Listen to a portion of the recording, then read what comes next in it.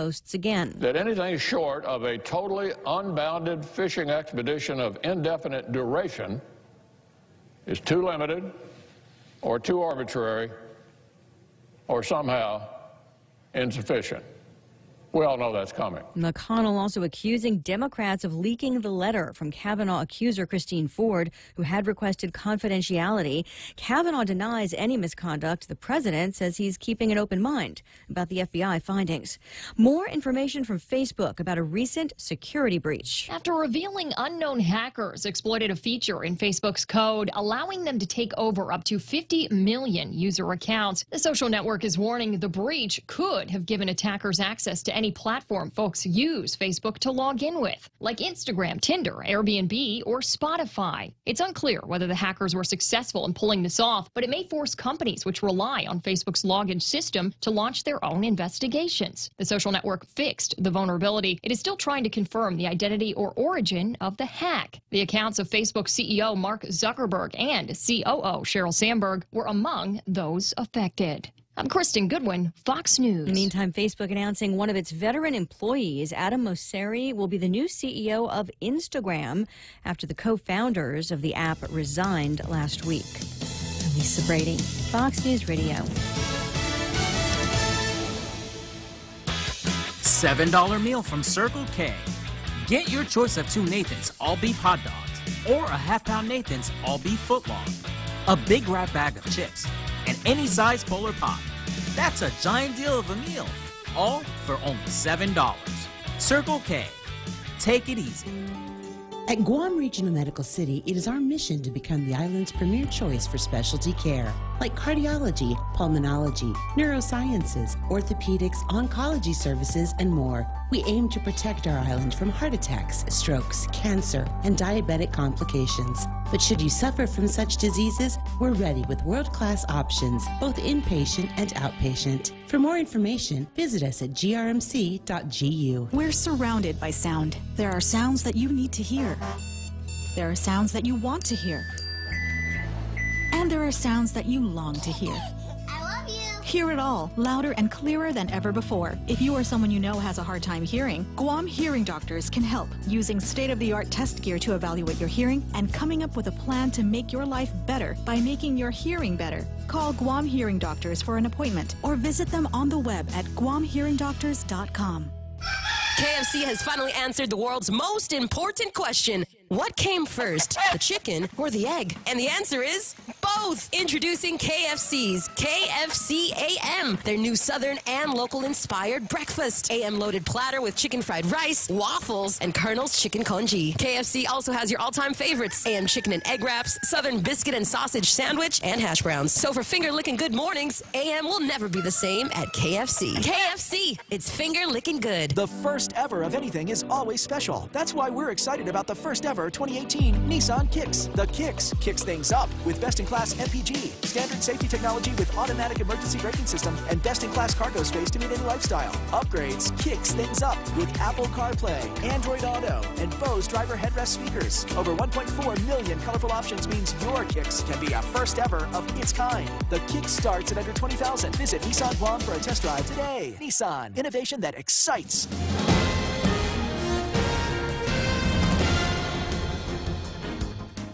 Half a day and good morning, Guam. News time here at The Point is 8 minutes past 6 a.m. this Tuesday morning. I'm Kevin Kerrigan. Here's a look now at some of the top stories from the Guam Daily Post. Air Niugini has confirmed that a man's body has now been found during a re-inspection of their sunken Boeing 737 that crash-landed in the Chuk Lagoon on Friday morning. U.S. Navy divers who made an initial inspection of the aircraft following the crash found no one. However, one passenger remained unaccounted for, and the divers went back down for another look yesterday and discovered the man's body.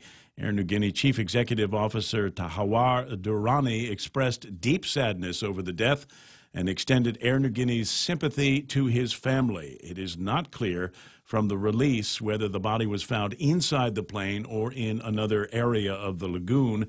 The man's name and nationality were not released. Meanwhile, 4 of the injured passengers from the Air Niugini flight that overshot the runway and landed in the Chuk Lagoon Friday are now being cared for at 2 of Guam's 3 hospitals. One of them is in guarded condition in the intensive care unit at Guam Regional Medical City. According to a statement from GRMC Chief Medical Officer Dr. Felix Cabrera, the man was initially in critical condition when he arrived at the hospital Sunday, but he has since been downgraded to a guarded condition. The passenger was specifically transferred to GRMC for neurosurgical evaluation and continued care, said Dr. Cabrera. Jacine Montanati, meanwhile, the public affairs officer at U.S. Naval Hospital here on island, confirmed that the 3 other injured passengers are in the care of doctors at Naval Hospital. Coast Guard Sector Guam Petty Officer Joseph Stoltz said a U.S. Coast Guard C-130 from Barbers Point, Hawaii, flew to Chuuk Sunday to pick up the patients and bring them here to Guam. He said 2 of the injured are Vietnamese nationals and the other 2 are Chinese citizens. Air Niugini has said that the conditions of all 4 were stable at the time of their transport on Sunday. We'll have more news after this. The Westin Resort Guam is excited to announce the return of Hansik at Taste. Experience the elegance of Korean cuisine throughout the years, infused with a modern Chinese twist. Their guest chefs from Korea will take you on an extraordinary culinary voyage. $36 for adults and $18 for children 6 to 11. From October 8th to the 13th. Come and enjoy the taste of Hansik Korean lunch buffet from 11:30 to 2:30 at Taste. Call the Westin Guam Resort for reservations at 647-1020. Here at APL, our core values give the company its heart and soul. Whether it's connecting your business with our global network through our newly enhanced service or investing our efforts into giving back to the community, APL is committed to serving you. We humbly honor the opportunity to find innovative solutions for you and your business. To learn more about our enhanced service, call 588-4651 or visit www.apl.com/Guam for more details. News time here at The Point is 11 minutes past 6 a.m. Magistrate Judge Benjamin Sison has been appointed Judge Pro Temp to hear the misdemeanor case against Lieutenant Governor Ray Tenorio. Guam Supreme Court Chief Justice Catherine Merriman assigned the case to Judge Sison on Friday after all 7 Superior Court trial court judges recused themselves from hearing the politically sensitive case. The lieutenant governor is facing reckless conduct charges in connection with a July 7th gun-grabbing incident at a barbecue block party in Tumon. Tenorio, who is the Republican nominee for governor of Guam, is scheduled to make his first court appearance tomorrow afternoon in Superior Court. Judge Sison may still disqualify himself from hearing the case, which would force the selection of another judge pro tem, but as of the close of business yesterday, he had not yet done so. Democratic gubernatorial hopeful Lou Leon Guerrero is calling out the latest campaign ad from Republican rival Ray Tenorio. She's calling it a misrepresentation of facts. The advertisement asserts that when construction of an emergency transitional home for foster children was proposed in her Parisville neighborhood, Leon Guerrero testified in opposition to it. Tenorio's campaign ad states, when foster children needed a home, Lou said no. Leon Guerrero called a news conference yesterday to rebut the advertisement. She said she opposed the foster home because her main concern was with the safety of the children. She pointed out that the property is on a cliff line that drops right down onto a reef and it fronts a heavily traveled road. However, the BOTA campaign responded to the statements in the news conference, saying they are standing behind the ad, saying Guamanians know the road between the mansions in her neighborhood, and GMH is a low-traffic area, and many children have grown up safely in this area. The foster home was ultimately relocated to Barrigada Heights. For these stories and more, log on to postguam.com or pick up a copy of today's Guam Daily Post. Ray and Mike now talking weather. I got chased by a dog there once when I was a kid. Dangerous, huh? Yeah, it's a dangerous place, but there is a cliff. What do we got here for you? It's 6:12 in the morning, and this is what the weather looks like. First, we'll start with a couple of alerts here. I want to keep you out of the water for just a little bit longer. A high surf advisory in effect until 6 o'clock on Wednesday, and a high risk of rip currents through Wednesday afternoon as well. Mostly sunny and a slight chance of showers. Light and variable winds becoming east around 10 miles an hour in the afternoon. Daytime highs today, about 89 degrees. degrees, max afternoon heat index about 100. That's what it's going to feel like. But then it ought to cool off. I mean, it got nice last night. I took the opportunity to drag the chair out to the front porch and just feel the breeze. It was nice. Must have been about 76, 77 or something like that. Continued right on through this morning. I took a picture out in the back parking lot this morning. Nice, fresh northeast breeze coming in, about 78. Feeling very fallish out there. Yeah, I'm digging that. Sunset tonight at 10 after 6, sunrise about 10 after 6. We have exactly 12 hours of daylight in front of us today, so use those 12 hours wisely. Got the satellite map up. No news on the radar, huh? No. It's still out. Again, they're bringing a whole motor in, so that'll probably be sometime this week, I would think. But now there may be less emphasis on needing to get it here because we have no weather that's going to bother us for at least the next week. There's literally nothing there. There's nothing. Right now we can see Typhoon Kongre, which has got an appointment with Okinawa in southern Japan later on this week. But it's moving away, and as it does, high pressure's building in, and that's the reason for those nice breezes out there and the cooler temperatures. Of course, the clear skies are going to allow for the heat to increase this afternoon. And again, drier air is relative. We're in the tropics, so it's still going to be very humid, and that's why with that heat and humidity, we've got the heat index for today. But as long as you stay by the beach with a beer in hand or your favorite chosen beverage, you should be good. You had it right the first time. That's good. That's all right. 6:40. Yeah, I was thinking about that yesterday. I was doing some chores that took me down to Telefofo, and I thought today would be a good day to have a spare set of trunks and a cooler of something in the back to go and just duck into a beach and enjoy the weather. 6:14. That's news and weather together. Brought to you by Bank Pacific, where others put branches, they place roots. Security Title is honored to join in sponsoring Ray Gibson on The Point. My name is Alicia Blas from Agate, and this is where I start my day, listening to the voices of our community and sharing thoughts about issues that affect all of us. It all boils down to our people and our land. Putehi Igomamu. Protect your home. When purchasing or refinancing your home, remember to call the professionals at Security Title, just like you call Ray Gibson in the morning. I tell you what, it's already Tuesday. Could you just feel it, how fast this week I think is going to be going? It's already Tuesday morning, and I already get to talk about the Bistek tomorrow over at King's. I saw somebody posted a picture of it on the social media last night. I tell you what, that hit me right in the hungries, and maybe today, just talking about it might hit you in the hungries as well. That's the big lunch special at King's today. Calvo started with a simple handshake. As we celebrate 80 years, we extend a hand to all of you who have taken our hand in trust, to the dreamers and realists, the families, the businesses, the young at heart and the old souls, our manumku and our children. From all of us to all of you, our deepest, happiest, and infinite thanks. 80 years here for you. 80 years thanks to you. Calvo's Insurance, a legacy of trust. Portions of the program brought to you by my friends over at Guam Regional Medical City. First choice for all of your open heart surgery needs. American Water Tech, smarter water, better water. American President Lines, they're shipping the future. And Micronesia Renewable Energy, never been a better time to go solar. If you are looking to rent trucks, forklifts, or construction equipment, including Kohler generators, then contact Morico Equipment on Epau Road, 649-1946, or click moricoequipment.com. Box trucks, reefer trucks, freezer trucks, flatbed trucks, tractor trucks, water trucks, forklifts, excavators, backhoes, loaders, skid steers, bulldozers, compact rollers, telehandlers, boom lifts, scissor lifts, diesel generators, air compressors, light towers. moricoequipment.com. I'm sorry, she ended the commercial quickly. I was unprepared for the light towers. Here it is. Just pretend I'm saying that there's no more hot pastrami at Subway.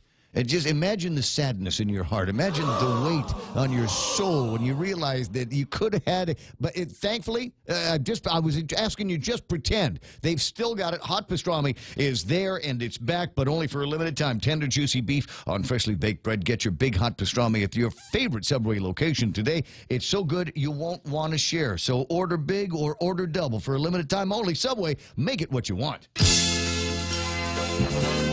The Ray Gibson Show. Morning talk that matters. Call now, 888-TALK. That's 888-8255.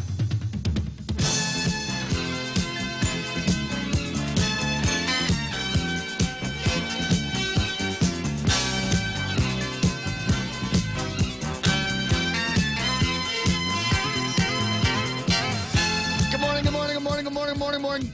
Get up, move it.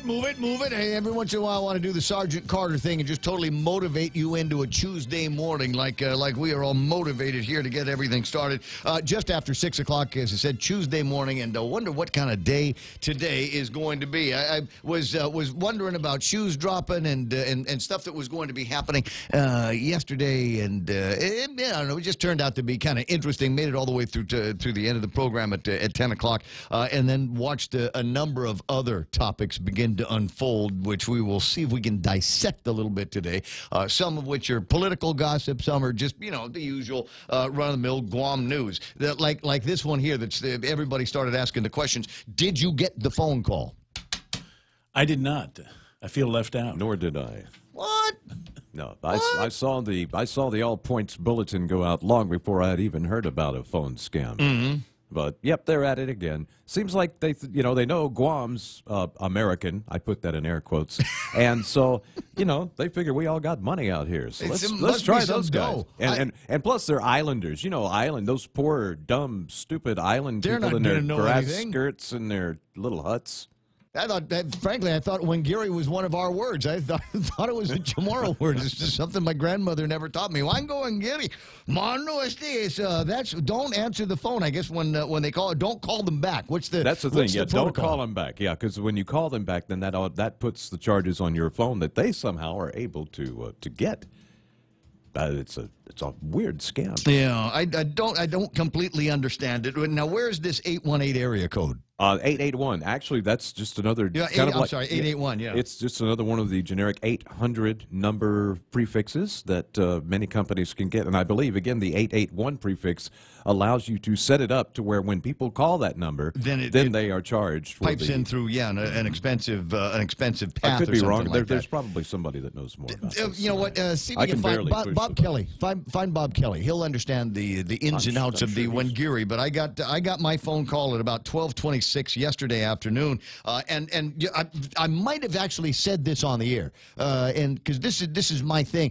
Because in fact we talked about it on the radio just yesterday. Mm-hmm. I'm one of those guys because I work on the radio. I turn my ringer off, and so there's a very good chance if you need to get a hold of me, you might need to call twice. Once just so there's some kind of visual record that you called, and the other one where I might go, oh, I guess people are trying to get a hold of me, so I better answer my phone. And so I'll go ahead and turn the ringer up. In most cases, especially after 10 o'clock in the morning when I'm done with the show, the ringer still has not been turned on.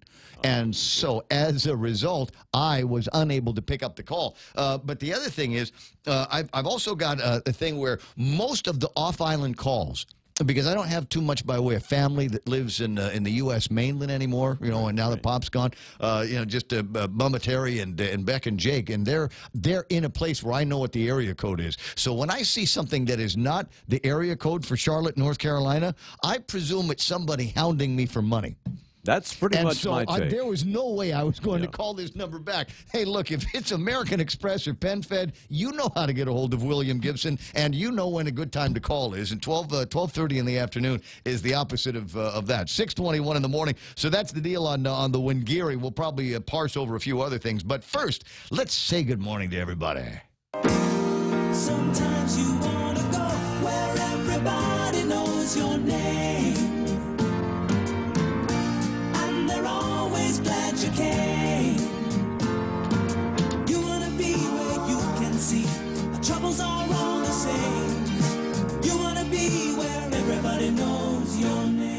And everybody around here we're tight like family. I'm telling you, we're waving at each other. Welcome all viewers enthusiastically. That's what the Facebook wave is, Juanita. There's Nick Perlowski in the morning. Hola. And Tommy Barcinas. Manana Sidus to you, cuz. Lutovas, half a day. John St. Nicholas. Brad Hewitt saying good morning, Ray, and the gang. Now, he's also sent something on the WhatsApp, so I'm going to check that out in just a second, Brad, and see what it is that you're sharing. Andre Bainham, Ismael Velez, and I see Frankie Gutierrez, Lynn Vince Borja Polino. Yeah, October already?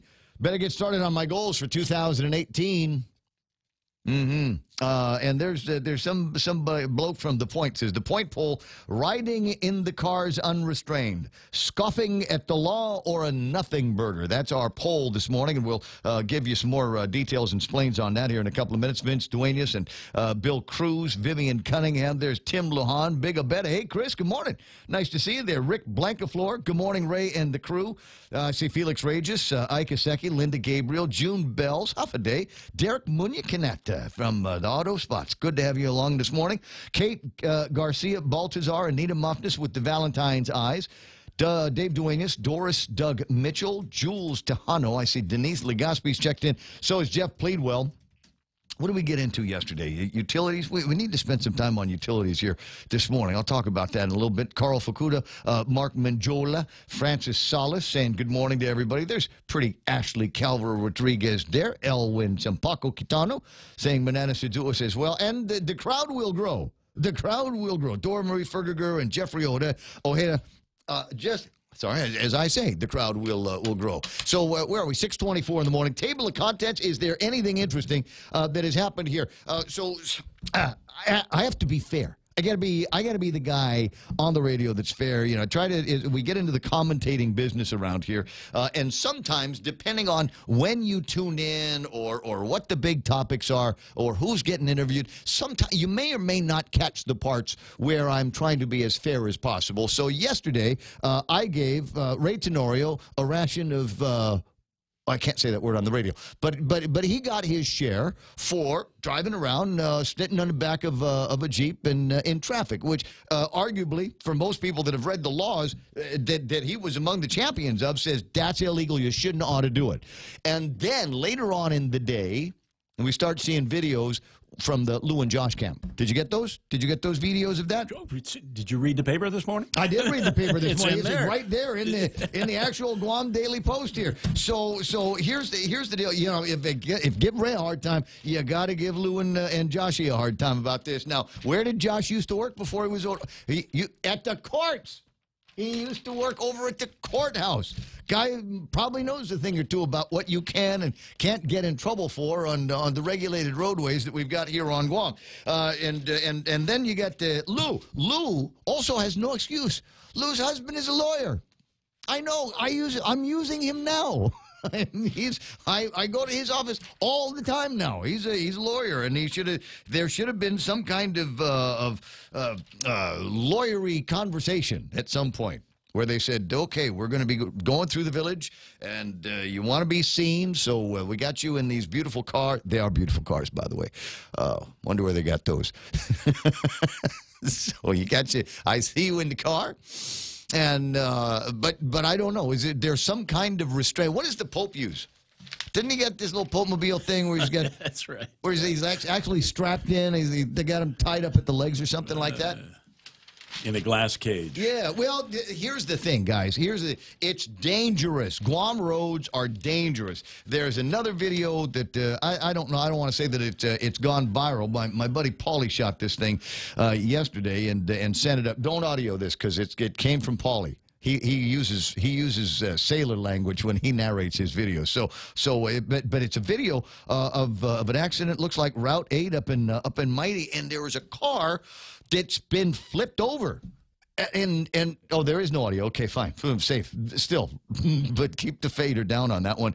And I don't know, is there somebody inside? You can see that there seems to be some kind of scramble to get in and see exactly what's going on inside the vehicle. A little bit of smoke coming from it. And I tell you what, I've been driving for a long, long time in my life that I know of. I don't think I've ever been close to flipping a car over.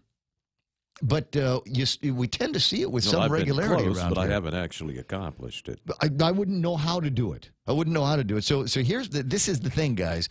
There's going to be, I think, a conversation about saying, oh, it's a nothing burger, it's not a big deal, but things go. This car here, this person in this car, was probably just driving around enjoying life for a second, and then he got a flip over.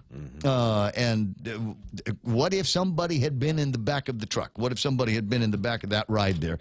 It would have been an unhappy story.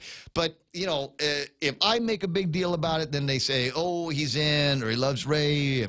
So I'm putting it on the poll question to see what the conventional wisdom is from among the viewers and the listeners of this radio station. So please go to thepoint.gu on the World Wide Web and click on the poll. It's on the right-hand side all the way down. Just scroll all the way down. If you get to the part where it says administrator login, you've gone just a little bit too far. So scroll up here. Riding in the cars unrestrained, scoffing at the law or nothing burger. Your two choices are scofflaws need to be cited for violating the law, or nothing burger, it's standard motorcade practice. So I imagine that in this case we'll have the Lou and Josh nose pickers and poll clickers, and we'll probably also have the Ray Tenorio nose pickers and poll clickers clicking on this one all morning long.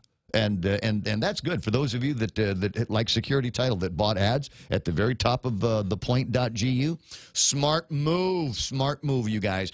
Where we need to go in the program? 628. Some of the other items in the table of contents is we've got the speaking of Ray Tenorio tomorrow, huh?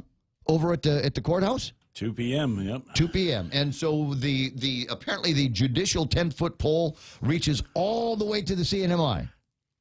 They got a guy, the pro tem. No, CNMI judge. No, he's not a CNMI He's judge. not? Oh, he's from here? Yeah, he's a Guam magistrate judge. Oh, okay. Yeah, yeah. Oh, I thought he was from there. No. Oh. No, he's from here. Oh, where does he live? Where does he live then? He's the magistrate judge. Okay, so and so far he doesn't know Ray Tenorio from Adam and might be able to hear the case? We haven't seen him disqualify himself. He's not wiggling around yet. He hasn't DQ'd yet. Okay, and then now if there is a DQ, then we're going to Saipan, right? Well, then there could be another member of the Guam Bar here. We don't know yet. Well, that's right. They can just appoint somebody from among the lawyers. Yeah. But who doesn't know him? You know, it's just I want to say he used to be married to a lawyer, right? So I'm pretty sure he knows everybody in that community. 6:29 in the morning. It's all in the newspaper, as Kevin will say. Guam Daily Post after 7 judges opt out. Tenorio case to proceed. Will we, as members of the media, be allowed to broadcast any of that event? Do we know? We'll be there. Yeah. Yeah, and cameras have been allowed in the courtroom, yes. Okay, Yeah. but nothing, no live streams or anything like that? Well, you press the button on the Facebook, and then it goes live, You can't stop that, can you? I don't know. I don't know. There seems to be, when you're behind the walls, I've noticed of the judicial building. Anything could happen. And you are in somebody's courtroom. The lady or the guy in the black robe, they have near godlike powers. Have you noticed? They do indeed, yeah. So I don't know. There's media. Maybe Sean. Maybe when we start getting around to doing calls, maybe Sean will pick up the phone and roll in. He's been asking people in the media to send in their requests so that when there are events like a press pass or something like that, so you can start walking around the courthouse and that kind of thing. I don't want the one that gets me a chance to walk around the courthouse and go look in on cases. I want the one that gets me good parking. When I've got to go to the courthouse, I always feel like I have to park like along the mountainside. I want to park right up there with the judges. Yeah, I had to park. I was almost in the Payless store parking lot when I went there yesterday to get my traffic clearance. Oh, you had to get. Why did you have to get traffic clearance? Insurance. Insurance? Yeah. Traffic clearance for insurance? Yeah, I haven't had insurance here yet. Huh. Okay. The first time you get it, you got to have traffic clearance. At least with the people I dealt with. Yeah, how much fun was that? Actually, a piece of cake. Oh, No, at I mean, the the courthouse. parking was a real pain in the butt, but Yeah. once I got inside, I was in and out in less than 10 minutes. Oh, That was okay. no problem. Yeah, I've never needed to do that. Yeah. I have never in my life needed to go get a court clearance or a traffic clearance or anything like It that. seemed odd, but she said, since you haven't had insurance here before and you're not currently insured, then go ahead and you got to get that. All After right. that, then it's okay. Okay, we'll put that on a list of interesting things to talk about because you are undergoing something that I have to undergo as well, and that is registration of a vehicle. Yeah, registration, title transfer, and a whole thing. I stood in line yesterday for 2.5 hours at Reventax just to get the little form that allows me to go 5 more days without tags and insurance so that I can get all of that stuff, which... That's fine. I'll take care of all that today. But, man, are you kidding me? So, wait a second. Did that include your senior citizen time? I'm not on that line. Oh, you're not in that line. I don't get that one. No, I could have been in and out. You just got the gray hair and the beard. Okay, Yeah, I'm just look sorry. old. I thought you and I were not close quite enough to there. the same age. All right. Tell you what, 6:32. We'll chase around a couple of those interesting concepts and topics as the program continues. In the meantime, 888-8255. That's 888-8255. Or you can WhatsApp me at 988-5874, 988-5874, or just hang out and type stuff on Facebook. I'll go ahead and respond to some of those that I find interesting and or amusing. Now, from the Guam Daily Post, here's Kevin Kerrigan. Half a day and good morning, Guam. And the headlines from the Guam Daily Post this morning. Doris Flores Brooks, the Republican candidate for the Guam delegate seat, unveiled her campaign platform yesterday at a news conference. Financial issues topping her agenda, Brooks said she would work to get the federal government to reimburse GovGuam for the earned income tax credit that island taxpayers now must bear. She also vowed to push for an increase in the reimbursement rate for Medicare, as well as secure federal funding for Guam war reparations, saying it was the federal government's obligation to pay for war reparations and not the survivors and their families. The former public auditor is facing Democratic challenger Senator Michael San Nicolas for the congressional seat in the November general election. Guam legislature placed 9 bills into the third reading file during the first day of session yesterday, the October session, including a set of bills that would allow military health care providers an opportunity to provide volunteer medical services to the civilian community on island. The 4 separate measures, one for each medical profession, were introduced by Senator Dennis Rodriguez, Jr. They would permit the issuance of an expedited volunteer medical license to allow professionals to practice for no compensation in clinics and at outreach events that serve Guam's indigent population. Senator Rodriguez said the measure provides a way for medical professionals at Naval Hospital, Big Navy, or Anderson Air Force Base to volunteer off-base in times of need. The session resumes today at 9 o'clock. What in the past has passed for traditional campaigning drew a tit-for-tat response from supporters and opponents of the 2 gubernatorial teams yesterday. A pair of videos surfaced showing each of the 2 gubernatorial candidates campaigning from moving vehicles while standing up without their seatbelts fastened. Facebook critics were quick to cite Guam law requiring passengers to be seated and strapped in. Only passengers standing up in vehicles taking part in the annual Liberation Day parade are exempt from the seatbelt law. Neither camp responded directly to requests for comment from the Post, but their supporters and critics were active on social media. One wit pointing out that those found in violation of the seatbelt requirement are subject to a fine of no more than $100 to be assessed against the driver of the vehicle and not the candidate standing in it. For these stories and more, log on to postguam.com or pick up a copy of today's Guam Daily Post. It's 6:35, and that's iConnect time. What do we know about iConnect? The practical choice. Why? Because they've got great numbers attached to their mobile, internet, and push-to-talk plans. Find out more by calling 888-8888. Grilled salmon, petite sirloin. Can't decide. What are you doing? Making my top 10 list of favorite dishes at Ruby Tuesday. You really need to get a hobby. But I can't decide. There's no way I can narrow down so many classic dishes to just 10. Then it's a good thing Ruby Tuesday did it for you. It's the all-time favorites menu at Ruby Tuesday Guam. We took our most popular dishes and put them on one great menu for only $14.99. Hickory pork chop, Parmesan shrimp pasta, prime loco moco. 10 top sellers at one great price. Pick your favorite for a limited time at Ruby Tuesday Guam.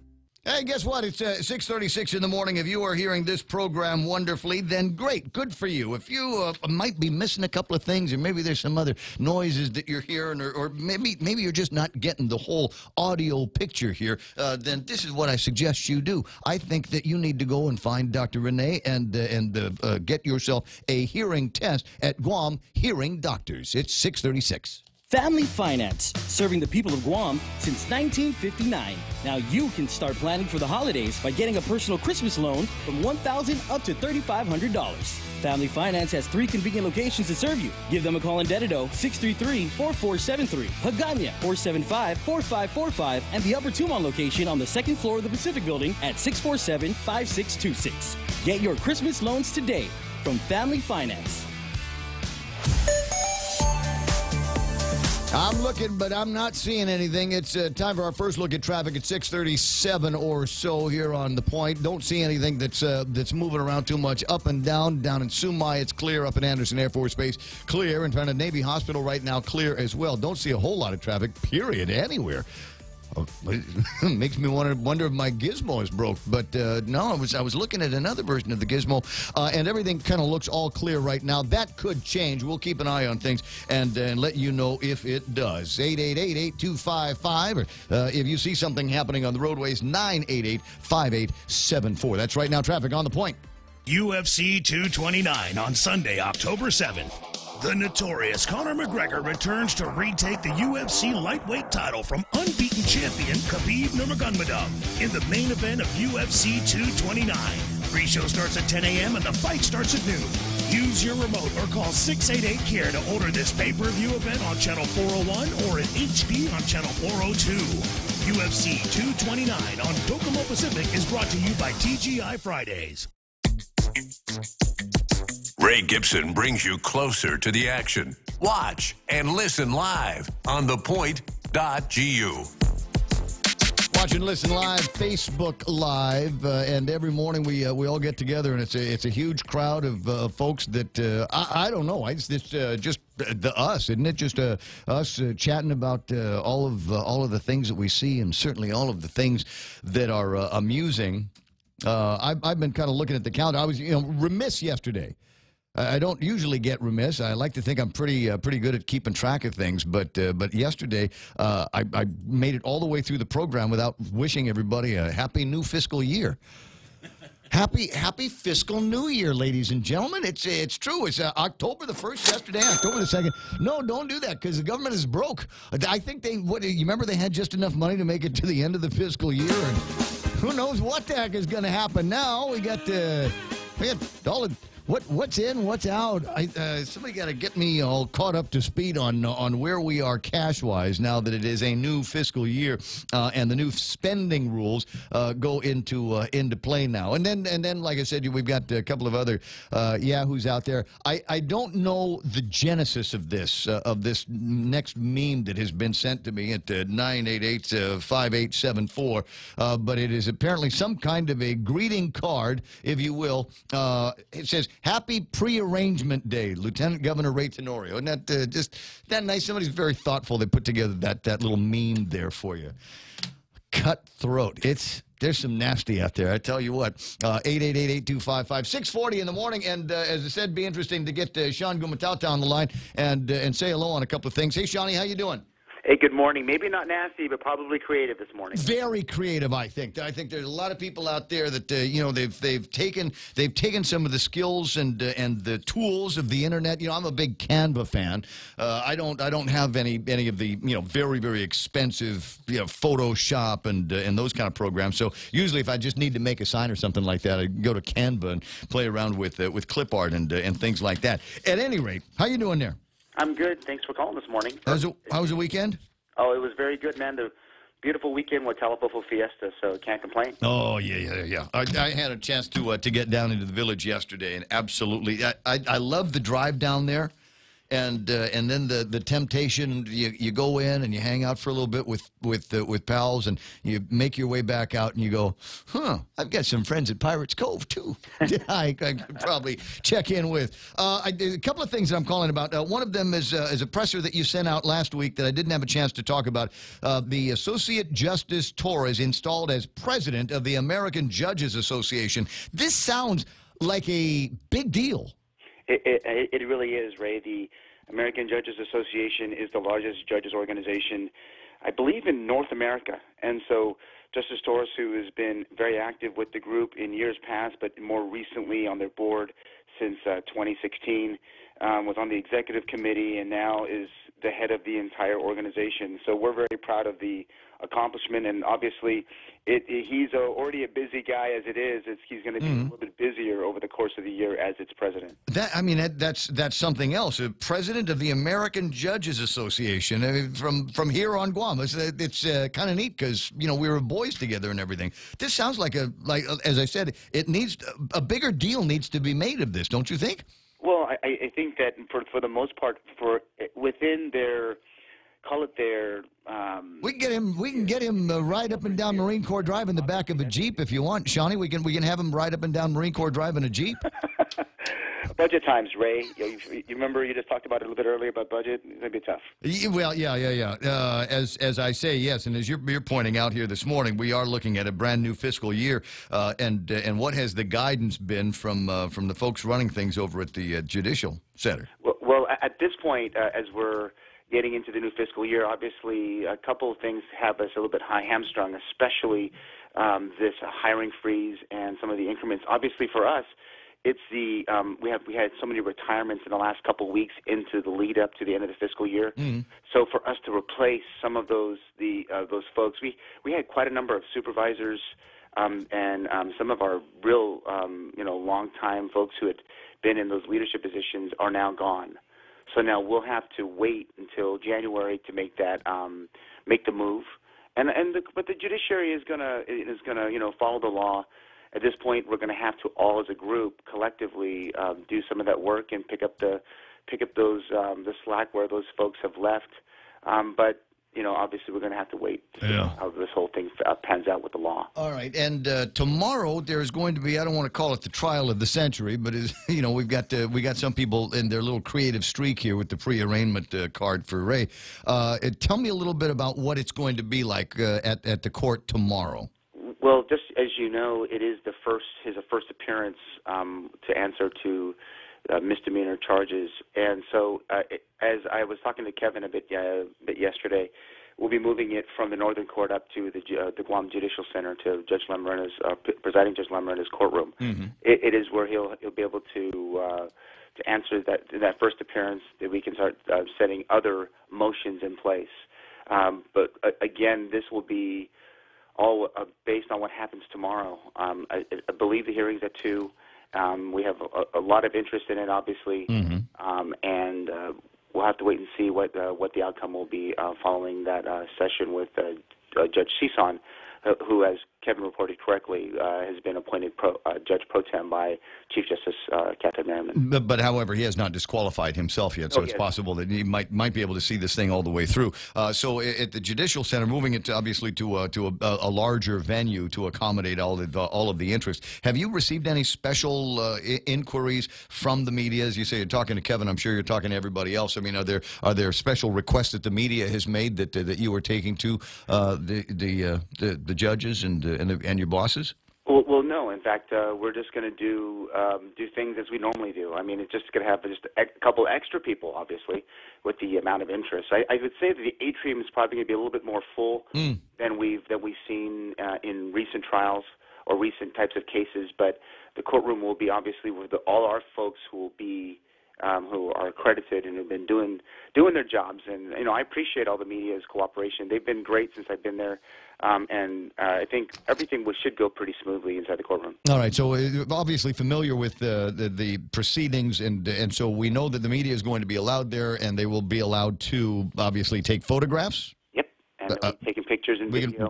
We can record video? Do. Will there be any live coverage that's allowed? I won't be able to make the courthouse at 2:00 tomorrow afternoon, but I've always got the Facebook handy. I've always got some means to be able to watch something on YouTube.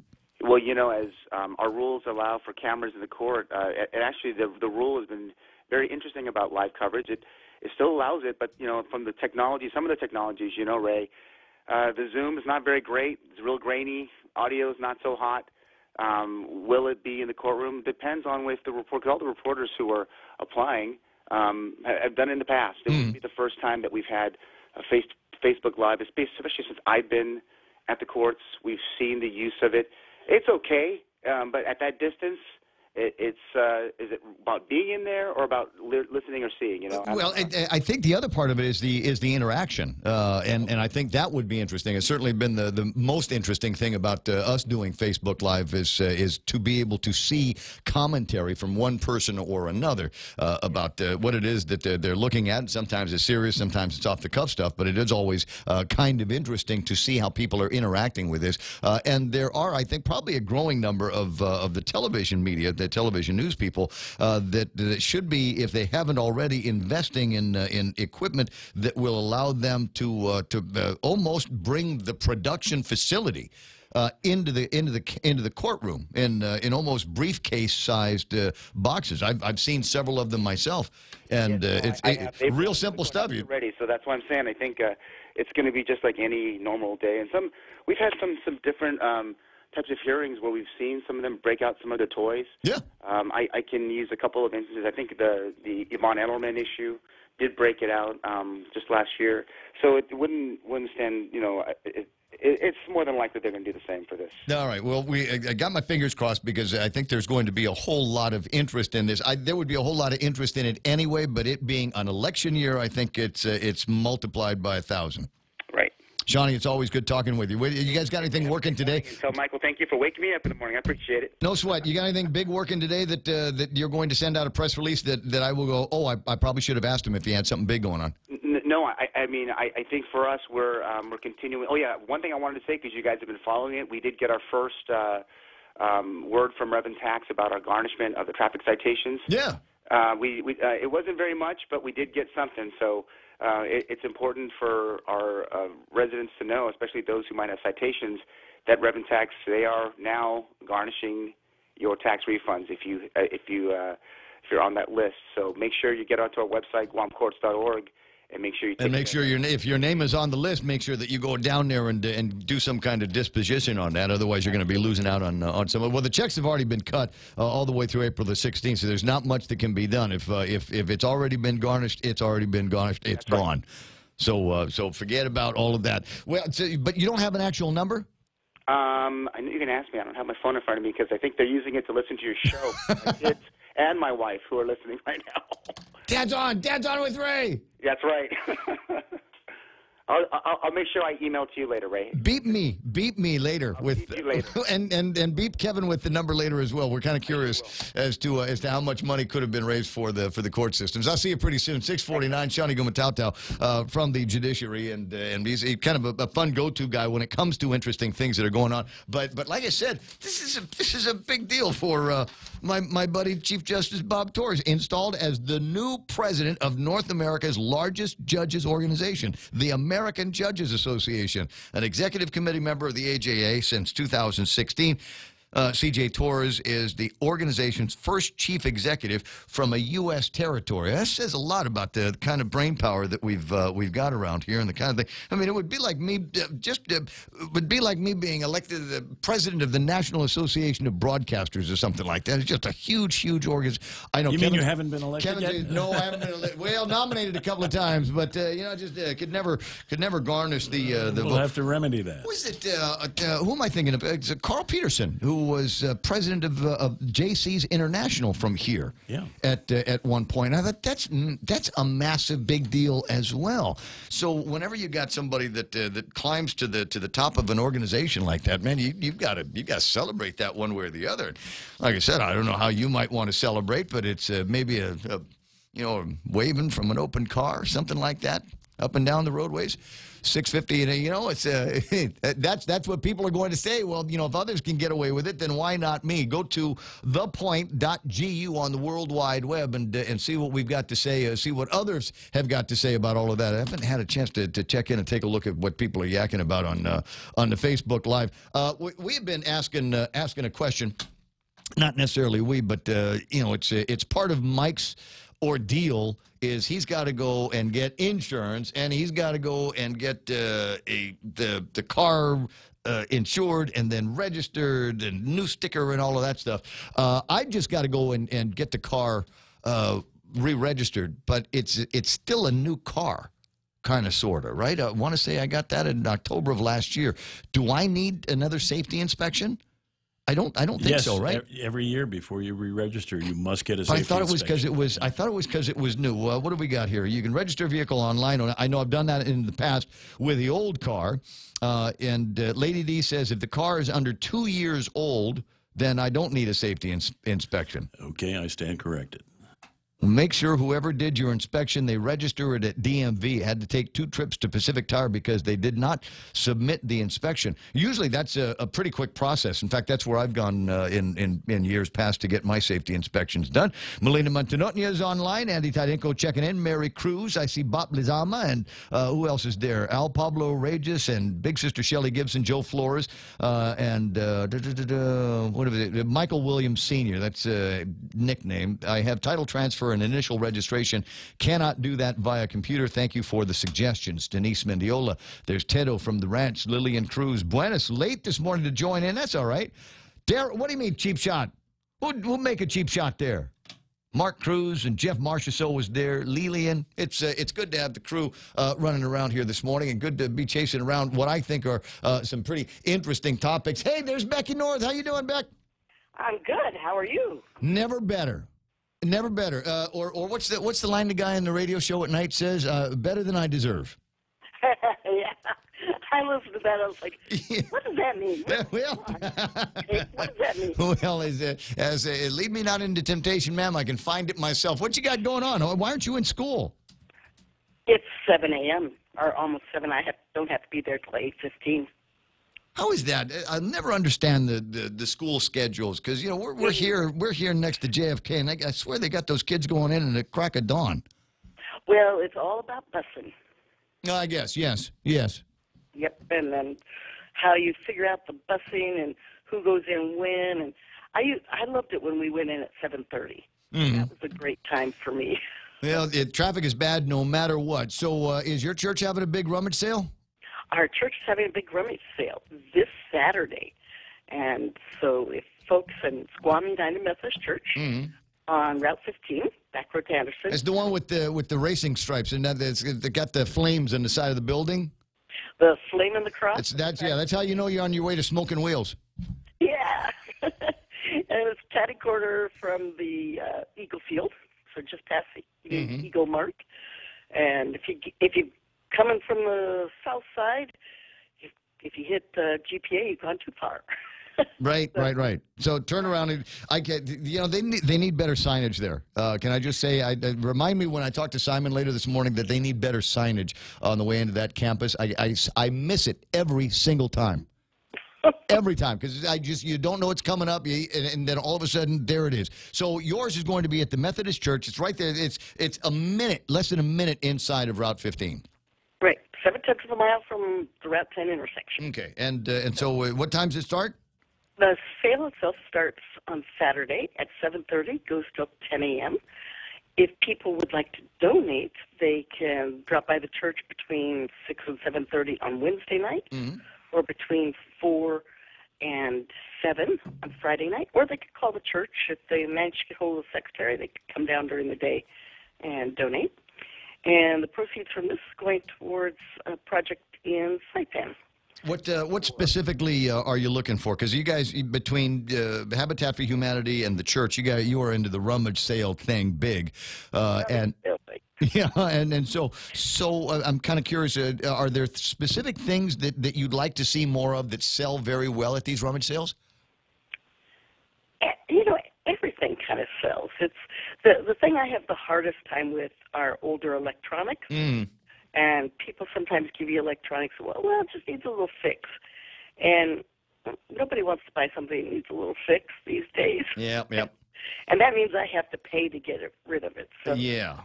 So if it's something that's kind of junked out already, go ahead and you get rid of it on your own. But like DVDs, I was looking at something on Guam Grabs and one of those social media things, and there was somebody that was selling DVDs, and I thought, will anybody buy those things anymore? Yeah. People do. Huh. Well, what about your clothes, furniture? Is there things that you're looking for? Clothes, furniture, kitchen goods, books, toys.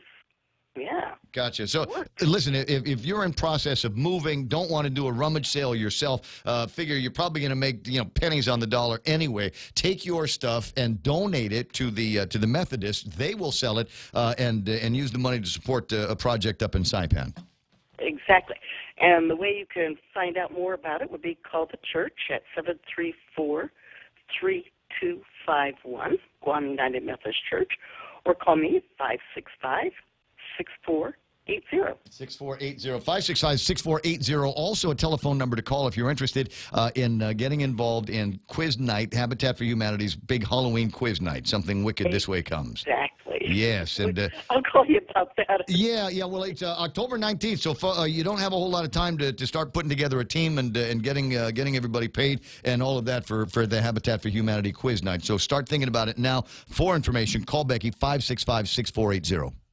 Thanks so much. You're welcome so much. I'll talk to you pretty soon. It's always great talking with you. 6:57 in the morning. 888-8255 is the telephone number around here. Denise, Lady D, asking, will GPA going to give a rebate? Well, that's one of the questions that I'll be asking a little bit later on this morning, as there seems to be a whole lot of a flap going on around here about this the generator charges that have been levied against ratepayers, but apparently there's a couple of these wells or pump stations that don't have them, and that is causing some issues for residents and certainly down south. So what's the deal on that? What, can't find one? Where do we go for answers? Well, I think I might know a guy or two. Where else? There's the other piece of political gossipry that we've got here this morning, outside of caravans and waves in the back of cars and Jeeps and things like that, is the flap now over the foster kids. The newest pawn in the political game around here seems to be the foster kids.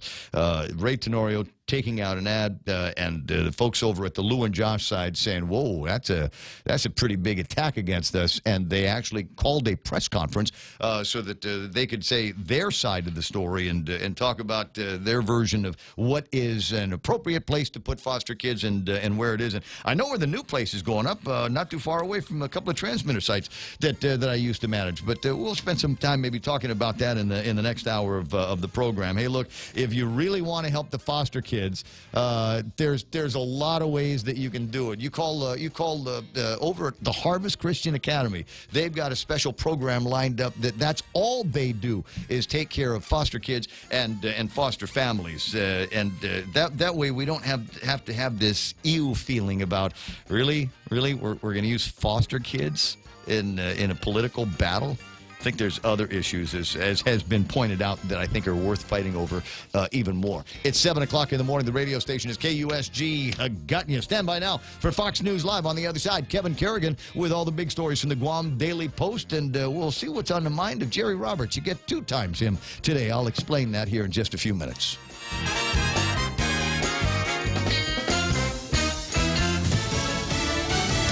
How much is enough? I'm Lisa Brady, Fox News. The Senate leader reaffirming the deadline for the FBI's new review of the Supreme Court nominee, anticipating complaints when it's finished. Fox's Jared Halpern, live on Capitol Hill. Now, Brett Kavanaugh will get a vote on the Senate floor this week. Senate Majority Leader Mitch McConnell says Democrats are moving the goalpost with their goal of upending the Supreme Court nominee. The time for endless delay and obstruction has come to a close. A vote on Kavanaugh is delayed until an FBI investigation on sexual misconduct claims is finished. That's expected by Friday at the latest. Republicans have a 51-49 seat advantage.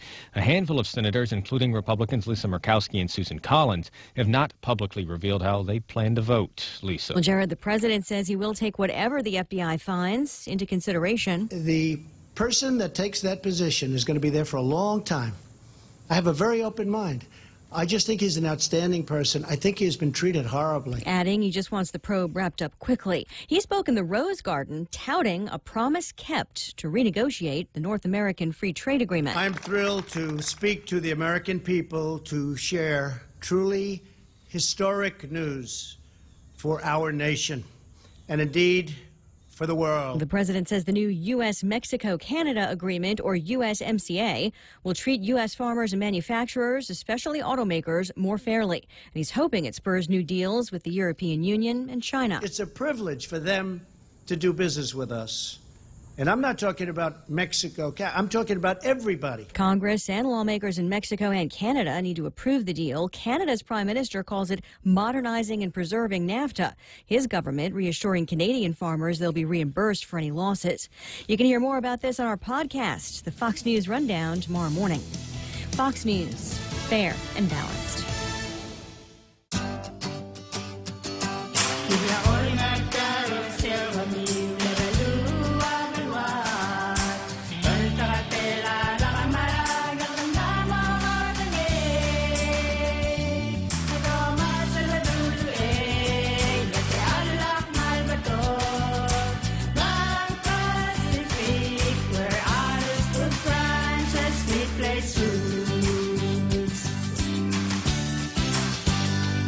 Grilled salmon, petite sirloin. Can't decide. What are you doing? Making my top 10 list of favorite dishes at Ruby Tuesday. You really need to get a hobby. But I can't decide. There's no way I can narrow down so many classic dishes to just 10. Then it's a good thing Ruby Tuesday did it for you. It's the all-time favorites menu at Ruby Tuesday Guam. We took our most popular dishes and put them on one great menu for only $14.99. Hickory pork chop, Parmesan shrimp pasta, prime loco moco, 10 top sellers at one great price. Pick your favorite for a limited time at Ruby Tuesday Guam.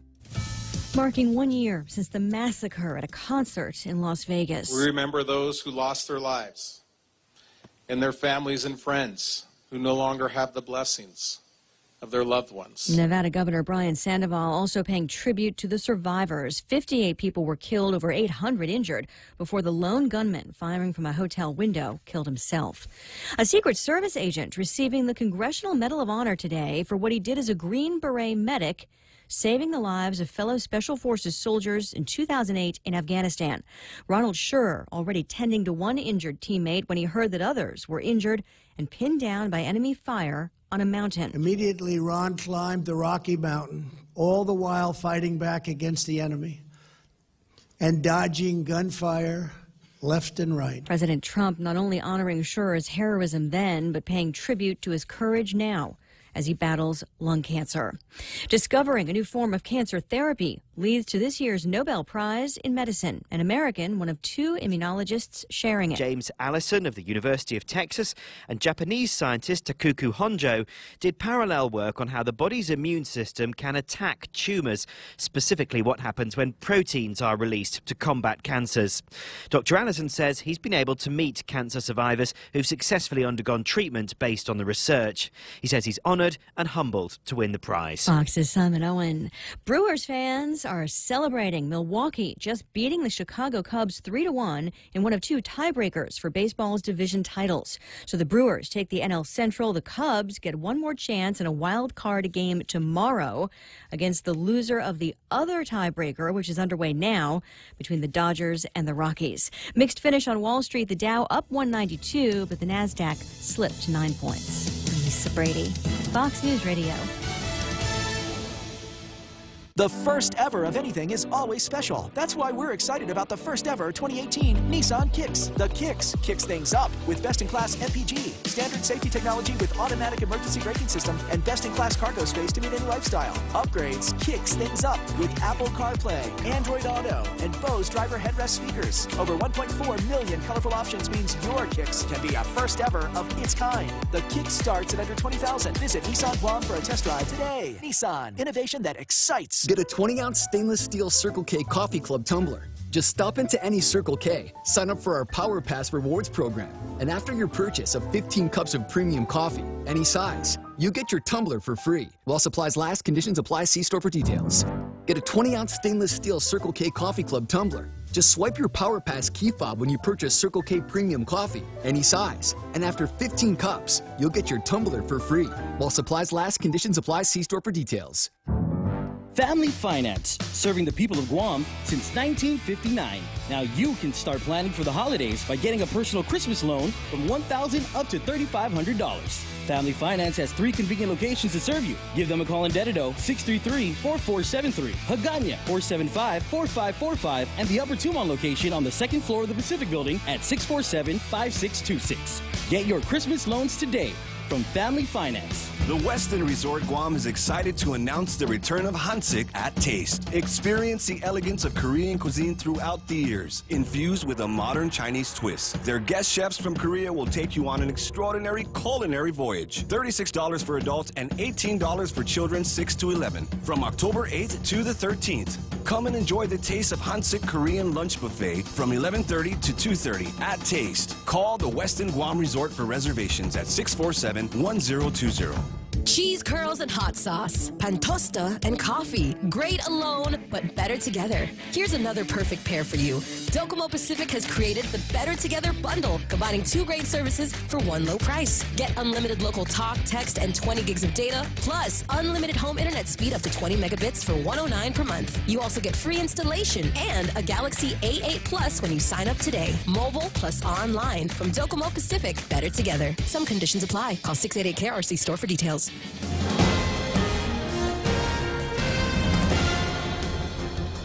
Half a day and good morning, Guam. News time here at The Point is 8 minutes past 7 a.m. I'm Kevin Kerrigan. Here's a look at some of the top stories from the Guam Daily Post. Air Niugini has now confirmed that a man's body has been found during a re-inspection of their sunken Boeing 737 that crash-landed in the Chuk Lagoon Friday morning. U.S. Navy divers who made an initial inspection of the aircraft following the crash found no one inside, but one passenger remained unaccounted for, and the divers went back down for another look yesterday and discovered his body. Air Niugini Chief Executive Officer Tahawi Durrani expressed deep sadness over the death and extended Air Niugini's sympathy to the man's family. It is not clear from the Air Niugini release whether the body was found inside the plane or in another area of the lagoon. The man's name and nationality were not released. Meanwhile, 4 of the injured passengers from that Air Niugini flight are now being cared for in hospitals here on Guam. 2 of the injured are Vietnamese nationals. The other 2 are Chinese citizens. One of them is in guarded condition in the intensive care unit at Guam Regional Medical City, according to a statement from GRMC Chief Medical Officer Dr. Felix Cabrera. The man was initially in critical condition when he arrived at the hospital Sunday, but he has since been downgraded to just guarded condition. The other 3 passengers are being cared for at U.S. Naval Hospital Guam. Air Niugini said all 4 of the passengers were stabilized before they were flown here to Guam on Sunday. Magistrate Judge Benjamin Sison has been appointed Judge Pro Tem to hear the misdemeanor case against Lieutenant Governor Ray Tenorio. Guam Supreme Court Chief Justice Catherine Merriman assigned the case to Judge Sison on Friday after all 7 trial court judges recused themselves from hearing the politically sensitive case. The lieutenant governor is facing reckless conduct charges in connection with the July 7th gun-grabbing incident at a barbecue block party in Tumon. Tenorio, who is the Republican nominee for governor, is scheduled to make his first court appearance at 2 o'clock tomorrow afternoon. Judge Sison may still disqualify himself, forcing the selection of another judge pro tem, but as of the close of business yesterday, he had not yet done so. We'll have more news after this. Guam Regional Medical City. We bring the healthcare advances of the world directly to you. We are an acute care hospital that complements your needs with our robust outpatient specialty clinics. From preventative care to critical care, we strive for consistent excellence at GRMC. Our core philosophy is where patients are partners, which means we work as a team to make a healthier version of you. For more information about GRMC, visit us at grmc.gu. Are high power bills sending your budget into chaos? Take control with the help of Micronesia Renewable Energy. Using the highest quality panels, a solar energy system from MRE will guarantee to save you money on power. With MRE, Christmas comes early. With every solar energy system, homeowners not only get $400 for signing up, but also an entry for a chance to win $1,000 in cold, hard cash, just in time for Christmas. It pays to be an MRE customer. Conditions apply. Call 632-2613 for details. MRE, the smarter choice. 11 minutes past 7 a.m. here at The Point.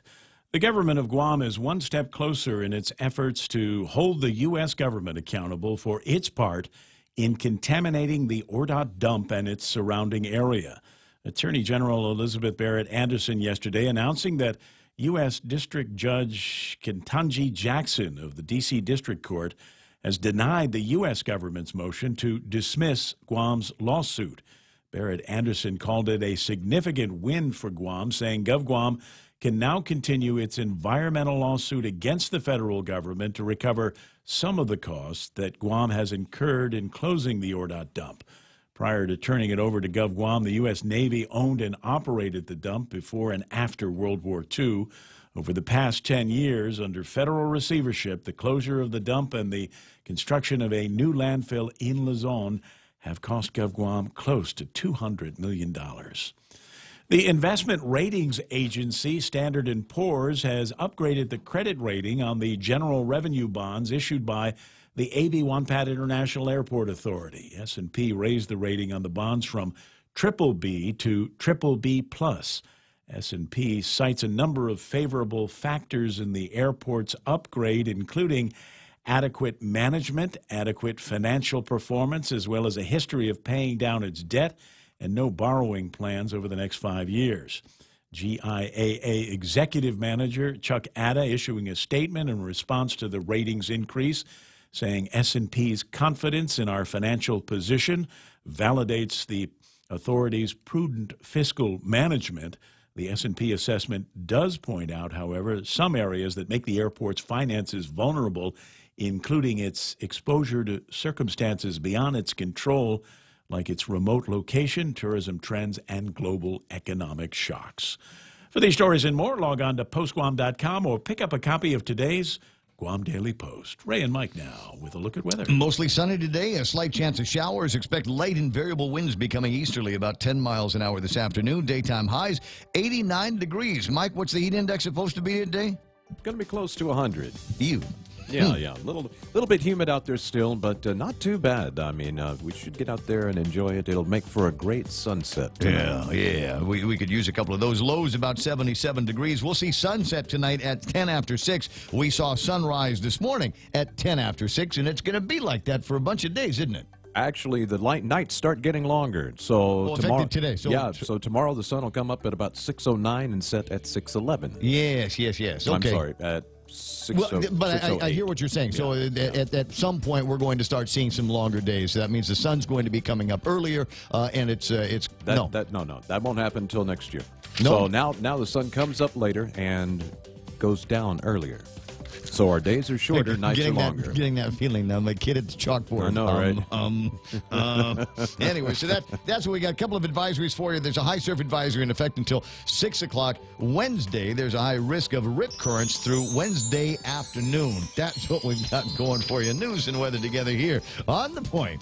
Forklift sales, rental, and specialized forklift repair are available from Morico Equipment on Epow Road. A 2.5-ton forklift with a 3-stage container mast and forkside shift is essential for business on Guam. Larger 3-ton, 5-ton, and 10-ton capacity forklifts and telehandlers are now available for rent or purchase at Morico Equipment. Morico is Guam's forklift specialist. New, used, spare parts, and service. Phone 649-1946 or go to moricoequipment.com. And that craving that you've got right now, it's for bistek tomorrow. And where are you going to find that? I mean, you can make it yourself, but frankly, they've got a whole kitchen of people over at King's that want to do it for you. That's the lunchtime special today. They change them out every day. Tomorrow, it's going to be pork sinigang, but today, bistek tomorrow, waiting for you at King's. The problem isn't just not being able to hear or understand, or having to tell people to speak louder. Sometimes the frustration is having to repeat yourself too many times, or speaking so loud you're almost shouting. At Guam Hearing Doctors, we understand that hearing problems affect both sides. One of our goals is to help your hearing for those around you. Call us at 989-TEST to learn more. Keep that number, Andy. You'll need it 7:15 in the morning. Portions of the program brought to you by First Hawaiian Bank, where it all starts with yes. You'll also find folks that love this program at Guam Regional Medical City. First choice for all your open heart surgery needs. Micronesia Renewable Energy. There's never been a better time to go solar. American President Lines. APL is shipping the future. And American Water Tech.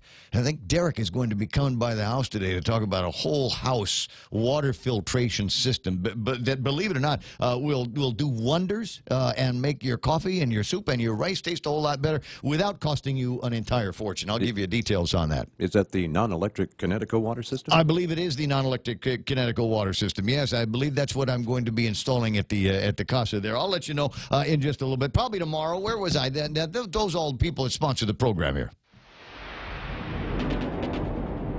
The Ray Gibson Show. News to fill your mind. Talk to get it out. Turn it up. Now tell a friend. Yeah, you know you've got hard water problems, and when there are issues with the tank, right in the bathroom, you get the commode, you get the tank there in the back, and the house. When they changed out the toilets, they changed them out with kind of I want to say the new kind of toilets where you've got the 2-button system where you press it's one button. Oh yeah, that's Asian style. Asian style. Yeah, right? that's what I call it. Yeah, so the water is so hard that it is gummed up all of the internal works, And so after you flush, sometimes it just stays down, and it won't let new water come in. That's why I like them American handle flushes. Yeah, and not being ethnocentric at all. I just that one there is kind of hard to screw up, but the other ones, boy, hard water sure takes a toll on that stuff. And I am not enough of a fix-it guy to be able to do that. I can work my way around anything on the old style toilets, right? The ones that I grew up with. But when it comes to this new one here with the gizmo, I'm going, I don't know about that. Yeah, I was in the Philippines, and the one we had there malfunctioned. And I'm like, oh man, I can do a toilet, and I opened it up, and I was like, I can't do this one. Nope. You got to call a guy. That's the deal here. It's 7:18 in the morning, and I'm having another first world issue here that I'd love to share with you. So this you see here in the watch, this is not my Garmin. This is the brand new Apple Watch. Oh, you've been test driving that one for 4 or 5 days? Oh, I'm only. This is mine. It's already got my smell on it. Oh, nice. My bacteria is already on the band on this here. So I'm not sure how I feel about that. But it's different. It's not. It takes me a second to. You know how you look at your watch and it tells you the time. Right. So this one here, you kind of look at it and sometimes it pops up and sometimes I don't know if I don't think it's a problem. I think I'm just maybe not going. I'm not going like this correctly in order to, or I'm not making eye contact or whatever it is. I saw it just pop up after you moved it back down. I don't understand why it does that, but it does. But it's a very, very cool watch. But I have to learn. Raise to speak. Just bring Apple Watch close to your mouth and make your request. There's no need to press the crown or say, "Hey Siri." Really? I didn't know I had Siri on this thing. See, I learn something new about it every day. It's why I'm a little bit tired last night, because I stayed up late playing with it. It's 7:19 in the morning. I'm supposed to do the market report now? Okay, let's take a look at this. The markets are they all up? The S&P 500 up by 10 points, 2,924. NASDAQ off by about 9 points to close at 8,037. And the Dow Jones Industrial Average has surged almost 200 points. There's a surge of almost 200 points to 26,651. And why? Why did it surge? Because Trump, Bumby, that's why it surged. Stocks up as investors cheered news of Canada joining a trade deal with the United States and Mexico. We're set to replace the NAFTA. The Dow Jones Industrial Average up 193 points as Chevron and Boeing outperformed. The fund gained itself was 0.4%, led gains in energy, materials, and industrials. The NASDAQ composite closed a tenth of a percent lower as declines in Facebook and Intel capped gains in tech. The biggest risk factor in the market is a trade war, and we've dialed that down a bit, said Mike Bailey, Director of Research at FBB Capital Partners. Bailey noted, however, the market may be going too high, too fast right now. I'm not calling for a major correction or a bear market, but I think we're getting a bit ahead of ourselves here. I wonder if he was saying the same thing, because I want to say in the last year, didn't we go from like 23 to 25, and in January, I mean, it jumped right to 26,000, reversed a little bit for most of the year, and then came back. So I don't know. I don't know what they're too worried about. Is it going too fast and all of that? I don't know. But let me take a quick look at the commodities, and while I'm talking about West Texas crude here today, trading at $75.47. Not good. Let me. There's a couple of other things. Hold on a second, because I got too many. I have too many mind here. I got too much junk in my head, and I want to make sure that I can get all the stuff out. So wait, let me back that up there. Back that thing up. You know the song. Yes, Ray. We all know the song. I just got to get to the part where I can see what Tapas is doing. And Tapas is trading at $83.60, about the same as it was yesterday. Sometimes they freeze the data on these things because they're giving it away free. If you want to know what real Tapas numbers are, you got to pay somebody like $75 a day for the privilege of doing that. Now, the other thing that I was looking at, and we'll speak with Vanessa in just a little bit this morning, but there is going to be the Guam Women's Chamber of Commerce has got a big political function that they've got coming up here, and we're going to make sure that you know everything about it. So be listening. When I get her on the line, we're going to be talking about her deal called Conversations with the Candidates, and it is going to be taking place. I got to get the location. It's going to be coming up, and it's kind of a unique system. The way you remember speed dating. I'm not asking you if you ever did it. I'm asking you. Do you remember the concept of speed dating? Never heard of it. What was it? quick kiss and You know, goodbye? I know. You're pulling my leg. You've never heard of it? No. So you get speed dating. Yeah, you get a bunch of single guys in the room. You get a bunch of single girls in the room. And you lay out a whole bunch of tables. And they sit down with each other and speak to each other for like 90 seconds or something like that. Well, you do the elevator speech, right? And then after the time has elapsed, then they switch over and they bring in somebody else, right? So you sit with somebody else. And I can't remember whether it's the guy moves or the girl moves or something like that. But anyway, this is similar. It's a similar concept that I'm going to have to explain all over again. Sounds like fun. All right, so it's 8 o'clock. The candidates from the legislative and AG will join each table of members and guests at the event. Members and guests will have 10 minutes to ask questions at their table. The candidates will rotate to the next table, ultimately sitting with 4 different tables for 15 minutes each. And then at 9:15, they'll be undergoing the congressional conversation, and we'll be rolling through there like that. And then later on, meet the Magalahi or Magahaga. You've got at 10:30, the gubernatorial teams will join the moderators on stage for a series of Q&A of concern to the membership. Each team will be given 3 minutes to respond to each question, then they're going to break for lunch and all of that. I know, sounds like fun, doesn't it? 888-8255 is the telephone number around here. And we've got one coming up, not this Saturday.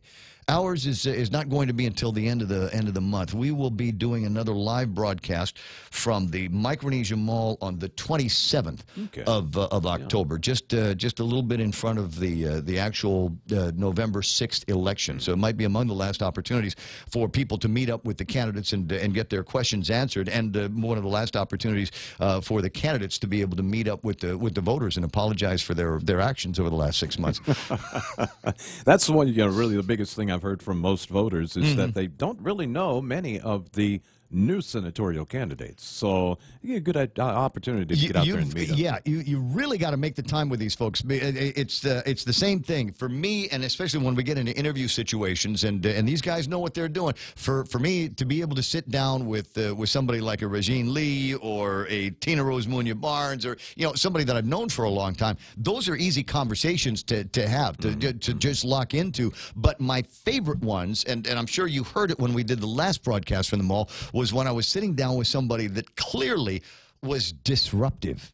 Right, and I mean disruptive in a good way. I mean disruptive in a hey, listen, I'm tired of doing things the same way and expecting the same results. But these guys don't have the name recognition. They're not in the newspaper every day. We're not talking about them every day in the Guam Daily Post or even conversations on the actual radio. So the only way that you're going to find out about them and some possibly interesting changes that they could bring to the government is interview opportunities like this, and one-on-one with the candidates and the deal that the Guam Women's Chamber is going to be doing. Again, we'll talk about that and more in the next half hour or so of the program. It is 7:25 in the morning, and time for your audio version of Jerry Roberts. The print version is in today's Guam Daily Post. I'll tell you about that in a minute. If you're going to grow a business, you need to find good talent, workers who can push the limits and take your company to a new level. I'm Jerry Roberts, and today, let's talk about how to do that on the Extra Point. Hiring for entry-level workers and key players are different processes. The expectations run higher when you're filling a position that has to produce big results. Now, I know larger companies are likely to have invested in recruitment systems and heavily rely upon those to guide them to the choice of the best candidates. On the other end of the spectrum, entrepreneurs tend to fly from the hip. They scan the work history, conduct the interview, and make a quick judgment. Wherever you are in that mix, here are some ideas to think about.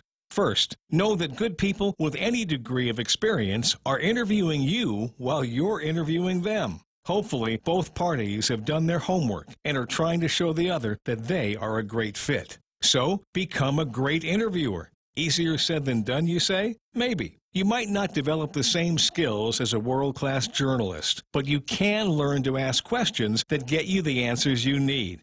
Next, let the candidate know that you have an ambitious roadmap for the future. This is a huge issue with high-performance players, and this is of particular importance with millennials. More than perhaps any other generation, they want their efforts to go for something that matters. Try to hire people who are better than you are. This is so hard for some people who have the need to be what they call the alpha dog. They want everybody to recognize them as the leader. Anyone else getting recognition is perceived as a threat to their dominance. It should be obvious why this can be disastrous for any organization. In my opinion, the hiring goal should always be to bring in the best talent possible. Then give them the tools and the freedom to produce at the highest level. Anything less than that, and you're planting for a lesser harvest. Be recruiting all the time. The best talent in most industries aren't actively looking for work. You'll need to network and get on their radar. Question: when you find someone great, how long will you pursue them? I've heard stories of companies going after talent for 5 years, 10 years, or longer. No, they don't bug them all the time to leave their current job, but they stay in touch, invite them to company functions, and develop a relationship. Maybe one day they get a call that their prize prospect is looking for a change. When you land a top-notch talent, pay them at above-market rates, and then do everything in your power to treat them so well they forget all about the money. Is hiring for key players a tough game? You bet it is. But you can score if you develop a winning formula and commit to the process. That's the Extra Point. Get out there and make something good happen today. For 93.3 in the Ray Gibson Show, I'm Jerry Roberts. Yeah, that's nice, isn't it? 7:28 in the morning, and I can tell you from my own experience that I've had the pleasure of being able to hire people that I had wanted to hire for an awful long time, and that's always a good thing. At as I said, 7:28 in the morning. Jerry Roberts and the Extra Point here on the radio. You can go to GuamTraining.com for transcripts of that or any of the other programs that he's done on the radio. And today it's a double shot of Jerry Roberts because you get him on the radio. You'll also get him in the Guam Daily Post interviewing for a job you really want. The Work Zone is the name of his column, and you can find it on page 19, as I said, of today's Guam Daily Post. That's going to be very, very cool. There's some more information that I had in a different format on the conversation with the candidates that's coming up. It's going to be taking place at the Women's Chamber Election Forum Thursday, 8 to 12, over at the Sheraton. Both, I like the way she puts this, confessional, gubernatorial, and AG candidates, plus 25 of the legislature. Congressional, sometimes my autocorrect does the same thing. Women's Chamber and Chamber members have reserved seating and cheaper ticket prices, but it is open to the public. Moderators are Lena Leon Guerrero and Simon Sanchez. We'll hear, I think, from Simon in the next half hour or so. We'll hear from Vanessa as well. Right now, time for headlines from the Guam Daily Post. Wait. Hold on before we hit the button on that. Looking at a line of traffic that looks like it's trying to get out of Barragata from about where Reverend Tax is to the intersection just in front of the Guam International Airport over by the gas station. You might see some delays there. And I'm looking at Anderson Air Force Base looking clear right now. Sumai's looking clear. So is Navy Hospital. But there is that big chunk of traffic again northbound, Route 16. Careful as you make it through. Now we can jump into headlines from the Guam Daily Post. Here's Kevin Kerrigan. Half a day and good morning, Guam. In the headlines from the Guam Daily Post this morning, Democratic gubernatorial hopeful Leon Guerrero is criticizing the latest campaign ad from Republican rival Ray Tenorio, calling it a misrepresentation of the facts. The ad asserts that when construction of an emergency transitional home for foster children was proposed in her Perrisville neighborhood, Leon Guerrero testified in opposition to it. Tenorio's campaign ad states, when foster children needed a home, Lou said no. However, Leon Guerrero called a news conference yesterday to refute the advertisement. She said she opposed the foster home because her main concern was with the safety of the children. She pointed out that the property is on a cliff line that drops right down onto a reef, and it fronts a heavily traveled road. However, the BOTA campaign stood by the ad, saying Guamanians know the road between the mansions in her neighborhood and GMH is a low-traffic area, and many children have grown up safely in that area. The foster home was ultimately relocated to Barragata Heights. Doris Flores Brooks, the Republican candidate for the Guam delegate seat, unveiled her campaign platform in a news conference yesterday. Financial issues topping her agenda, Brooks said she would work to get the federal government to reimburse GovGuam for the earned income tax credit that island taxpayers now have to bear.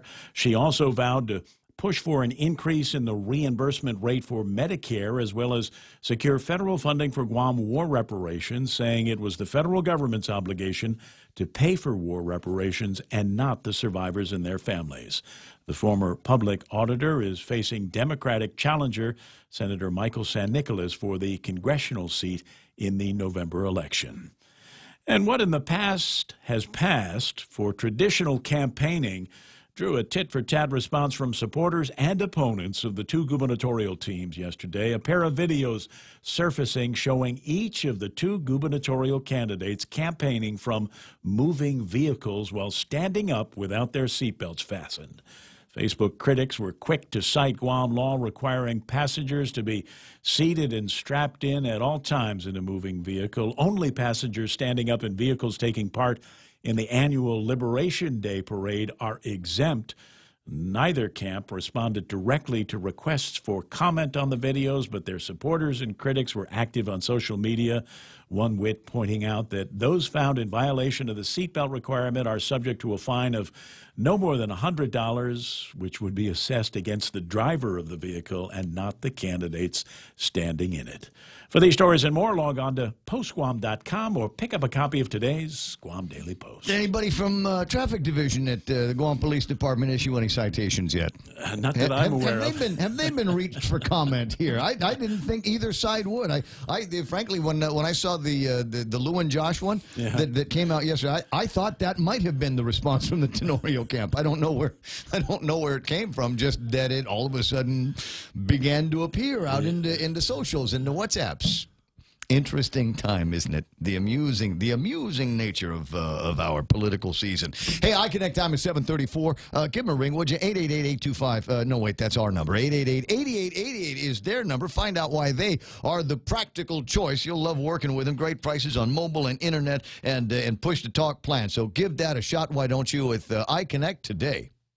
Taste the sizzle at Chili's with our new fajita flavors. Our signature fajitas are served with sliced bell peppers, caramelized onions, topped with chipotle garlic butter, and chopped cilantro. Build your fajita with over 16 ounces of tender grilled chicken, juicy steak, and a dozen pieces of seasoned grilled shrimp in the family fajita trio. All served with warm flour tortillas and fresh toppings like mixed cheese, guacamole, salsa, and pico de gallo. Experience bold, sizzling fajita flavors only at Chili's. More life happens here.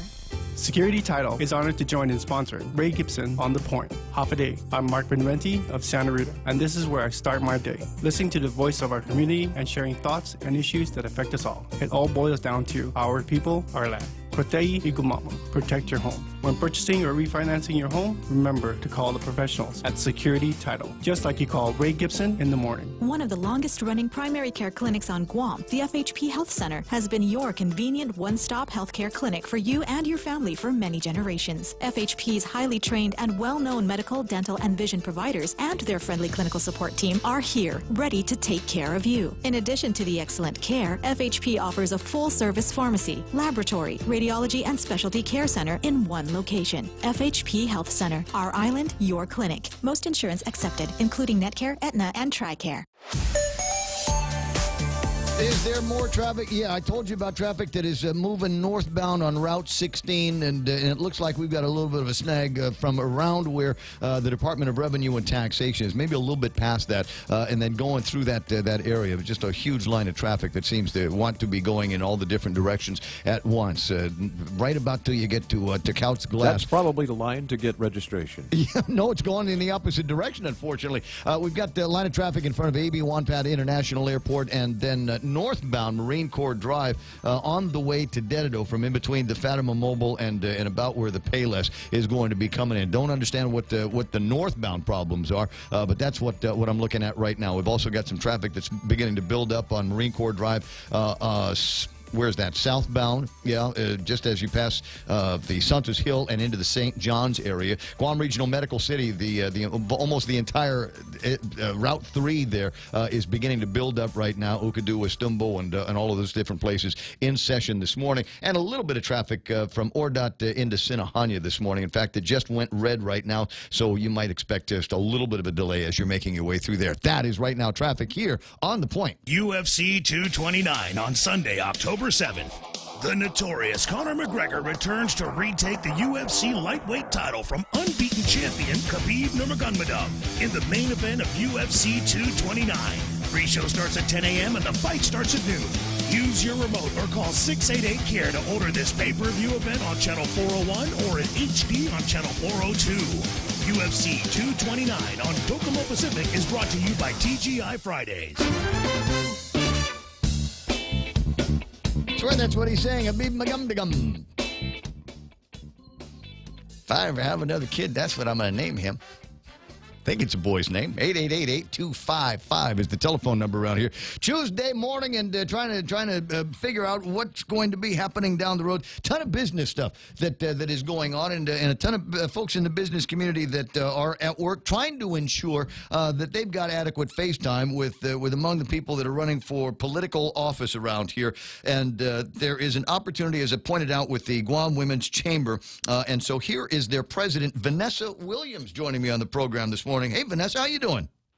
Good morning, Ray. I'm good. How are you? I'm awesome. Are you caffeinated as you said you would be?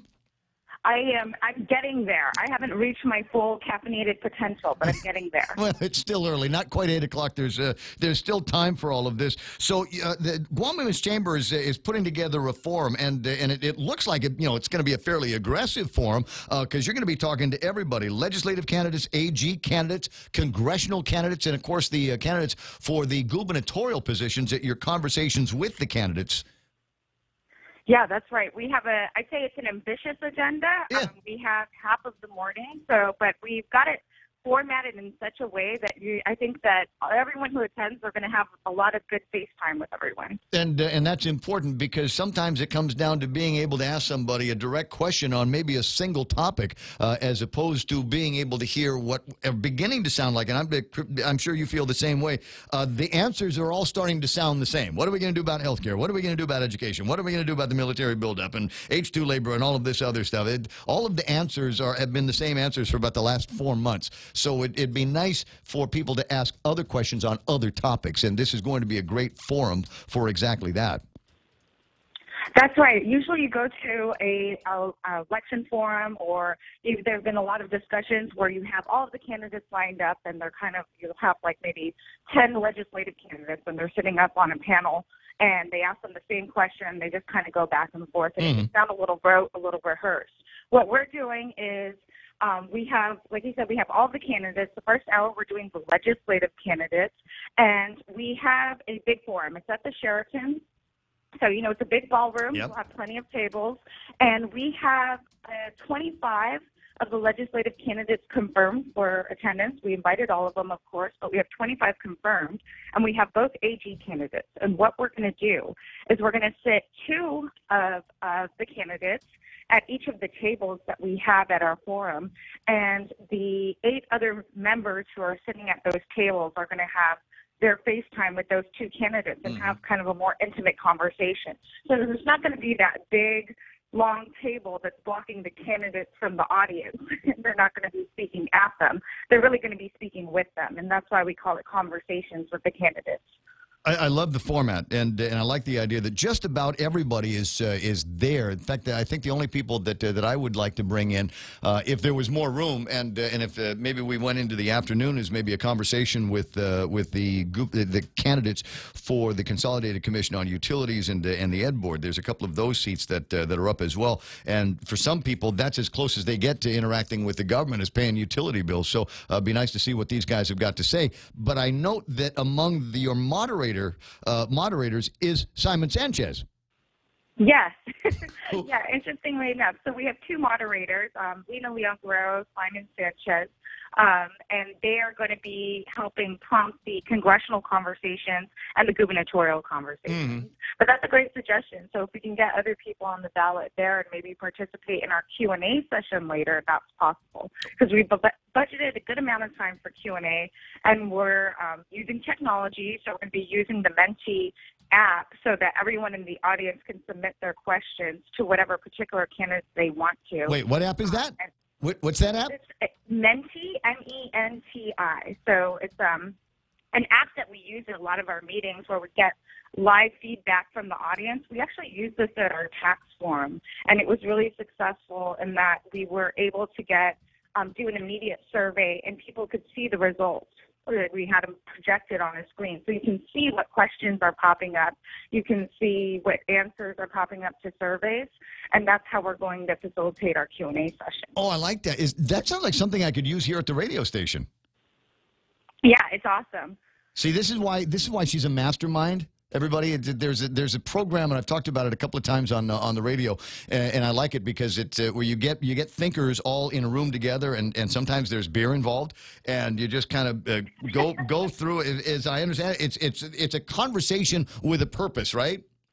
Right. Yeah, the beer is the lubricant to get the conversation going. Right. Share all your ideas, and they say two heads is better than one. You get a bunch of them together, and you share all your brilliant ideas. I'm waiting for you to invite me to the next one. Carlos Barreto on Facebook Live this morning, which is one of our vehicles here for interaction between phone-in guests and studio guests and the listeners. Carlos Barreto from Shooting Star says they should stream it on Facebook so people can make comments or ask questions. Have you considered putting it on Facebook Live? Yeah, absolutely. That's something we just started doing. We're going to try to do that for the entire forum.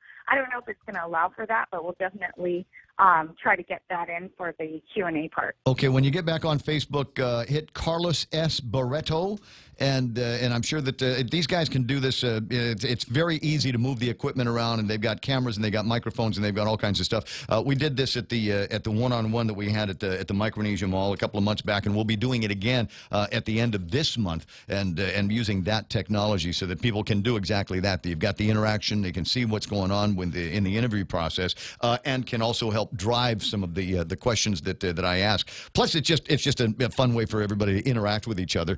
It's this virtual tent, if you will, a virtual political tent that everybody's going to be under. So, how do I get tickets? How do I get in?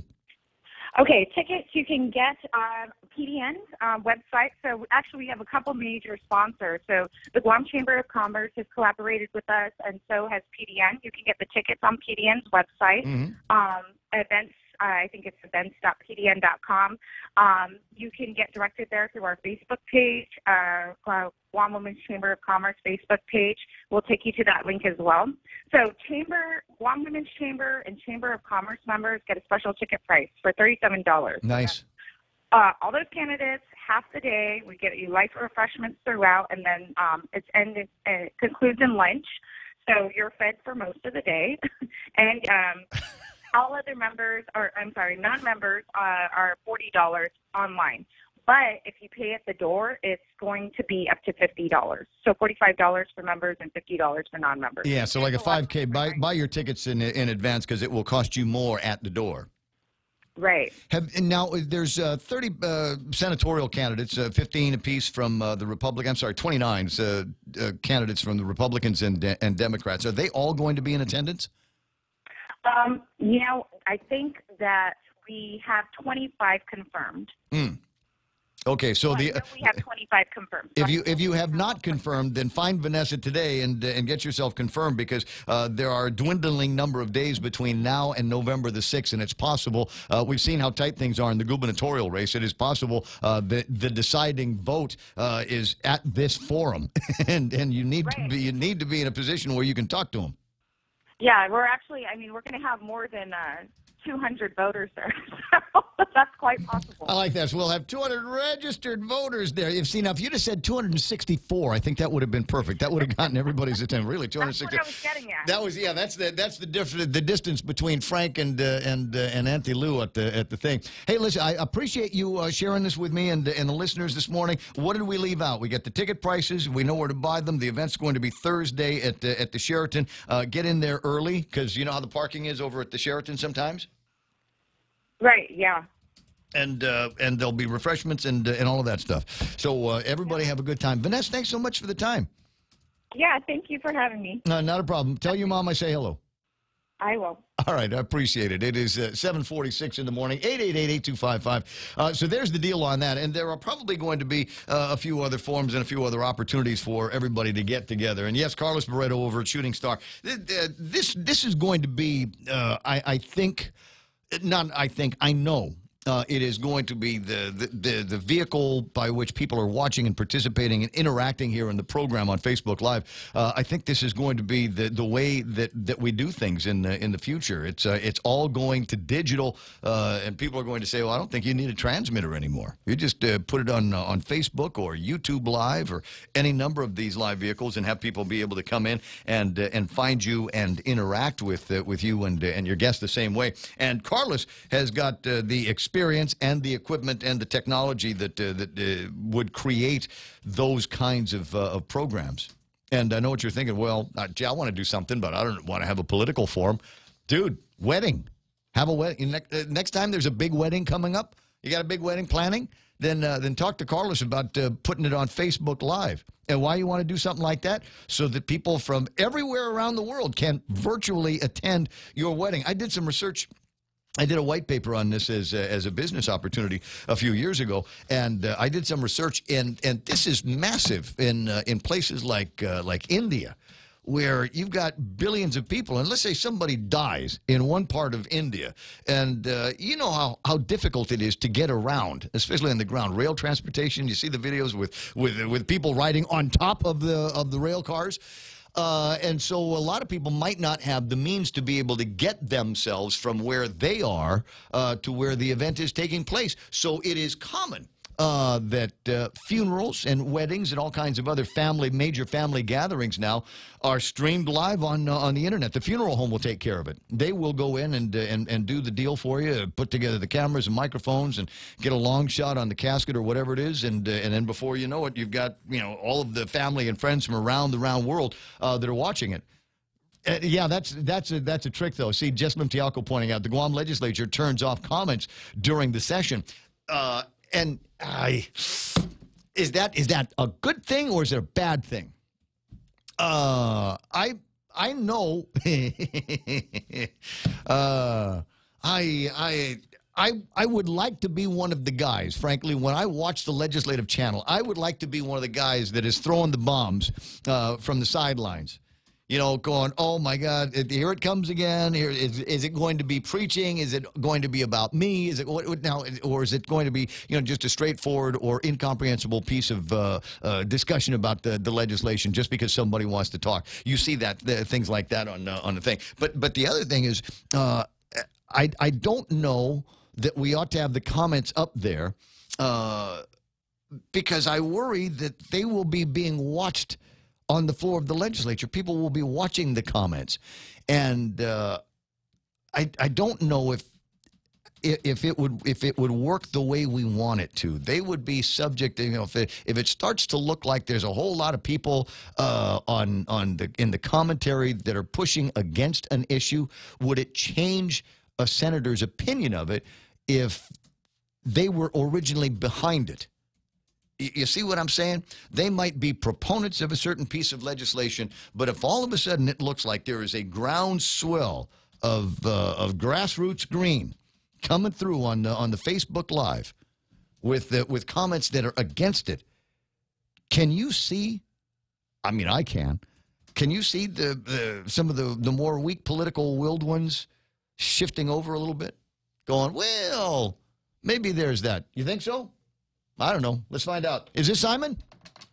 Hi, Michael. No. This is Ray? No, this is Ray. You got Ray. I picked it up directly.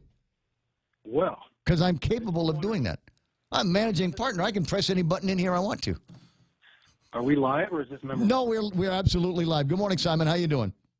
I'm doing well, and thank you to Vanessa for giving Lena and me an opportunity to help voters learn more about their candidates on Thursday. And I hope people will come to the function. It's going to be quite good, and it's a different format.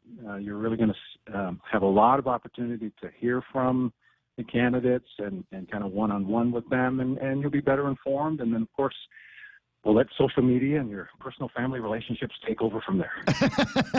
Yeah, right. It could be some of that. I think it's going. I like the format of this. I've done and am doing a couple of other forums between here and November 6th. But I think the way that Vanessa described it, I think it's going to be very novel. It'll have touches of kind of both of them, and I like the idea that everybody seems to be involved in this. But the only hesitation that I had, and maybe, I mean, you should still, I think there should be an opportunity for you and Mike and Francie, and who else is running for who's running for the fourth? William Parkinson. Yes, okay. So you get Mr. Parkinson and Francie and you and Mike in the room, and at least have a couple of minutes of maybe walking around or be there for the Q&A, because as I said, we've got the governors, we've got the senators, but then we've got people that seem to be more involved in our daily lives, and it's guys at the utilities. So many candidates, so little time. Exactly. And then we want to talk about the Ed Board, right? So, like I said, one-on-one with the candidates at the Micronesia Mall on the 27th. Let me quickly jump into a topic here. PDN and others asking about rebates or refunds, and this is in my kind of a blind spot that I've got. I don't look at every single word on the bill that I get from GPA or GWA. I just look at the number at the bottom, and if it doesn't look like it's outrageous, I pay it. But apparently I'm paying for generators at the wells? Right. In order for us to have 99% of our customers have water 3 weeks ago during Typhoon Mangkhut, we had to spend some money to purchase, maintain, fuel up, and operate 230 generators that support the island-wide water and wastewater system. And the fee that was set up 25 years ago. In fact, Chairman Bowie Duenas and I were on the PUC that set this up 25 years ago, so we're quite familiar with it. And way back when you were a much younger and much faster 5K runner, we had no generators, very few generators at the 230 some assets we have that now have generators. The ones we had were broken, were not well maintained, and GPA was going to borrow some money in 1992, and we said, let's piggyback on top of that borrowing and let's get some backup generators to all of our assets. And that's something that I think everyone would agree that it is ideal to have backup generation to keep the water and wastewater system on for our community. And we got to 99%, and we need to get to 100. But in the presentation made by John Beneventi and Miguel Budayo at last week's meeting, basically 6 out of the 243 generators had problems, right? One of them ran out of gas during the storm, which is hard to regas during the storm, so that's an SOP we can revisit. I've had that problem, yes. Right, one of them went down, okay, but it wasn't like we didn't have the generators. But this money, and let me give you perspective, the typical power customer uses 1,000 kilowatt hours a month, residential customer, right? Right now, that's $250 a month at 25 cents a kilowatt hour, right? So about $2.50 of your $250 a month is going to pay for this investment, this insurance policy, to make sure we have water during the storm. And so PDN, I can say it's fair to ask the question, how is this money used, and is it being used wisely? But I would say at a macro level, at least at the initial cut, having 99% of our community be able to have water during the most recent storm, and much higher percentages over the past 3, 5, 7 years. We don't usually lose water during typhoons, and that's been because we've had this surcharge, we've had this program. And back then in 1992, I think we were only talking about 50 generators. We're now up to 140 generators at GPA. And a few years ago, we took over the 90 generators from GWA because GPA is good at maintaining generators. Sure. And that surcharge didn't change. We didn't increase it. We said, look, let's just absorb it. Who's good at fixing generators? GPA is. What funding source can we use? At 2.5%. So we're all paying, the typical citizens paying $2.50 a month, $30 a year to make sure that they have water during a typhoon. Now, yesterday the PDN said, the headline said the charges were not enough. And today's editorial says now we should rescind those charges. So I'm not quite sure what PDN wants, but I do object to the fact that they're saying we're being fraudulent.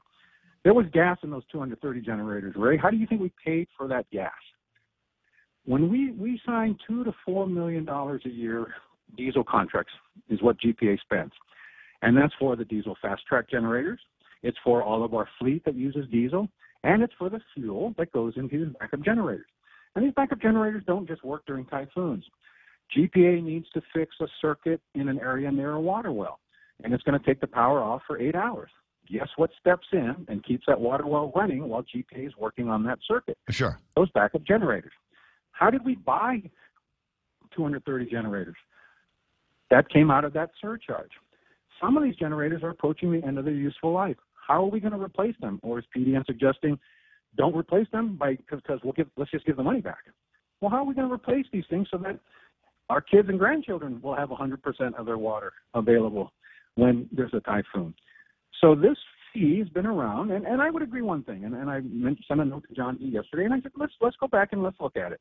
And let's remember that, I think that PDM was frustrated that they say that the money is kind of commingled. Well, in that diesel contract GPA signs every year or every few years and spends every year is the fuel for the backup generators. The diesel repairmen that work for GPA that are fixing everything diesel at GPA also maintain those generators. Now, I guess from PDM's perfect world point of view, we should have them clock in when they're fixing a backup generator, clock out. Clock in when they're fixing a truck, clock out. And in a perfect world, I think we could do that. But at the end of the day, we're saying, look, we need so many diesel mechanics at GPA, and one reason we need them is we have to maintain now 230 generators to be available 24/7, whenever. Mother Nature doesn't send you an email saying, I'm coming in 4 weeks, fix your generators. So we've had an ongoing program, and after 25 years, we're at 99% success rate.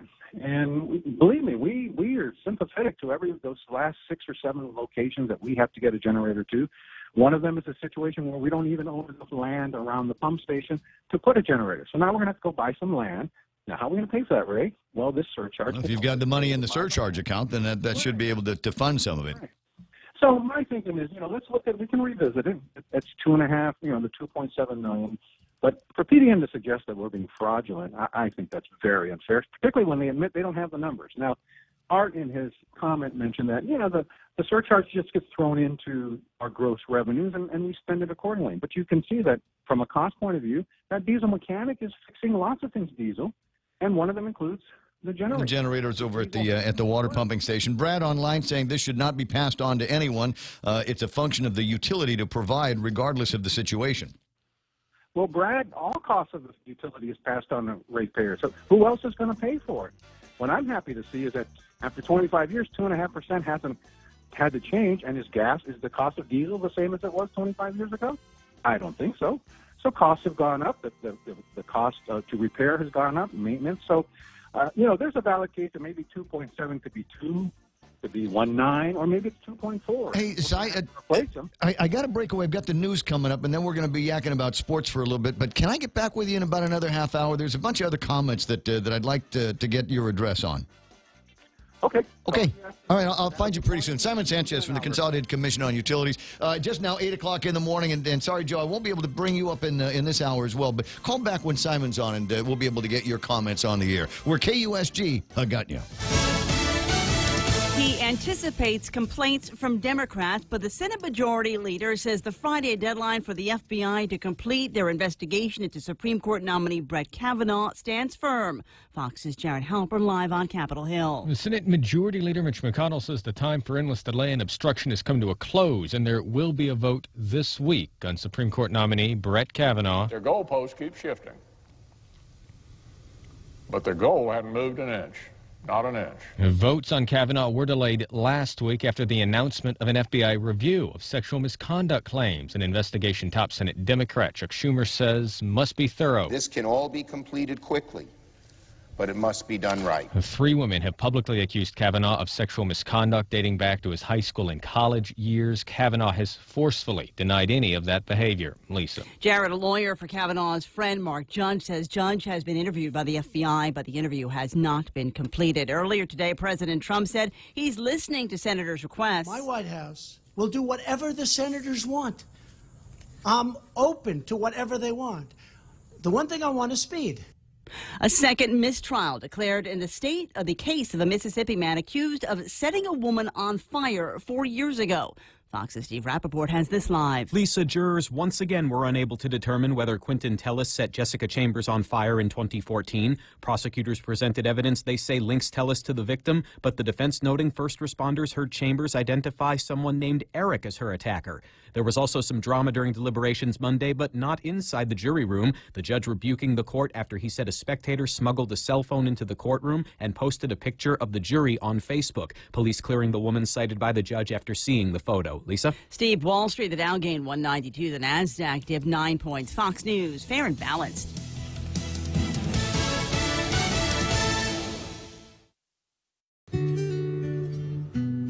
The problem isn't just not being able to hear or understand, or having to tell people to speak louder. Sometimes the frustration is having to repeat yourself too many times, or speaking so loud you're almost shouting. At Guam Hearing Doctors, we understand that hearing problems affect both sides. One of our goals is to help your hearing for those around you. Call us at 989-TEST to learn more. Are high power bills sending your budget into chaos? Take control with the help of Micronesia Renewable Energy. Using the highest quality panels, a solar energy system from MRE will guarantee to save you money on power. With MRE, Christmas comes early. With every solar energy system, homeowners not only get $400 for signing up, but also an entry for a chance to win $1,000 in cold, hard cash, just in time for Christmas. It pays to be an MRE customer. Conditions apply. Call 632-2613 for details. MRE, the smarter choice. A new deal on trade reached with Canada and Mexico, replacing NAFTA. In August, the U.S. and Mexico reached a deal. Discussions between the U.S. and Canada soured, with President Trump threatening to leave Canada out of any deal and impose tariffs on all auto imports from Canada into the U.S. Canada then agreed to relax restrictions on U.S. dairy imports, and the Trump administration dropped its demand to eliminate specialized NAFTA courts to resolve differences between the countries. A senior administration official says the White House will submit this agreement to Congress. It'll be up to the new Congress to decide next year whether to ratify this deal. At the State Department, Rich Edson, Fox News. Canadian Foreign Minister Chrystia Freeland says the new trade deal is a victory for Canadians, saying it maintains tariff-free access to the majority of Canadian exports to the American market. The Milwaukee Brewers come away victorious in a tiebreaker for the division title. The Brew Crew are NL Central champs. Swinging, fly ball in the right center. Broxton is there. Call courtesy of WTMJ Radio. Josh Hader gets Anthony Rizzo to pop out as the Milwaukee Brewers top the Chicago Cubs 3-1 to clinch their first National League Central title since 2011 and set themselves up for home field advantage through the National League playoffs. Christian Yelich, the hero at the plate for Milwaukee, the MVP candidate, going 3 for 4 with an RBI single. The Brewers will now face the NL wildcard game winner in the divisional series. The Cubs will host that game. Matt Napolitano, Fox News. The landmark White Album by the Beatles marks 50 years next month. Giles Martin, son of famed music producer George Martin, who produced the album, says his father would wince when people would say it was their favorite album. He says his father liked things to be organized, and the White Album sessions were anything but. The 50th anniversary White Album will include outtakes and remix versions of the original songs. It's due out November 9th. Lisa Lacera, Fox News Radio. Grilled salmon, petite sirloin. Can't decide. What are you doing? Making my top 10 list of favorite dishes at Ruby Tuesday. You really need to get a hobby. But I can't decide. There's no way I can narrow down so many classic dishes to just 10. Then it's a good thing Ruby Tuesday did it for you. It's the all-time favorites menu at Ruby Tuesday Guam. We took our most popular dishes and put them on one great menu for only $14.99. Hickory pork chop, Parmesan shrimp pasta, prime loco moco. 10 top sellers at one great price. Pick your favorite for a limited time at Ruby Tuesday Guam. Here at APL, our core values give the company its heart and soul. Whether it's connecting your business with our global network through our newly enhanced service or investing our efforts into giving back to the community, APL is committed to serving you. We humbly honor the opportunity to find innovative solutions for you and your business. To learn more about our enhanced service, call 588-4651 or visit www.apl.com/Guam for more details. Guam Regional Medical City. We bring the healthcare advances of the world directly to you. We are an acute care hospital that complements your needs with our robust outpatient specialty clinics. From preventative care to critical care, we strive for consistent excellence at GRMC. Our core philosophy is where patients are partners, which means we work as a team to make a healthier version of you. For more information about GRMC, visit us at grmc.gu. $7 meal from Circle K. Get your choice of 2 Nathan's all-beef hot dogs or a half-pound Nathan's all-beef footlong, a big wrap bag of chips, and any size Polar Pop. That's a giant deal of a meal, all for only $7. Circle K. Take it easy. It's important to have claims process that works for you. At Guahan Insurance Services, we make things simple and convenient. Same door you walk in to purchase your insurance is the same door you open to file your claim. We can't pretend that the car insurance claims process is fun, but we can promise a hassle-free and speedy recovery without any runarounds. For your home, auto, and business insurance, visit us at the Camacho Landmark Center on Marine Corps Drive in Tamuning. Don't forget to like us on Facebook or give us a call at 475-1162 or text 929-SAVE. That's 929-7283.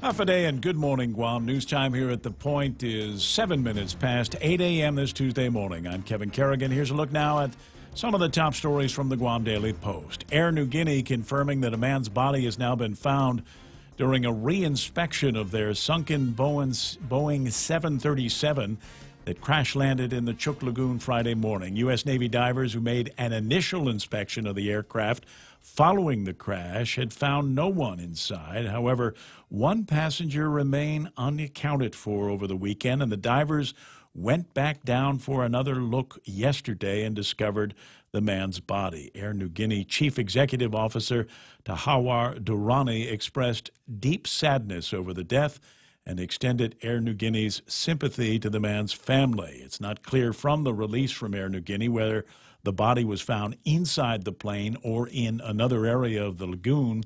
The man's name and nationality have not been released.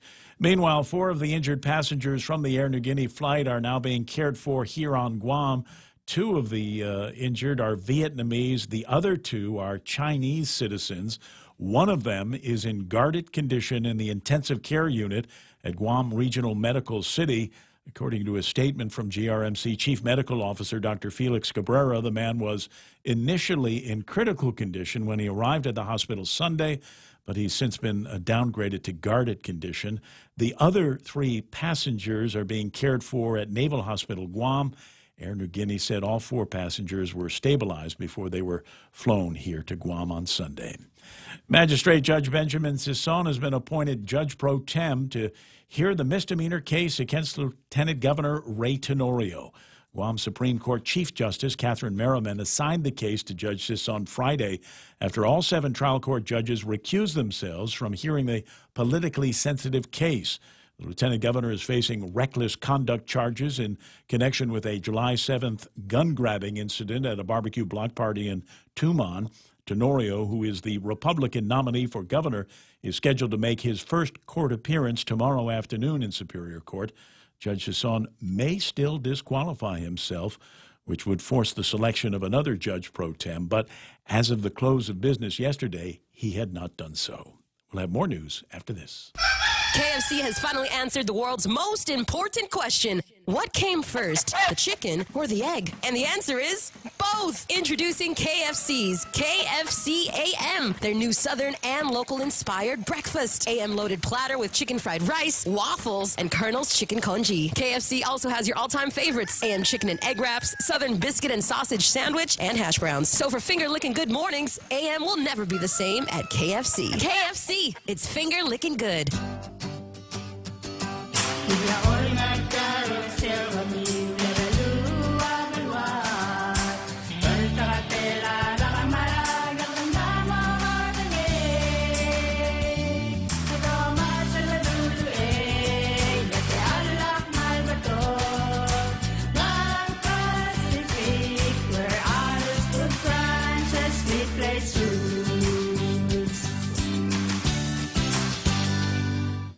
News time here at The Point is 11 minutes past 8 a.m. Acting Governor Ray Tenorio has authorized an emergency procurement of custodial services for the Guam Department of Education. DOE solicited quotes from vendors for 30 days of custodial services, which is the limit allowed in an emergency procurement. DOE Superintendent John Fernandez says he hopes the custodial services will be ready to launch by tomorrow. The previous contract expired on Sunday, and the emergency procurement became necessary after Guam Cleaning Masters protested the award of the cleaning contract to Lucky Kids Lawn Care Janitorial Services. Guam Cleaning Masters claims that the bid was flawed because it didn't require proof from each bidder that they're qualified to bid on the project. The 5-year contract on offer is worth $2.5 million. Some schools have already opted to perform their own cleaning. Estumbo Elementary, Maurizo Elementary, and D.L. Perez are among the schools that have decided to do their own in-house cleaning, and they are now eligible for additional funding, according to Guam DOE. Beware if you get a call from an international number beginning with 881. Don't pick up the call and don't call back. That's the advice from authorities. Guam residents have been inundated with the bogus calls from that 881 number. And Guam Homeland Security, the Marianas Regional Fusion Center, and local law enforcement agencies think it might be a Wangiri fraud, a scam that routes people to a premium rate service that can automatically charge the customer. A joint release from those authorities states that they can't confirm yet whether or not it is in fact a Wangiri fraud, but they're continuing to analyze it. But don't risk it. Don't answer any calls from an 881 number, they advise. For these stories and more, log on to postguam.com or pick up a copy of today's Guam Daily Post. Mike and Ray now take a look at weather. Mostly sunny, a slight chance of showers. Late and variable winds becoming easterly about 10 miles an hour this afternoon. Highs figure 89 degrees on the thermometer with a max afternoon heat index of about 100 degrees. Overnight lows swimming around 77 cool degrees. Sunset tonight, 6:10. Sunrise tomorrow morning will be at 6:10 a.m. as well. It's like that thing that was going around the other day where you add up your age and the year that you were born, and the answer always comes out to 2018 if you've already had your birthday. Yeah. Did you see that? I once had Wangiri. Took 3 weeks to get rid of it. Really? Yeah. Really? Yeah. But normally just a couple of antibiotic shots and it goes away. It clears right up. Mine must have been a special case. Well, you had the Wango Wangiri. I hated when that happened. I think that's the one that you had. Listen, we got these high surf advisories and a high risk of rip currents through tomorrow. Why are they still there? All of that is the wave surges from Typhoon Kongre as it continues to move away from us. But you got that swell that's being kicked up towards our direction from that storm. So west-facing reefs and the northwest-facing reefs up around Retidium, that area. Going to be a little rough for the next couple of days, but that should die down and be completely gone by tomorrow afternoon. All right, got it. So just watch out for the heat indexes, and that's what we've got for you. News and weather together here on The Point.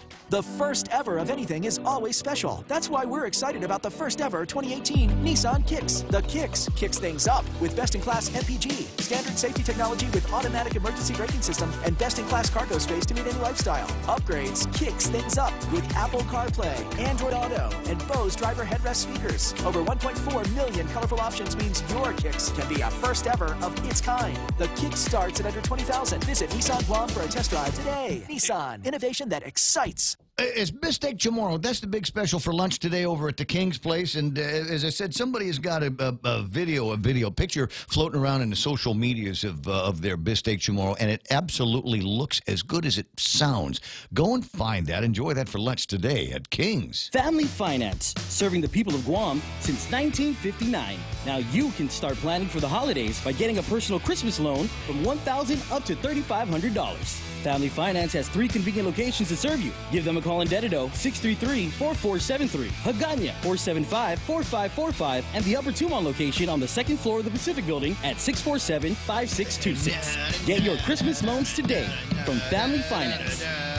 Everybody is online this morning, and you hear all the advertisements and the blurbs from all of our sponsors. I want to say thanks very much to all of them for hanging out with me and trusting me with your message. American WaterTech, smarter water, better water. American President Lines, they're shipping the future. Guam Regional Medical City, first choice for all of your open heart surgery needs. Or if you need a guy to stick a little tiny drill that spins at 150,000 RPMs to clear out the stuff. They're doing that now at GRMC. This life-saving procedure save you the cost of an airplane ticket and the procedure being done someplace else. Get it done here. Why not? And did I already say MRE? Never been a better time to go solar. For those of you that need a new car, may I invite you to test drive at the Lexus showroom at Atkins Kroll, the brand new 2019 ES 350. And if you look in the Guam Daily Post, you see a picture of what's her name? Sandy Yu is the name of the lady. Won one of these things at the Red Ball just last weekend, and there's a picture, obviously, of her delighted getting her hands on the keys that will open the door to a 2019 ES 350. Check that out today over at Atkins Kroll. And finally, our friends over at Security Title, big sponsors of the show. See, they're big enough sponsors of the show. They actually get their logo on the screen. That's nice. These guys will handle whatever you need. You got questions about your transaction, maybe you just need to keep it on the down low. Folks over at Security Title know how to keep a secret. The Coconut Wireless is back. Watch and listen live on thepoint.gu.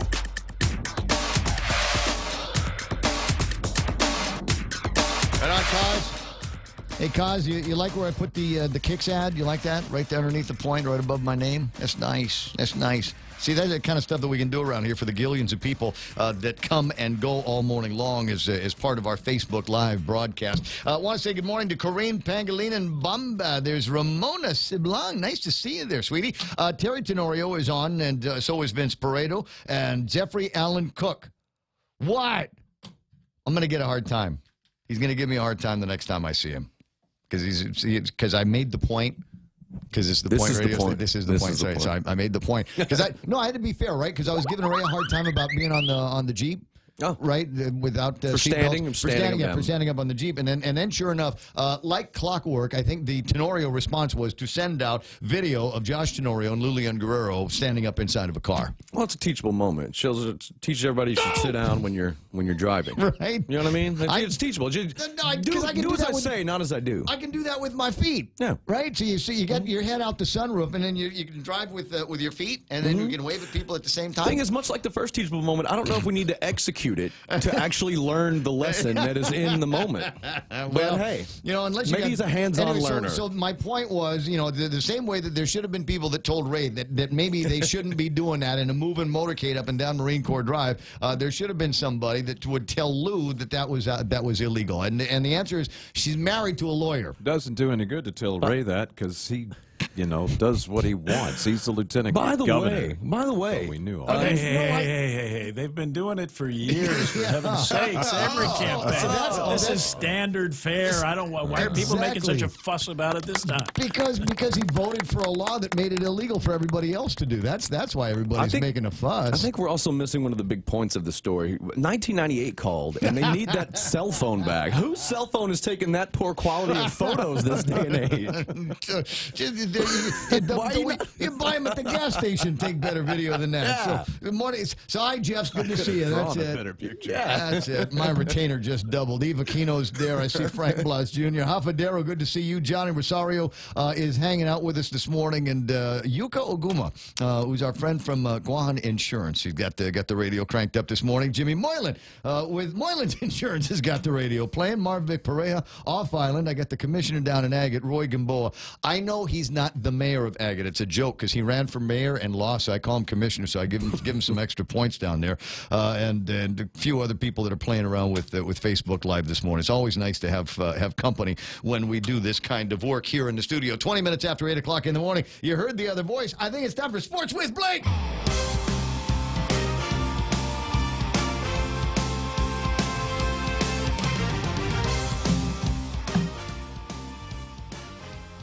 All right.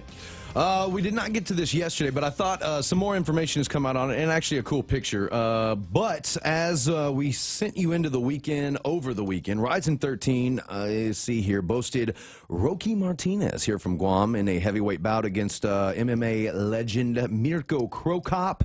And unfortunately, Mirko Cro Cop stops Rocky at 4 minutes 57 seconds of the first round due to a cut by an elbow. So the referee, it was too much. Oh, you're not supposed to do that. I know. It wasn't a knockout. It wasn't a decision. It was the ref and the fight doctor both just deemed I guess it was cut. Like, you can't really see because the pictures I've seen is just covered in blood. Yeah. But it was you can't see the wound. But yeah, somewhere on, I'm going to say bridge of the nose, somewhere around there. And it seems like Mirko caught him with an elbow. And so they're really, that was the decision of the fight. Stop it. Yeah. Well, I get it. I'd heard that years ago that, the elbow specifically can cause a lot of damage, and a lot of it is tear damage as well. And then you get an elbow to the face, and where there's a lot, you can bleed a lot from the face. It looks awful. It looks worse than it really is. But there's just a lot of places in your face where you bleed. When a big Russian guy that looks like that gives you an elbow to the face, that does some damage there. That's tricky. They've got plenty of muscle behind that. Yeah, cool. But there was a picture of them together, as like I said, Mirko Cro Cop, an MMA legend and nice guy, as it seems, because him and Rocky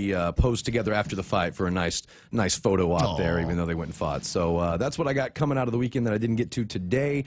And as far as thoughtful, I just cracked your face open selfie. Well, nice. You just won a bunch of money, so they both get paid. So everybody's happy. Get the free trip to Japan. But elsewhere here locally, we have, let's see here. I'm going to get to the St. Paul guys here in just a second, but I wanted to graze over this very quickly. The volleyball playoffs are expected to, I believe, start this weekend, but this week, the volleyball makeup games are going to go down, and I don't have an official schedule when or where or who was rained out and who wasn't, but it seems that they are still taking care and cleaning up the rest of the regular season standings until they get to the postseason. So that's what we're watching. That looming along with the GML. That's right. Championship Series. They're supposed to do that tonight. Now, the last time they played a game, it was suspended in the fourth inning, and my understanding, and we was talking to Brad and looking at some of his posts, it was just his job to stop the game because the weather wasn't going to permit any further play. I guess the league has decided to go ahead and restart the game entirely. Okay. Although the team that was ahead, I'm not sure who it was. It may have been the Was it called fourth inning? I believe so, yeah. It was a fourth inning, and of course the team that was ahead were like, no, we should just resume where we left off. But I think the league has a different idea. So they're supposed to do that today, I think. And we had pretty much no rain yesterday. I had none. So maybe the field will be in good enough condition today to get out there and ramp up the season, or at least finally get a little get closer. it finished so we can start the next one. In all fairness, if the Orioles win tonight, then we play another game. So we just can't assume that it's going to end tonight. But what's going to happen is we're gonna finish the season and then go on Christmas break, and then the next thing you know, it's going to be starting up again. See, it'd be right another time, pitchers and catchers. They report in February, right? And what I was going to say is I was going to gloss over this. The Guam Elite, the All Island Alumni League at the Guam Elite Center over the weekend, as St. Paul's 30-plus team defeated the Harmon Loop Dental Phoenix Suns, which is an FD team, 62-54, and by all accounts, no ordinary game. The intensity that was on display throughout the matchup proved that the FD St. Paul basketball rivalry, Ray, is still alive and well, even in the Masters League. So Masters playing on St. Paul versus FD.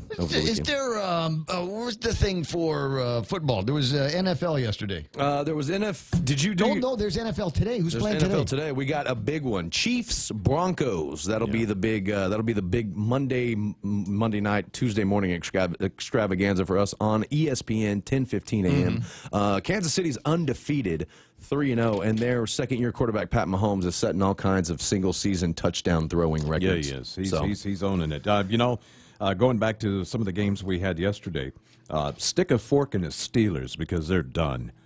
They lost to the Ravens big time. I watched that game yesterday. Chargers actually came back and beat San Francisco as we thought. Saints pretty much dominated the Giants. And Seahawks squeaked by the Cardinals 2017. That game went back and forth a lot. Yeah, and it also, I don't know if you saw this, Ray, but there was a guy who last year, Earl Thomas, top safety for the Seattle Seahawks, ran over when they beat the Cowboys in one of the last games last season. Yeah. And told, like, after the game, ran into the Cowboys, like, tunnel area and told the coach to come get me, like, come trade for me. Come get me. And so, yeah, and his team won the game. Funny. Yeah, his team won the game. So that was a whole big saga on the offseason. It's been a saga, and, you know, everybody's asking, all the Cowboys fans, because our defense is kind of, it's better than we thought. Please but, you know, hire me. please come hire get him. me. Please come get him. So yesterday, Ray, he broke his leg. Did you do that with me at Kmart? I did. Yeah. That's. I got Blake over here. Both of us. Well, oddly, it was a miracle. Both of us at Kmart at the same time, right? Mhm. That was the weird thing. And I think one. on a weekend morning. Yeah, too. it might be one of the last times I'd actually ever been there, right? Were you both in the shoe aisle? We're in the checkout no, aisle. No, checkout aisle. Yeah, Oh, cashier. Yeah, so just, you know, I can go on, hey, what's going on? Got any openings at the radio station? I'm like, God, I'd love working with you again. Let's go. Let's do this. So that same player, Earl Thomas, broke his leg yesterday in the game, and as he was being carted off the field, he looked at his own team on the bench, and he just showed them a finger, let's say, that, you know, you have to blur out for national broadcast TV. So he was not happy with his own team after he broke his leg. He's probably done for a couple months at least. It's crazy. I was looking over. I don't have the full list of the 5Ks that are up. The recommendation is always check the back page of the Guam Daily Post to find out what it is that they are being promoting. And the big deal now is Strides for the Cure, arguably one of the biggest races that takes place on Guam in the fall. It is going to be taking place this coming Saturday, October the 6th. And old-time runners will remember Strides from back when it was run in Tumon. This is not going to be run in Tumon. This will be at the Chamorro Village Festival Huts, which is so watch the records for the race fall, because Tumon is a tougher course. There's ups and downs, and there's hills there. And if you're running from the Chamorro Village Festival Huts, this is in the very flat Dagana. Right. So if you go, the worst thing is you might have to go north against the wind if it's windy that morning, and then the other one is if you got the wind on the way back if you head south. But showtime is going to be 5:15. Go time at 6. Register at Guam Cancer Center, Hornet Sports, DNA Evolution, Run Guam. Or you can do it online at eventbrite.com on the World Wide Web. I'm sensing another medal in your division. Oh, forget it. No way. No way. No, you know what?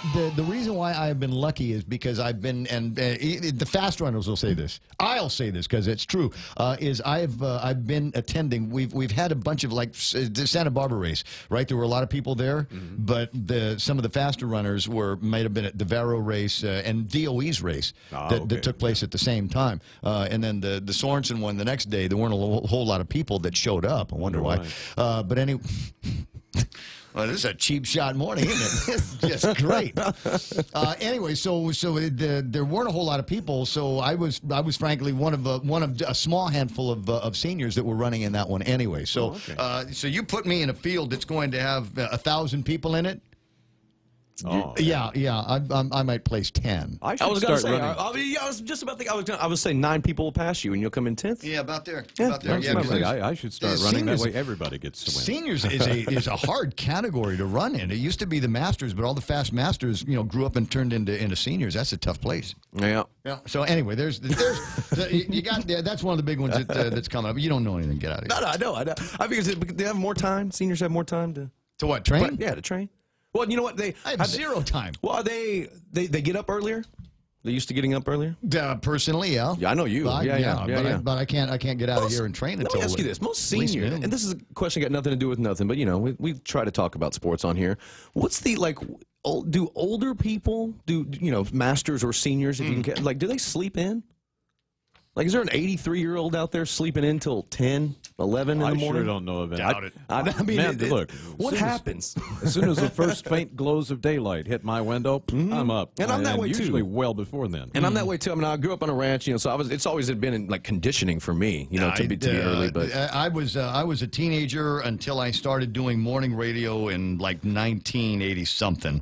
And then, I wake up early, and I've always woke up early. When I wasn't on the air for a couple of years, right? I was still every morning wake up about 4 o'clock. Yeah. Now I had the option of staying in bed, right, and would often do that. But otherwise, what the heck? I'm awake, and then start going through emails and stuff like that. It just meant my workday started earlier.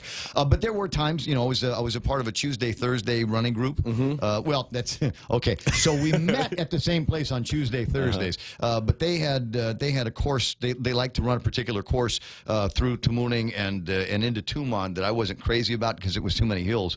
So I'd run to Agana for my 5 miles. I'd do 2.5 miles from Chili's and then back. Yeah, so flat. So that's the way I did that. But the hardest part I think about being an athlete in your senior years is we're not making a whole lot by way of new muscles. That's true. So it's you've got to train to make efficient the muscles that you have. So you get smarter and lighter as you progress in your running career. Yeah, that's all I get. It's not like I can make new leg muscles, right? So what I've got to do is I've got to work out the leg muscles that I have. I'm not making any new chest or arm muscles, but I can work out the ones that I do have, and so that's part of my regime. Actually, the cool thing is I've relocated to a little bit more central Guam, Mongmongtotomaiti, and that is.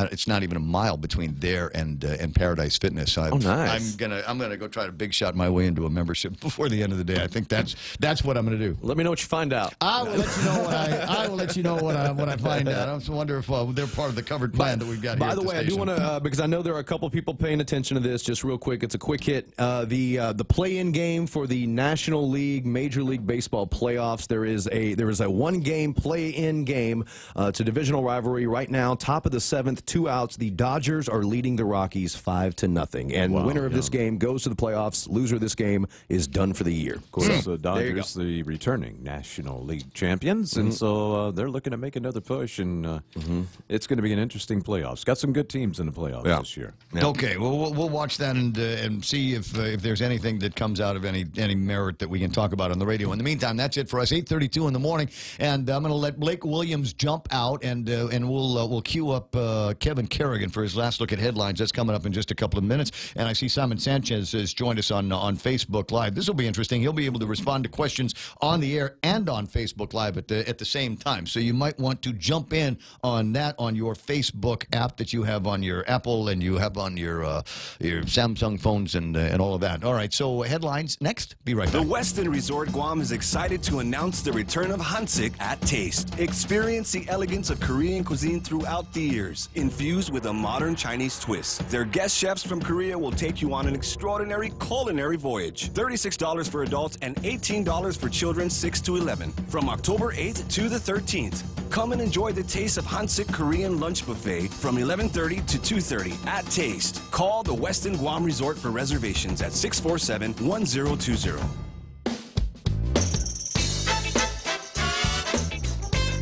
It's 8:33 in the morning. Ray Gibson here in the studio, thinking about muscles that are over 50 years old, guys that are 50 years old, and but there I'm sure are ways that you can get yourself back in the gym.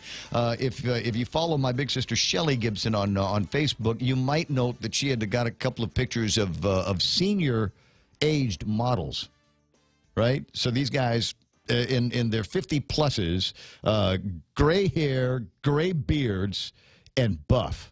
Right? not bodybuilding buff, not massive. They didn't start that when they were 50. Hey, listen, there's a lot of guys. You'd be surprised. 888-8255 is the telephone number. But right now, headlines from the Guam Daily Post. Managing Editor Kevin Kerrigan. Half a day and good morning, Guam. In the headlines from the Guam Daily Post this morning, the investment ratings agency Standard & Poor's has upgraded the credit rating on the general revenue bonds issued by the AB 1 Pat International Airport Authority.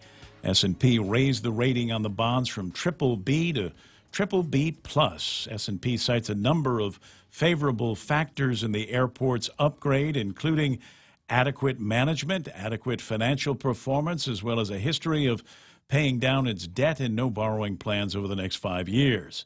GIAA Executive Manager Chuck Adda issuing a statement in response to the ratings upgrade, saying S&P's confidence in our financial position validates the authority's prudent fiscal management. The S&P assessment does point out, however, some areas that make the airport's finances vulnerable, including its exposure to circumstances beyond its control, such as its remote location, tourism trends, and global economic shocks.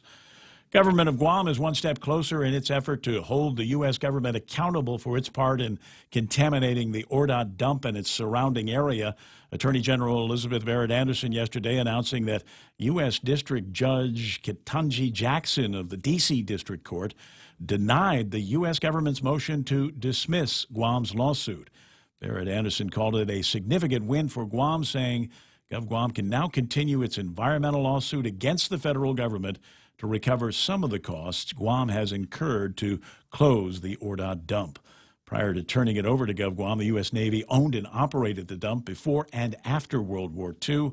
Over the past 10 years, under federal receivership, the closure of the dump and the construction of a new landfill in Luzon have cost GovGuam close to $200 million. Former Speaker Benjamin Cruz, the new public auditor, has marked the start of the new fiscal year on Monday by releasing his office's budget. In a release, Cruz said he issued the budget details to show where the OPA will be spending its $1.26 million appropriation. He called it an effort to promote transparency and accountability with government resources.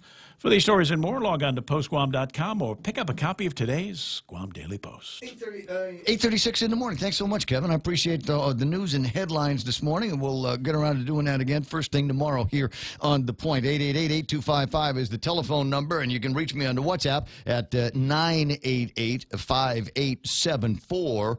What, don't have that? Don't have the technology that makes that work? Get it from the Practical Choice. The guys over at ICANN. I called them at 888-8888 and find out about the rates they've got on great phones, great mobile plans, great internet plans, even push-to-talk.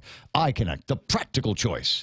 Family Finance, serving the people of Guam since 1959. Now you can start planning for the holidays by getting a personal Christmas loan from $1,000 up to $3,500. Family Finance has 3 convenient locations to serve you. Give them a call in Dededo, 633-4473, Hagåtña, 475-4545, and the Upper Tumon location on the 2nd floor of the Pacific Building at 647-5626. Get your Christmas loans today from Family Finance. 8:37 in the morning, and want to say happy birthday to a couple of people. Tona Jade celebrating her birthday on Facebook. If you know Tona, then send her a thing that says happy birthday to you, or better yet, a gift certificate to, I don't know, Ross, Macy's, Kmart, American Medical Clinic. I'm just kidding. Because it's also Melissa Akimoto's birthday today. Vince's wife. Just an incredible person, great friend. Happy birthday to both of you and everybody else on Facebook that's celebrating today. I need, you know how to celebrate? You go to Wendy's and grab a salad. Yes, a chicken salad, Harvest chicken salad with all of the flavors of fall. We've got fresh cut lettuce, 2 kinds of apples, dried cranberries, and the perfect combination of apple wood smoked bacon and crumbled feta cheese. Yes, it's got bacon in it. It's salad with bacon. So it counts as breakfast. It comes with apple cider vinaigrette dressing and brown sugar roasted walnuts. I cannot say vinaigrette without getting a little bit more spitty. This fall season, fall for the new Harvest chicken salad from Wendy's now. That's better. If you are looking to rent trucks, forklifts, or construction equipment, including Kohler generators, then contact Morico Equipment on Ipoh Road, 649-1946, or click moricoequipment.com. Box trucks, reefer trucks, freezer trucks, flatbed trucks, tractor trucks, water trucks, forklifts, excavators, backhoes, loaders, skid steers, bulldozers, compact rollers, telehandlers, boom lifts, scissor lifts, diesel generators, air compressors, light towers. moricoequipment.com. Now we're going to talk fast. Subway's Big Hot Pastrami is back. Tender, juicy beef on freshly baked bread. Get a Big Hot Pastrami at your favorite Subway location today. It's so good you won't want to share. Slow down, kid. For a limited time only, Subway, make it what you want. Calvo started with a simple handshake. As we celebrate 80 years, we extend a hand to all of you who have taken our hand in trust, to the dreamers and realists, the families, the businesses, the young at heart, and the old souls, our manumku and our children. From all of us to all of you, our deepest, happiest, and infinite thanks. 80 years here for you. 80 years thanks to you. Calvo's Insurance, a legacy of trust. Is there traffic? I'm sorry, I've kind of ignored this all morning long. I haven't had done much of a chance to take a look at things. All right, what have I got here? Looks like we've got a little bit of a slowdown northbound on Route 8, and I want to say it looks like it's coming in right around the McMobile intersection. Is that, am I close there? Maybe a little bit afterwards. It's somewhere along that line that will take you past the subways, past where Harvest goes in, a little bit north of that, and then it just stops just before you get to the fire station. So watch out for that. Also, a line of traffic now for cars on Sunset. Now, Sunset is the road on Tejan. While you're still on Tejan, you're making your way, say, to the airport or the turn that takes you down to Home Depot, that Sunset Road has got traffic backed up northbound. For whatever reason, I don't know. Maybe they're, you know what? Sometimes the airport cops will go out there and do some traffic stops and citations. And also seeing a little bit of a traffic slowing down at the intersection from where Ben and Yans is into the Fatima Mobile. I think you might see a couple of places there where things are beginning to slow down. So just watch out for it. It's a little bit of second string traffic. A lot of cars on the road, but for the most part, they're all moving. That's Right Now traffic on the point. Cheese curls and hot sauce, pantosta and coffee. Great alone, but better together. Here's another perfect pair for you. Docomo Pacific has created the Better Together bundle, combining 2 great services for one low price. Get unlimited local talk, text, and 20 gigs of data, plus unlimited home internet speed up to 20 megabits for $109 per month. You also get free installation and a Galaxy A8 Plus when you sign up today. Mobile plus online from Docomo Pacific. Better Together. Some conditions apply. Call 688-KRC store for details. Did I already tell you that Ramona Siblang is watching the program this morning? Corinne Pangilinan Bamba. I see Bex Salazar. Daryl Taggart. He's been in and out all morning. Hello, River Song and Jerry Leon Guerrero. That's Geri. And who else is? Terry DeBold from GU Storage is on. Simon Sanchez is joined in. Jody Duenas is there. Antiloli Kamet, Hafade, and Crescinda Calvo Uggan. Good to see you on Facebook Live this morning. It is the new normal now for radio and television broadcast to be able to do this for exactly that reason. Number one, I can see who's there, and number two, we can communicate with each other. You can write to me, and like Shelley wrote to me, she's talking about hotties, and I'm talking about those good-looking guys that are in their 50s on her Facebook post, with a reminder that, just because you are in your 50s doesn't necessarily mean that life is over. The gym will still happily accept you into your 50s, and you might have a second career as a male model. And be able to draw some interesting inspiration from folks. What have we got? Subway Mobile at the airport, out of pastrami yesterday, but dang, that's a good sandwich. Absolutely is. Is that Si? All right, and returning back to the call with Simon Sanchez from the Consolidated Commission on Utilities, candidate Simon Sanchez. I have to say, for disclosure purposes, we were I think at the point where I kind of understood what the purpose of the fund was, and the idea is that and I've crowed about this. I've gone out of my way to get people from the CCU and GWA on the line to tell them that I thought they did a fantastic job in the last couple of big storms scares that we had, because some of them actually got to be pretty close brushes to us. But as far as I know, most places didn't lose their water, even though surface treatment plants like what's the one I'm thinking about, Si? Well, a couple of the pump stations that pump your wastewater to and from a treatment plant, failed. And of course, when you have heavy rain, that doesn't help as well because it overwhelms the pumps, right? So a couple of those pump stations failed, and the generator and it may have been the pump station failed, but not the generator. I mean, that's another thing too. For PDN to just assume the failure of the pump station had to do with the generator not working, that's not necessarily accurate either. But I think, to me, and my wife told me to calm down. Calm down. But I think, the goal 25 years ago when this rate was set up was to put Guam in a position that when there's a typhoon, we wouldn't lose water. And 25 years later, this rate seems to have produced the desired outcome for at least 99% of the circumstances. And believe me, we want to get to 100%. But I often find myself, with all of us, we have much higher expectations and standards for other people than we would expect for myself. I would love to achieve 99% accomplishment of all my tasks in my life, but I ain't that good. But this rate, and I don't think it's changed for 25 years. And this rate, and just so you know how it works, $2.7 million out of $350 million of GPA annual revenue in the last 2 years is less than 1%. So I look at Lou and my power bill, 1,500 kilowatt hours, 1,400 kilowatt hours per month. And you should know that the first 500 kilowatt hours, we don't even charge the surcharge. So we don't even charge the surcharge for all of your usage. We only charge it for the usage over 500 kilowatt hours. It's like a special fee, preferred rate, even for the surcharge. Sure. So it's only for the usage above 500 kilowatt hours. Our $345 bill for the month of August, we paid $2.50.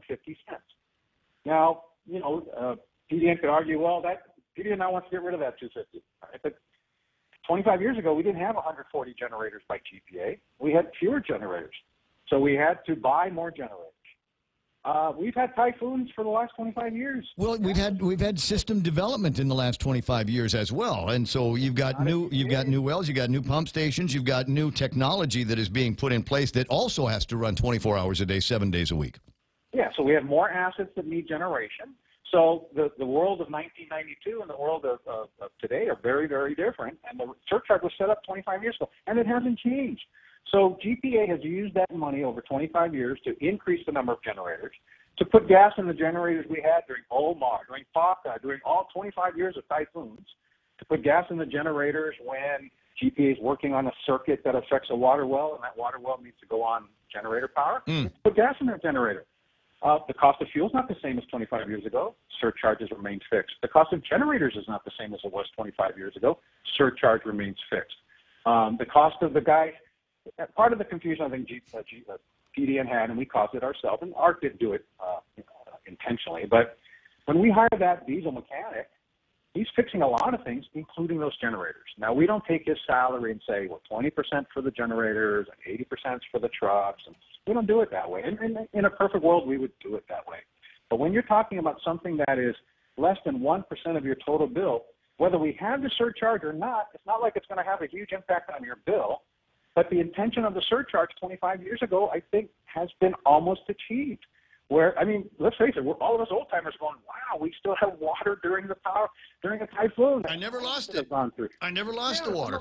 99% of us didn't lose it, but that's not. So that's why I'm going with PDN. Well, one headline says it's not enough. The other headline says, get rid of it. But when they say we're being fraudulent, well, how do you think 230 generators stayed on during Mangkhut? That money was required to keep those generators on, to put gas in, to maintain them, to go out there and fix them when they go down. That costs real money. And in 1992, GPA didn't have that money. So when GPA went to borrow money in 1992, GPA came to us. I think John B. was the GM. Joey Duenas and I were on the PUC, and we said, that's reasonable. We all want to try to keep the water system up while we have typhoons. So let's create a surcharge. And that's what was done. It was done 25 years ago. And the rate has not changed, I don't think, in 25 years. If they want us to do better accounting, I'm up for that. I sent a note to John. Okay, let's break out the cost. Let's account for it, and if we can make it go down from 0.00279%, 0.002 or some number, we can try to make it go down.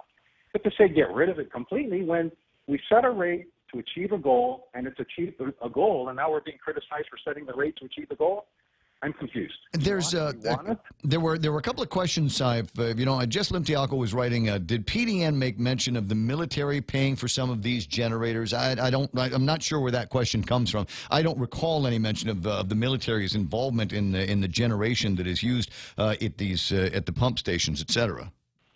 I'd have to look back if the rate applies to the military. But we have to remember that the military pays a much different rate than the ratepayers, and it's a better rate for the ratepayers because right now ratepayers pay for their power based on how much you use. You use more, you pay more. You use less, you pay less. The military pays, the bulk of the military's rate is fixed because we've told the military, you want us to have generation for you when you're fighting bad guys? You need us to have standby, reserve, reliability. There's all these criteria that go into these 20-year contracts with the military, which they have since renewed. And it's very clear the military is never going back in the power business because they like what we would provide them.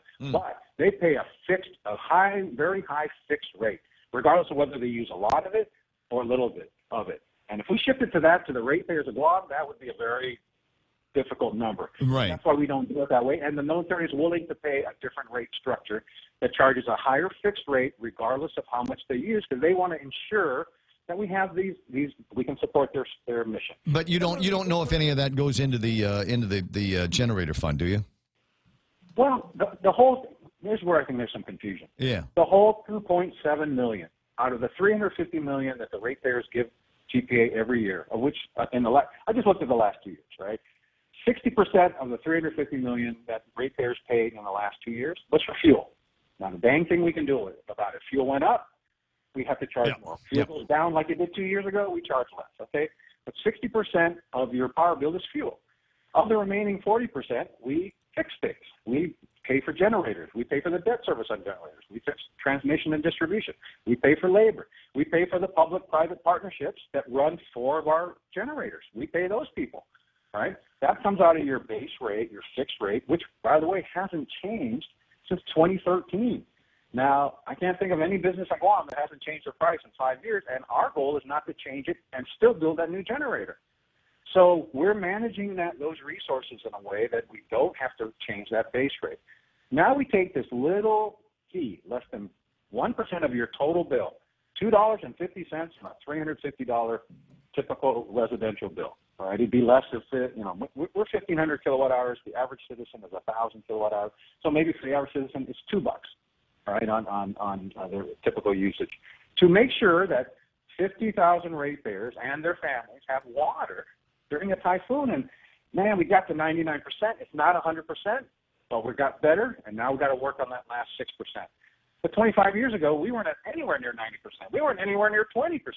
Well, again, we didn't have as many assets and as much development as we do to pay for, and it's good that you point out that even with all of that, the rate has remained unchanged for that entire time. The generators. What about FEMA's involvement here? And is there something that did we get generators from FEMA years ago, or some of those still in the inventory? And can they, do you suppose, provide some funds to take care of the couple of locations that still do not have generators? No, because again, we don't believe we can charge FEMA for the fact that we don't have a generator at that one spot in Agate where we don't even have the land. So when we met last week, we said let's focus on those last 6 to 8 locations, 2 of which had generators. Just one failed and one ran out of gas. Okay, so we only need 6 more generators. So we're 6 generators away, Ray. Out of 233 generators, we need to go to 240 generators. We're 6 wells away, 6 generators away from having 100% reliability. So we're going to go do that. We told John B. and Miguel Berdal, whatever it takes, go get those last few assets with generation. We don't want to hear this thing that we had to pull a generator from A to B and C. We don't want it. That wasn't the goal, and we have the money. And no one's ever asked to increase the surcharge in 25 years. We're going to make it work with what we have, and the surcharge is a smaller percentage of your bill today than it was 25 years ago. So we've held it fixed, but we're not hiding the money, and that's where maybe we need to do a better job of accounting for it. And John B. and Miguel raised this issue. Many of these generators are reaching the end of their useful life. Does PDN not want us to replace them? If we're going to replace them, we're going to need the money to replace them, and we want to use this surcharge to replace and maintain now 230 generators, because now we're even EWA generators. Yeah, I got Brad. That wasn't in the surcharge 25 years ago either. I got a couple of critics here. Brad's saying paying for running out of gas, that's amazing. What's the story on the one that ran out of gas? And I can't say anything. We've got a generator that had its issues. I mean, and it's a well-maintained generator, and it had fuel in it, but still, in all, you cannot predict for every eventuality, and that caused us to go out, a couple of hours a day for several days. Very, very frustrating, but I think we've finally gotten that particular issue squared away. And yes, we have also set aside funds for a replacement of that particular generation unit, because we don't want to be in a position where it fails again. So I mean, and those funds had to come out of someplace for us. But again, what was the deal on the one generator that ran out of gas?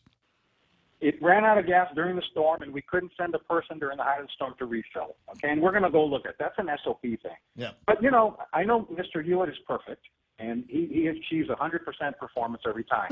But 239 out of 240 generators did not run out of gas. And 99% of our customers did not lose water. Is that a good thing or not a good thing? Are you willing to pay, Ray, $2 a month to ensure that you would have typhoon water service during that typhoon? I think most ratepayers would say yes.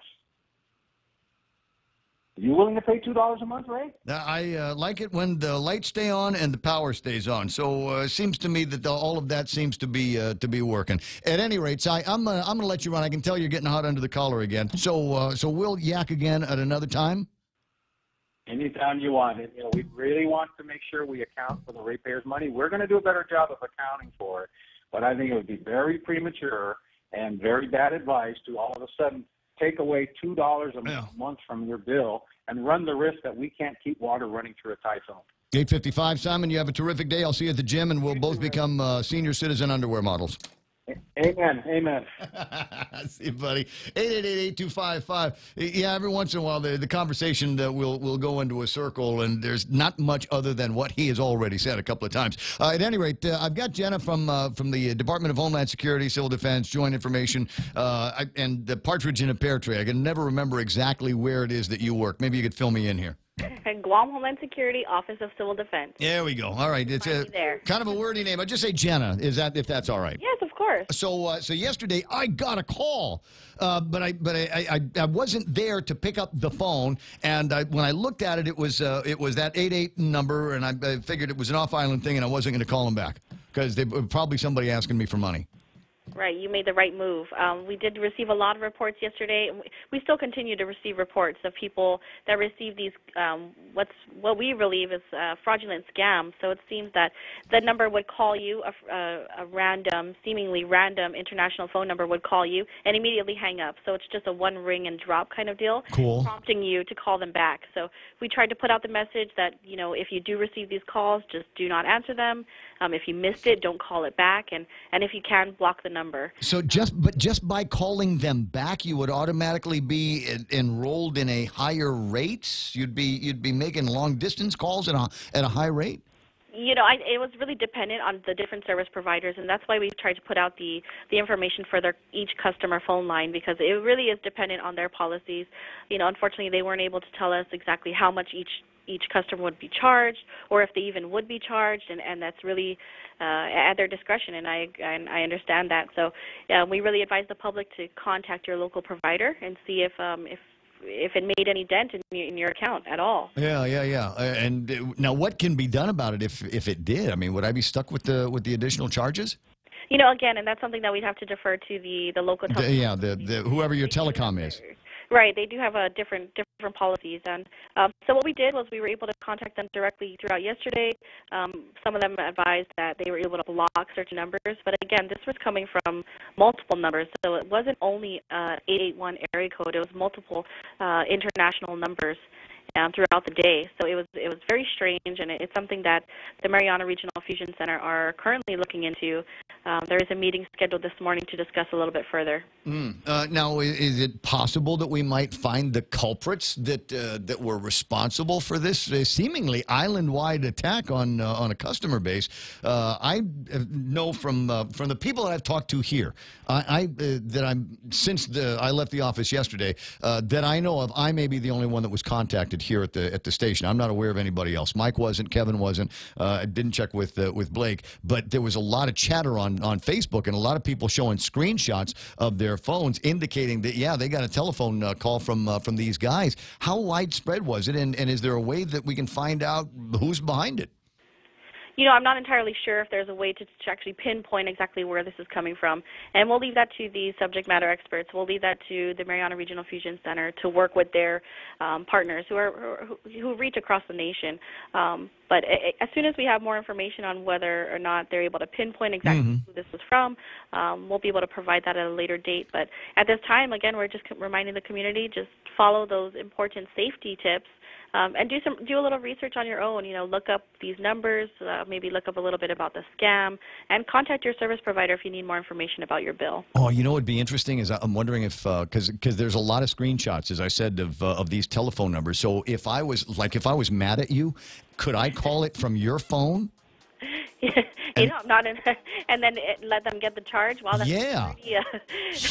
God, what a great punk! What a great punking opportunity, Jenna. I know it is bad, isn't it? I'm sorry. Apparently, I am capable of sinister thought. Jenna, I'm going to let you run. I got the news plan coming up here in about 30 seconds. Thanks for the time. Thanks, Ray. You're welcome. 888-8255. It's Wango Wangidi Day here at the radio station. That's right, Wango Wangidi. One ring, then drop is the way it works, and then you feel like obligated to call them back to find out about the nature of it. Maybe it was somebody offering you money. It never works like that. So where's this from? Kenya? Czechoslovakia? Wouldn't it be amazing if it was local? KUSG got you, just like us. Here's Fox News. The deadline stands. I'm Lisa Lacera, Fox News. The leader of the Senate says they will vote on the president's choice for Supreme Court at the end of the week. Senate Majority Leader Mitch McConnell says Democrats will never be satisfied. Judge Kavanaugh's nomination is out of committee. We're considering it here on the floor. And, Mr. President, we'll be voting this week.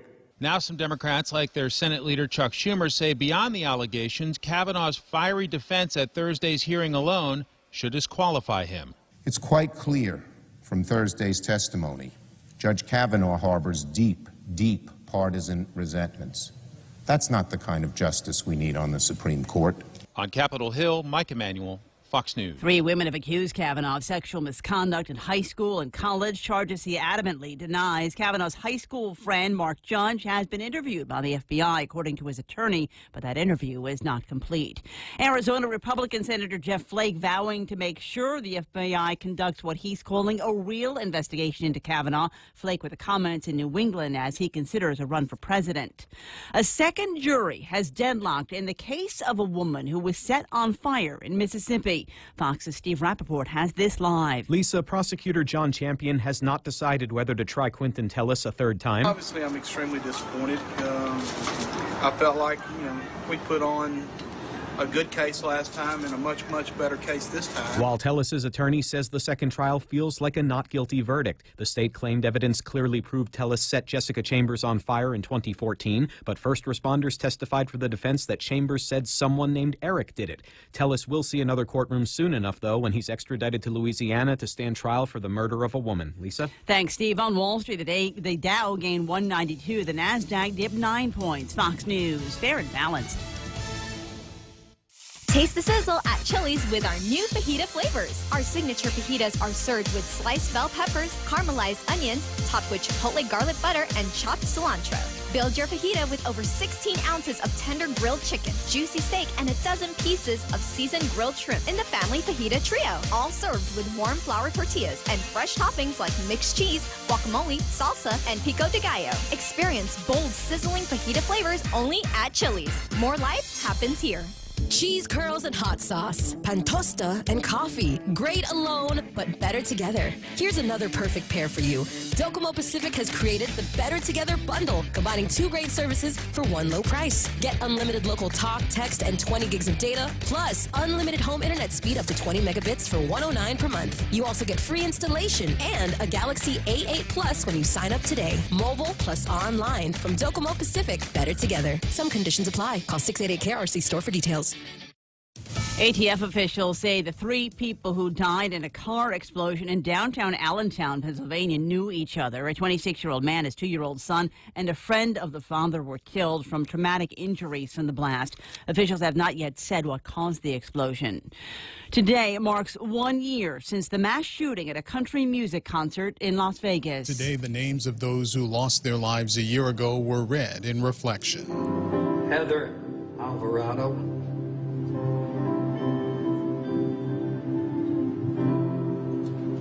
Doreen Anderson. The Praying for Our City Remembrance was one of a number of events to honor the 58 people who died at a country music festival. Ceremonies will culminate this evening with the dedication of a remembrance wall and healing garden to honor the victims. Gernal Scott, Fox News. A new trade deal with Mexico and Canada. I'm thrilled to speak to the American people to share truly historic news for our nation and indeed for the world. President Trump with the announcement this morning. The deal spares Canada and Mexico from tariffs on vehicles, but it will make it harder for global automakers to build cars cheaply in Mexico. It still needs to be approved by Congress. It took 50 years, but New York finally fixes a misspelled name on a bridge. Governor Andrew Cuomo signed a bill adding a second Z to the name of the country's longest suspension bridge, the Verrazano Narrows, which links Brooklyn and Staten Island. Cuomo said changing the name was necessary out of respect for the explorer and the state's heritage. A new network entering the crowded world of 24-hour news broadcasting. Gordon Robertson is CEO of the Christian Broadcasting Network. He's the son of evangelist Pat Robertson. The new network will air in 15 cities. Lisa Lacera, Fox News Radio. If you are looking to rent trucks, forklifts, or construction equipment, including Kohler generators, then contact Morico Equipment on EPOW Road, 649-1946, or click moricoequipment.com. Box trucks, reefer trucks, freezer trucks, flatbed trucks, tractor trucks, water trucks, forklifts, excavators, backhoes, loaders, skid steers, bulldozers, compact rollers, telehandlers, boom lifts, scissor lifts, diesel generators, air compressors, light towers. moricoequipment.com. Bistec tomorrow, that's what you're going to find waiting for you at lunchtime today at King's. I know many of you have already got some lunchtime plans. Break them. Just break them. Yeah, what are you going to meet with the governor or something like that? He's not going anywhere. You meet with him tomorrow. Just go, or better yet, call him up and say, hey, let's go have the meeting over at King's. And we got Bistec tomorrow for lunch over at King's. And it's at King's, so everybody will see us together, which is exactly what we want. Try it out today. That's where you're having lunch. It's important to have claims process that works for you. At Guahan Insurance Services, we make things simple and convenient. Same door you walk in to purchase your insurance is the same door you open to file your claim. We can't pretend that the car insurance claims process is fun, but we can promise a hassle-free and speedy recovery without any runarounds. For your home, auto, and business insurance, visit us at the Camacho Landmark Center on Marine Corps Drive in Tamuning. Don't forget to like us on Facebook or give us a call at 475-1162 or text 929-SAVE. That's 929-7283. Like me on Facebook, too. Thank you very much. It's 9:06 in the morning. Portions of the Ray Gibson Show brought to you by American President Lines. APL is shipping the future. American Water Tech, smarter water, better water. Micronesia Renewable Energy. Never been a better time to go solar. And Guam Regional Medical City, the first choice for all of your open heart and closed heart surgery needs. The Westin Resort Guam is excited to announce the return of Hansik at Taste. Experience the elegance of Korean cuisine throughout the years, infused with a modern Chinese twist. Their guest chefs from Korea will take you on an extraordinary culinary voyage. $36 for adults and $18 for children 6 to 11. From October 8th to the 13th. Come and enjoy the taste of Hansik Korean lunch buffet from 11:30 to 2:30 at Taste. Call the Westin Guam Resort for reservations at 647-1020. You want ice cream? I know where they got good ice cream in this town.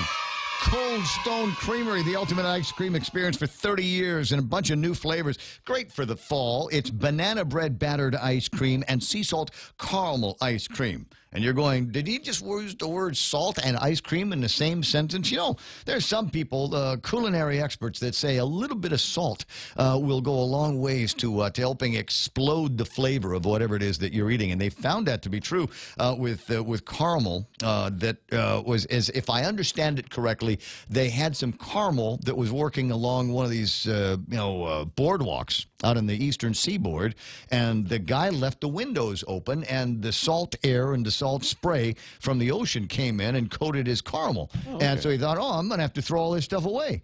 And then he tried it and said, no, I think I can sell this. And so he sold it, and that's my understanding is how it came to be. At any rate, find that in the new kind of ice cream they've got at Cold Stone Creamery. Morning talk that matters. The Ray Gibson Show. Any speaker, anytime. Call now. 888-TALK. That's 888-8255.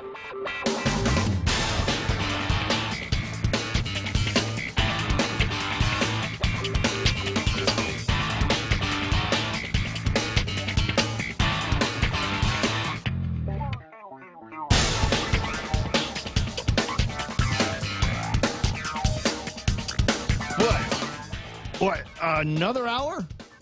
just did 3. Just killed 3 hours here in talk radio land. You know, I barely got my hair messed up. Huh? Is there more? Possibly, likely, there could be. A little bit of a conversation over the generators. Okay, I'm finished with that one. I think that one, for all intents and purposes, is done. And I know that there's going to be both, but you know, it's this extra charge we got to pay. It's a surcharge we got to pay. And if we, but if you don't pay it, then there's not going to be any generators, and there's not going to be water running when the power goes out, and the power is going to go out. It's a fact of nature. Even over the weekend. You remember Saturday morning? Let me just take you back. Give you an idea of just how delicate the system is sometimes.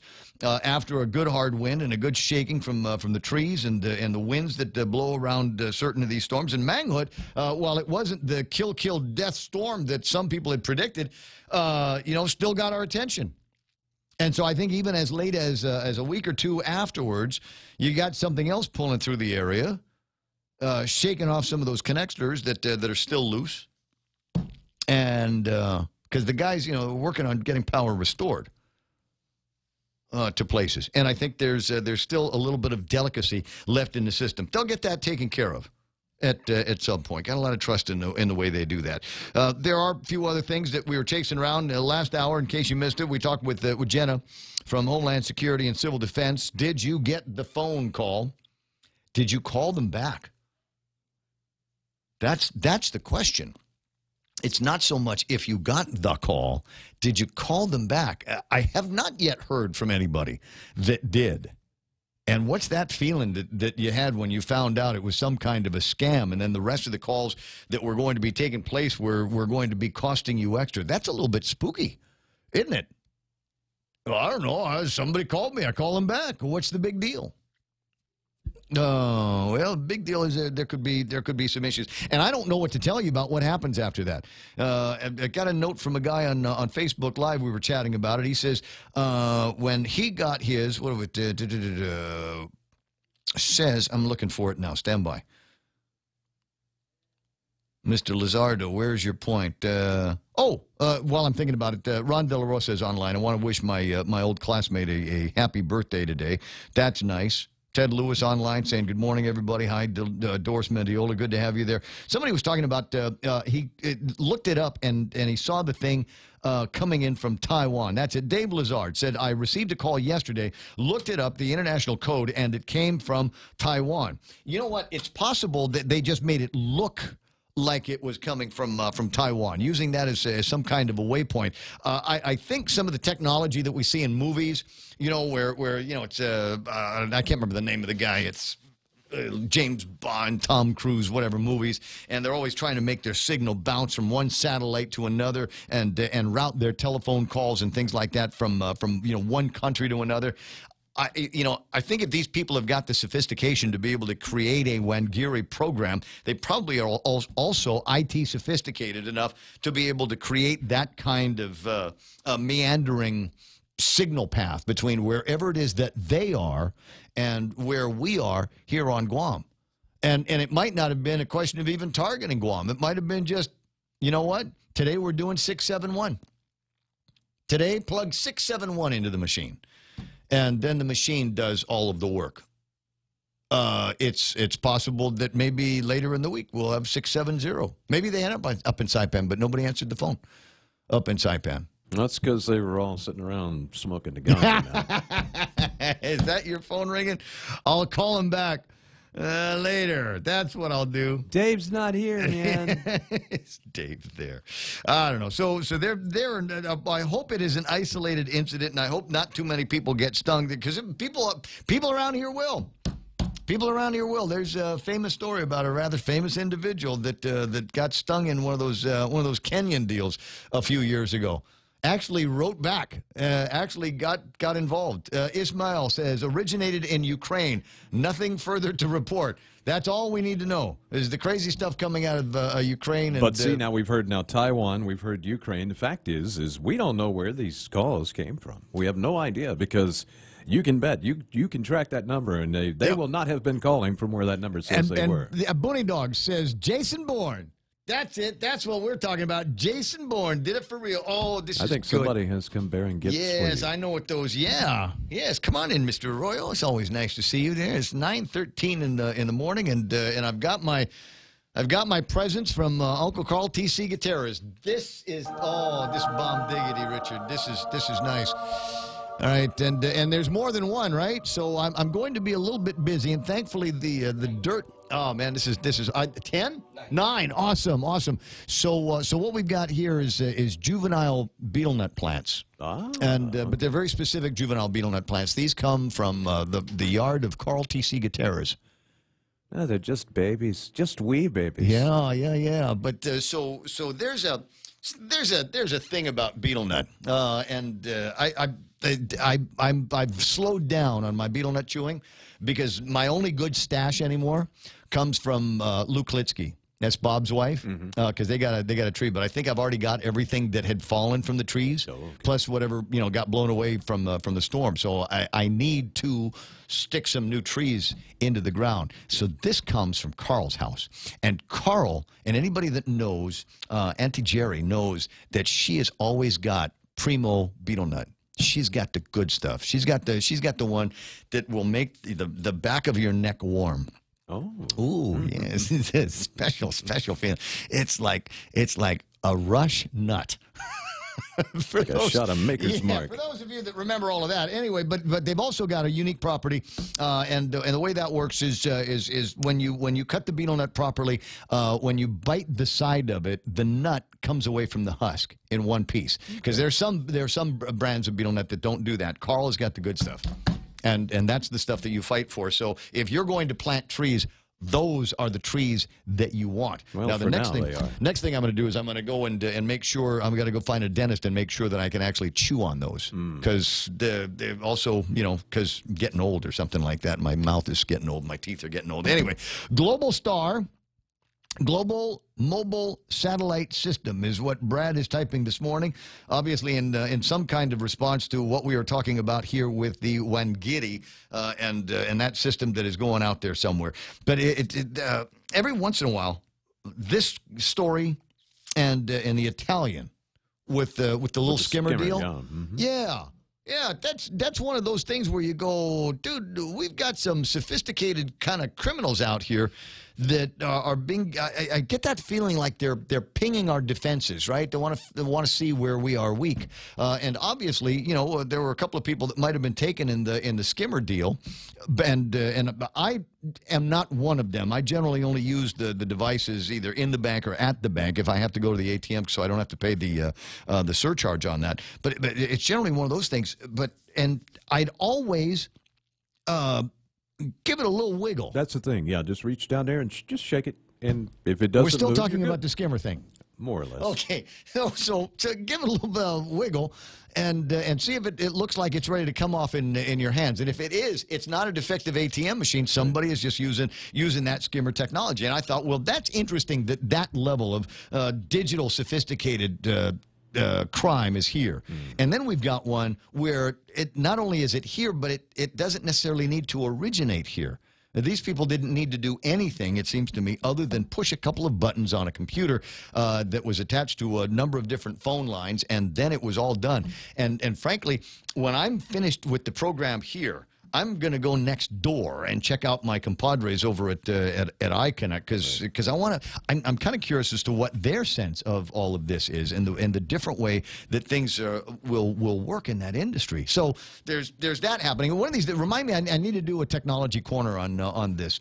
One of the other things is Apple is coming out with new phones, the XS. I think is the name of it. S stands for still expensive. Yeah. Anyways, so you're gonna it's the or the 10S. I think is the way it's going to be referred to. And there's a number of different kinds of technology that they're going to be using now. Right now. And I only halfway understand this because it was only halfway explained to me. Is when you get a phone and you put a SIM in it. Yes. Okay, so.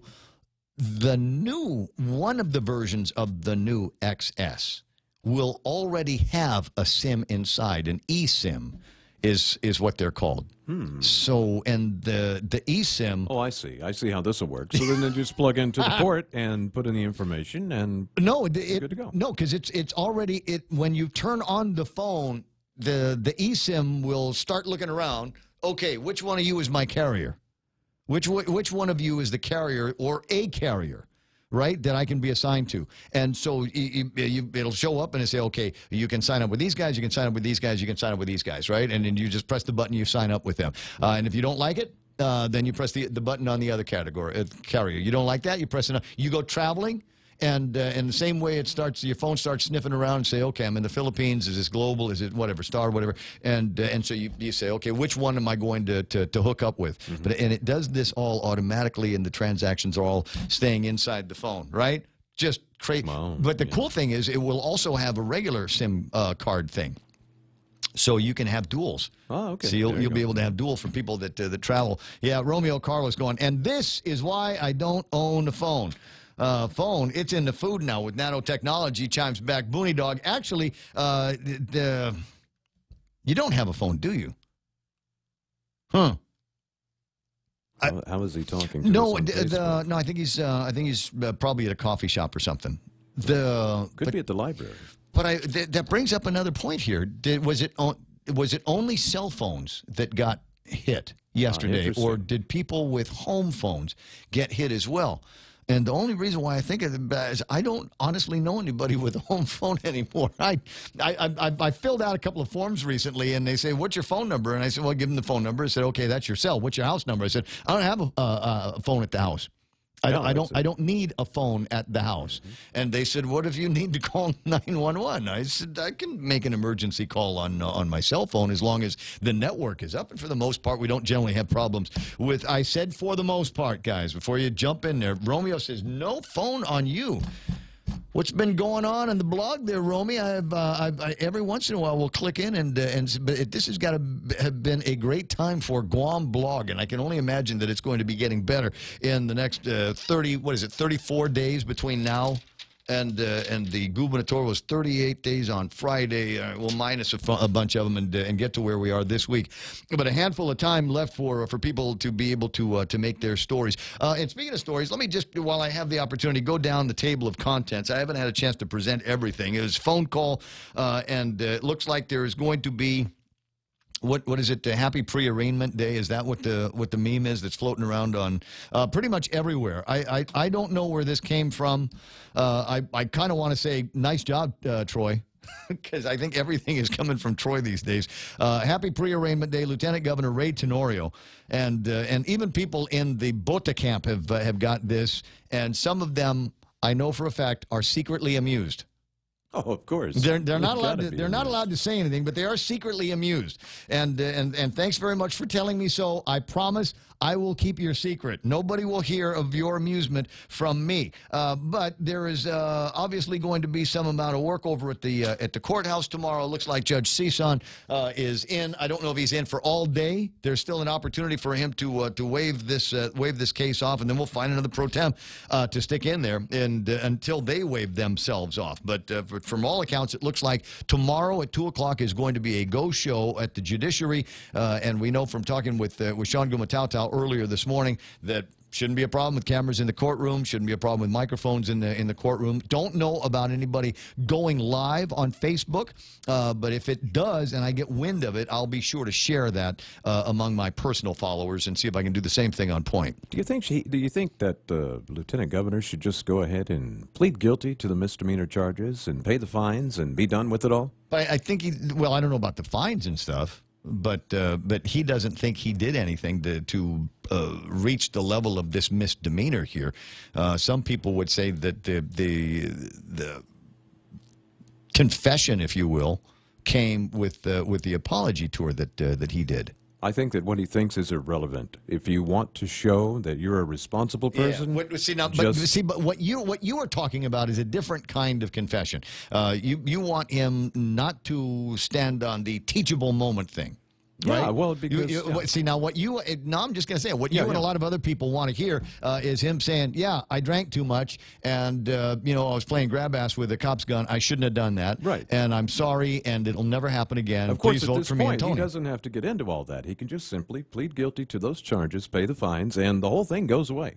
But he's not. He's going to. Either way, people are going to talk about it. He's going to force the prosecutor to make their case. Yeah. The burden of proof now is on, as I understand it, on the prosecutor. Sure. And all he's got to do is have the lawyer show reasonable doubt. But between him and his lawyer, it is clear to me that they're not going to be confessing to. They're not going to be pleading guilty to any of those. They could have already done it. They could already just in the media said, "Yeah, tell you what, guilty is charged." And what are we going to do? Denial is a club in Tuman, Booney Dog says. So I think that's what a lot of people are going for. I think, and I think also because of the nature of the complaint as it was written out. And even though his attorney says, well, that's just a kind of a narrative that's provided to us by the Attorney General's office, not necessarily the actual words out of the police officer. I think that's the part where, the teachable moment thing, regardless of whether I'd had a lot of beer, that's one thing. But like I said, the way that complaint was written, and just the amounts. What was 6 pages? Yeah. That was, I think, 11 or something like that. Right. But I mean, just the 6 attempts at the grab, and then the police officer being a little bit more aggressive in trying to get Ray away from him, and the whole reeking of alcohol. Which thing. I didn't even know about the aggressive Well, part. that's the thing. We didn't hear about it unless you saw it a little bit in Troy's write-up. You didn't necessarily get to hear a lot of that. And for me, it came down to there was a lot of rumor and speculation, but I had not seen the big picture until that complaint had gone out. Right. And so, if all it was in his mind was, dude, it was just a teaching moment. Yeah, I grabbed the guy's gun, gave it back. If that's what his recollection of it is, as opposed to what was written in that report, because it sounds like 2 different things. Right. Guess what? I'm going to fight that, and I'm going to try to defend the position that I have held since the morning after the night before. Yeah. Speaking of the name of a good name of a show. So there's that. It will be interesting to see what comes out of the case, and frankly, because it's 2 o'clock tomorrow afternoon, I hate waiting. That's, God, it's the worst. Can I just tell you, it's the worst part of this job is every once in a while you're looking at stuff, and then you got headlines, and then you say, okay, we got to wait until this date to find out. And all that's going to happen tomorrow is they're going to go in, they're going to plead not guilty, and set a court date for some time in the future. Yeah. That's all we'll have to talk about it on Thursday. We'll see you in 3 years. Yeah. We'll give you the same treatment that we gave Troy and Graciela. Quote, if I did something stupid when I was drunk, you'll have to wait until I'm drunk again and take it up with the drunk me, not the sober me. I wasn't there.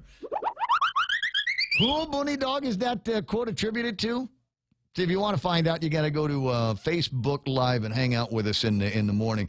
If you think some of the stuff that gets on the radio here is crazy, some of the things that I'm capable of spewing when I'm in that mode, you ought to see what other people are capable of playing around with. Yeah, because they have time to think about it. You got very fertile minds that are happening around there. So you got that. As I said, I'm waiting for something to happen with the guys that are riding around the back of the trucks. I need to be fair. I need to be balanced here. And I gave Ray a ration of it yesterday, and I got to give Lou and Josh a ration of it today. You know what? We've got to get out of the habit. If we don't like the law, if you don't like the law, change the law. If you don't like the idea that we're telling people that they can't ride in the back of a truck or a moving vehicle unrestrained, then except for like the parade, right? That's allowed in law. Is you can do this in the parade. Then we have to change the law that says parades and motorcades. Okay. We'll do that, parades and motorcades. And what the heck? Let's do funerals as well. Why don't we just give us another reason to charge somebody more money and make a permit for standing up in the back of your pickup truck? There you go. $5. There you go. Because everything's like a true $5. Democrat. That's perfect. That would be perfect. No, it's per mile. What can we spend that on? Generators for GWA.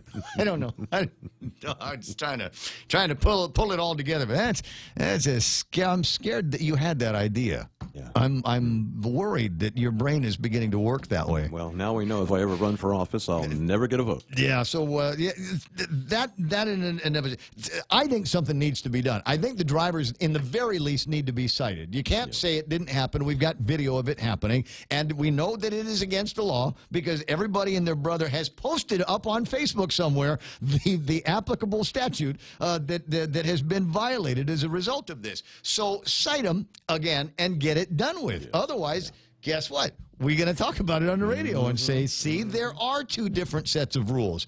If you and I had done that, you know, as by way of, if we'd have done that by way of promoting the radio station, and why not? Maybe we should.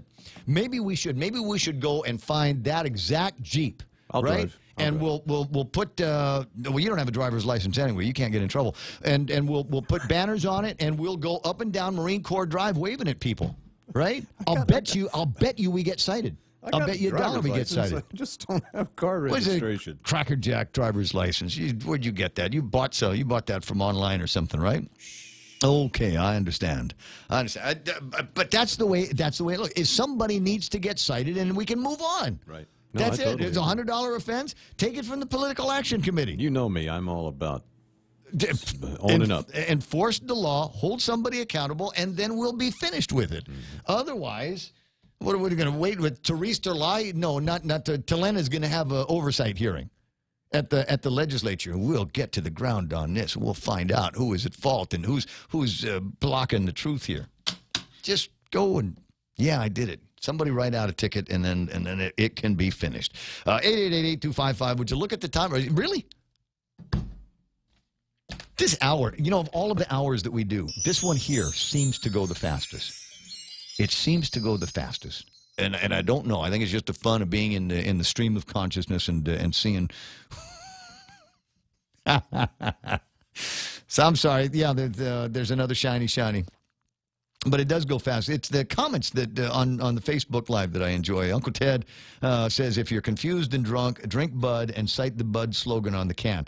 I think that should be. You don't know the Bud slogan? This is the famous Budweiser beer. We know of no other beer which costs as much to brew and age. Our exclusive Beechwood aging process produces a smoothness and a drinkability you will find in no other beer at any price. Well, usually, I'm pretty close. Yeah. Yeah. See, I think in a field sobriety test, if you can recite that back to the police officer, he should drive you home. Gets my vote.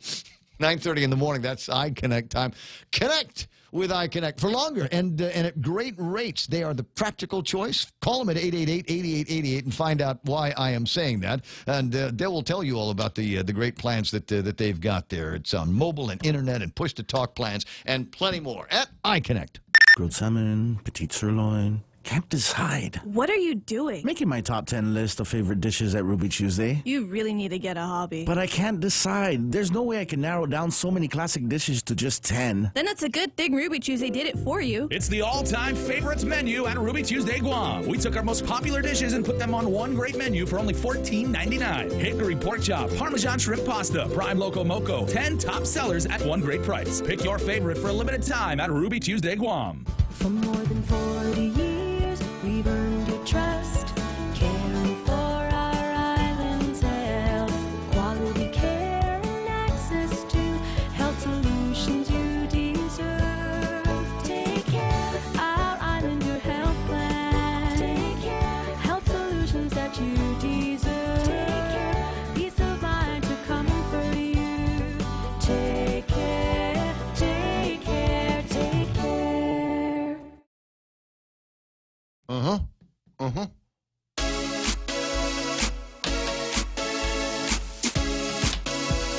Yeah, sometimes I don't know how to feel about things, and that's why we've got the polls online at thepoint.gu. Riding in the cars unrestrained. Scoffing at the law or a nothing burger. So far, 100% of the vote. It's probably only 2 or 3 right now because this is new. Scofflaws need to be cited for violating the law. I'm serious. I really want to do that now. I really want to do that. Yeah. We'll just go and find a truck or a Jeep. You know, it's got with the roll bar on the top of it. There you go. Yeah. You know, and just ride around and wave at people and just try to get sighted. Try to. What? Because I want to prove that there are two sets of laws. It's the policeman behind me. Look at that, standing up in the truck. Actually, wasn't that my sister's bill? I think it might have been one of Mana's bills when she was over at the legislature that prohibited people from driving around and riding around in the back of the trucks. But and maybe it shouldn't be me in the back of the truck because the how do I say this? The cops know me, right? Will they cite me? You know, is it possible that it's just Ray and let him go? So maybe we'll get one of the jocks from Star. I'm sure there's a bunch of guys always wanted to arrest Blake or find Blake or something like that. Get somebody out there. What is it? Who's there? Who is it? Pete. Hafalai Pedro. Pete. Yeah. Hey, just talk to your friends at the fire department. Get that strap they use to hang on the back of the fire truck, and you could probably do it legally. Really? No, but it's I'd have to take a look at the statute and see what it says about how it defines restraints. Okay. I'd have to look, but I appreciate the idea. But you understand the point of the exercise, right, Pete? Yeah, right. But how about the guys in the back of the rubbish truck? They don't use anything. Is that all the way when they hit the main roads? I don't see guys hanging on to the back of it. I only see them doing that when they're doing the slow cruise in the village. Okay, now you're nitpicking. Yeah, so but when you see a big trash truck on the running down Marine Corps Drive or taking hauling trash anywhere, you don't necessarily see them running with guys in the back at speed. So I don't know that will apply in that particular case. But like I said, I just want to get out there in some open fashion, and doing it exactly the same as maybe I'll go to AutoSpot and get myself one of those GMCs, right? Right. Because I think that was a GMC with a moonroof. And then just stand up in there and do the same thing and find out whether I would get cited for it or my driver would get cited. And I think the answer would be yes. But because it was a motorcade. How about the tourist sitting on the back of the back seat in the convertible?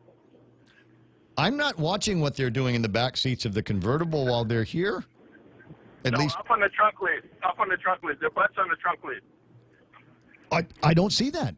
I've never seen it. I'm not a hardened road warrior like you. I try not to spend a lot of time on the road, but I've never seen them riding on the back like they're in a pageant, right? Most of them are pretty cute. Oh yeah, there's very few ugly tourists. We're lucky. We're getting. I'm not. You know what? I'm not going to finish that thought. I think I'm just gonna leave it there. Oh, thank you very much. I appreciate that. People just. Leave that there. I think people over at the consulate have asked me to stop saying the phrase Korean hot pants. And the answer is no, I will never stop saying the phrase Korean hot pants. I just keep thinking about how the word restrain is often associated with me. Did I want to spend any more time on the Lou and Josh clarifying the Tenorio attack ad? I haven't seen that one. I want to say it's in both of the newspapers. It's picture of Ray and a kid. Oh, I'll find it in a second because they tried to. There it is. When foster children needed a home, Lou said no. Yeah, and denied. Right, and underscored the word no in red. That's how you know they were serious. Yes. Ooh. When the construction of the emergency transitional home for foster children was proposed in her neighborhood, Lou Leon Guerrero testified against it. Written testimony for the bill, and you can find it on the internet. Ray Tenorio was a. Give me the music. Cut. Yes. Ray Tenorio was a foster child. He knows what it's like to grow up in unsafe surroundings and what it means to want and need a loving home. Ray hasn't forgotten where he came from, and continues to be a strong advocate for all families and children facing hardships, especially foster children and the families that care for them. Unlike the lady that lives in the mansion across the street from where they wanted to build it. She didn't want to build because she didn't want any foster kids, Patgun Majuti, running around the village, spoiling the view. That's what he's really trying to say, right? That's what they're going on about, isn't it? That's how they're really trying to be. She's not one of us. She got money. She got mansion. White husband. She's not one of us. And so my only feeling on this is, and I'm not going to say I'm disappointed with both sides. I'm just, there's just something icky about using foster kids. Yeah, many of them in really, really awful places as some kind of political fodder, just they're pawns in this game, and it feels real icky. So tell you what, Regalo Foundation, anytime. Just wherever you got some dough, take it and give it to the Regalo Foundation. There is a place called the Harvest House at Harvest Christian Academy, and it is put there because there's a couple of members of the faculty at Harvest that actually take in a lot of these foster kids in urgent and emergent situations. I mean, mom and dad just got arrested is the thing, and they need someplace to go to, not in the morning.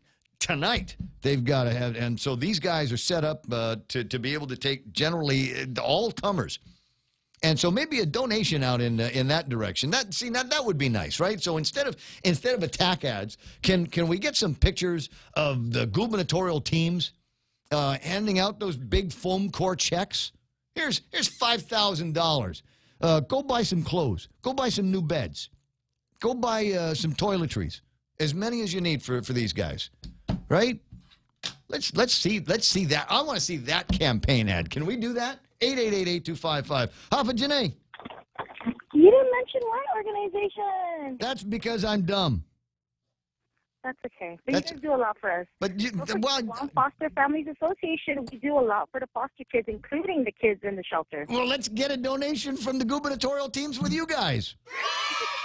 Let's instead you want to support the foster kids on Guam, can we not do it in political kill death hit pieces and just here, this is what I did today for foster kids.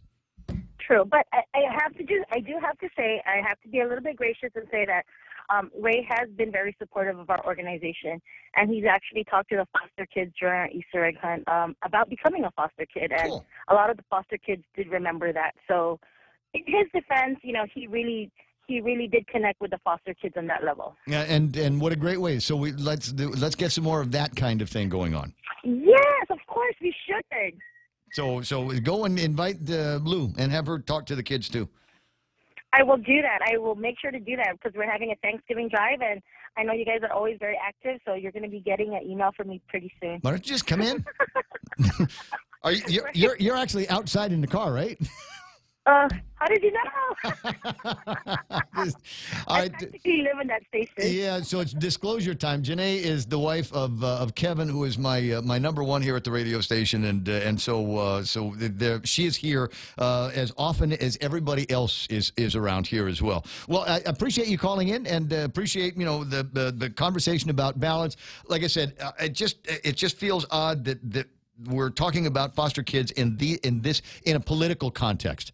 I don't think it's right. I think if we're going to bring up foster kids, foster families in any context at all, it should be in the context of here is my financial or personal physical support, and use that in the race. Good morning, Ken. Hoffa. Well, I'm just enjoying your rant this morning. I just did a presentation for one of the Rotary clubs. Oh, how was that? What'd you eat? What was the breakfast? I didn't have breakfast because I'm up early, so I've had breakfast before I went there. But unlike the debate going on between the two camps, we were actually talking about economic issues and challenges facing the people of the island. So it's kind of frustrating when we look at the two political parties. And rather than debating the issues and putting out meaningful conversation about the challenges we're facing, that they choose through all their advertising and media to, play ping pong with hit ads. I mean, here we have, the next round of tax cuts coming. We have a round of budget cuts that are going to be coming. They're going to be affecting the island, which is going to cause another round of tax increases and fee increases across the board. And what are we talking about? Who said what about the foster children? Foster kids. And you know, it's in my mind, I think it's also an issue out looking for some kind of solution. The solution is there. They are building not too far away from the radio station towers in Barragata Heights. They're building the emergency foster home. And it's going to have, it'll have an incredible view. So digging up this ancient history like it's still an active issue. Yeah, so instead of calling a press conference yesterday to talk about, how she plans to address the future budget cuts and tax cuts are going to be impacting the island, she calls a press conference to denounce an attack ad.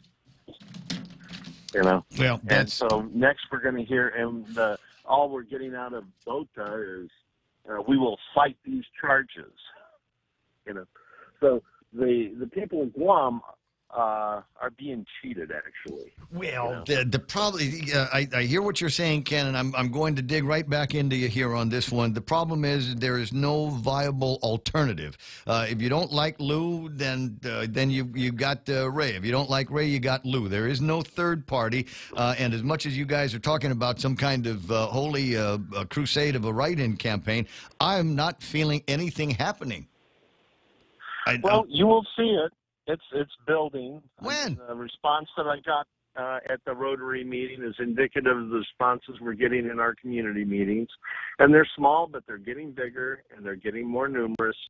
So our momentum, and that's the problem with the grassroots campaign, it's not as visible as, 1,000 pickup trucks driving around. I'm not even seeing it in the social media. I mean, if things were actually grassrooted and as opposed to astroturfed, I think I'd see a little bit more in the socials. And I'm not. I like to think that I don't live in an echo chamber. I like to think that that my circle of social friends and real-time friends is wide enough to include people that might be interested in what's happening politically, besides just what's happening with the two camps. But I'm not hearing it. I'm not getting a lot of people coming up to me and saying, "Man, Ray, you got to remember, bring the pencil and write in Frang when it gets to be time." I'm not hearing it. I'm not feeling it. I'm just not getting a buzz. You're going to start hearing and seeing it more, because what we've been doing for the past few weeks is getting organized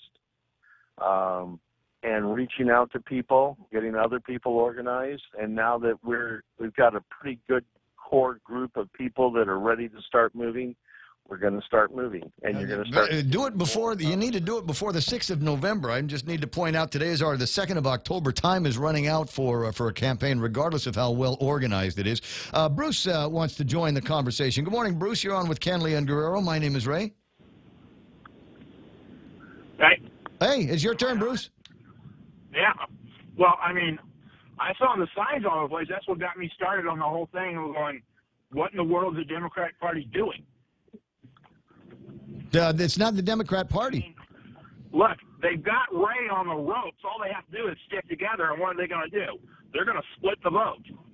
Stupid. But it's not the party doing it. And Frank needs to come out and decide which side of the fence he's going to be on. Is he going to be in so that the Democrats can take Adelup for the first time in a generation, or is he going to stand on his rock and decide that he is a write-in candidate, or is he just not going to say anything? Well, the response that I heard from Bruce is indicative of what we hear from a lot of party loyalists. People who are more concerned which party has Adelup, regardless of which person is in Adelup. But what we're finding out in the community is that there are a lot of people that are more concerned about who is in Adelup than what party is in Adelup. I'm sorry, Bruce, what'd you say? No, well, all I'm saying is, this island could do well with the idea of a independent party or something. I noticed something the other day while I was cruising around Facebook. There's a big thing called the Walk Away campaign. Stateside, there are droves leaving the the Socialist Democratic Party. Right now. All right. Well, you see, from what I understand of the walkaway campaign, it's just turn in blank ballots, which doesn't accomplish anything. It changes absolutely nothing. Well, and that's why I actually went back on them and said, look, it would be better if you're fed up with the Democratic Party to look at the worth of the Republican Party. And we look at the work of the Republican Party, and the Republican Party is what brought us to the edge of the financial cliff right behind Puerto Rico. So we don't think the Republican Party has offered any viable candidates, even though they have tremendous people in their party, that the party just decided not to put any of their good people forward. Are So we that's talking about why here or we don't elsewhere? see the Republican Party is an alternative. Well, the Republican and Democratic. Perhaps we need an independent then. You want an independent? The rules are set up to favor the existing parties, and anybody that's ever tried to run as an independent around here, and there's plenty of them, believe it or not, have discovered just how many roadblocks there are, including mandatory participation somehow in a primary election.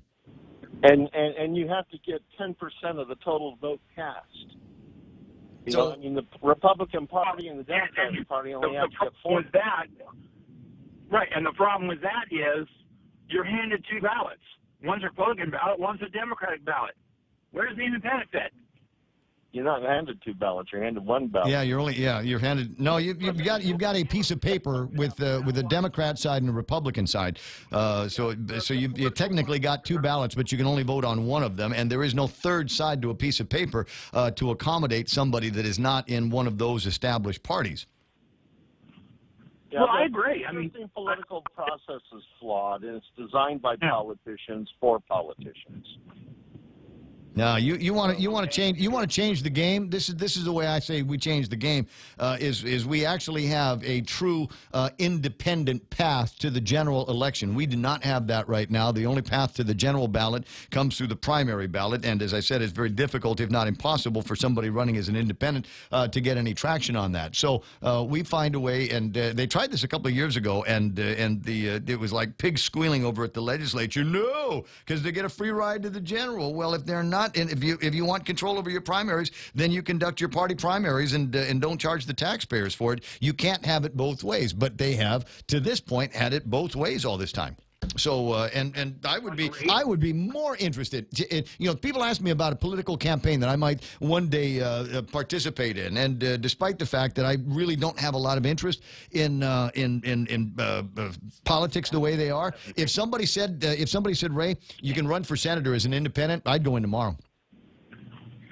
Well, that's one of the reasons why we tried to eliminate the primary election, because with the primary barrier gone, then anybody could run. But the political parties and exerting their pressure over their political children in the legislature were able to stop any effort to eliminate the primary. Yeah. There's people in both parties that make me sick, so it's not one of those things that I'd want to participate in all the time. Hey guys, I gotta run. Ken, I'll see you pretty soon. No, you got to run.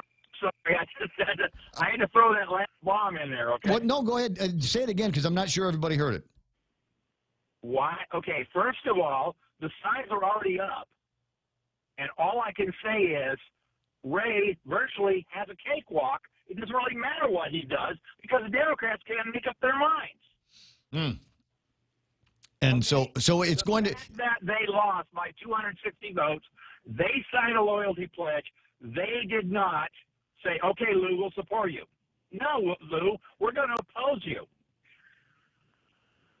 As opposed to just, what the results of the election were the results of the election, and it's already been certified by the commission. And so Ken's point is again that's just it only supports either a Republican Party or a Democrat Party making their way into Adelup. It doesn't do anything for the platform ideas that Frank allegedly ran under. And the deal is that we had a lot of people that probably should have done more talking, himself included, and didn't do enough of a campaign, didn't express his great platform as much. and didn't win the election, and that's too bad.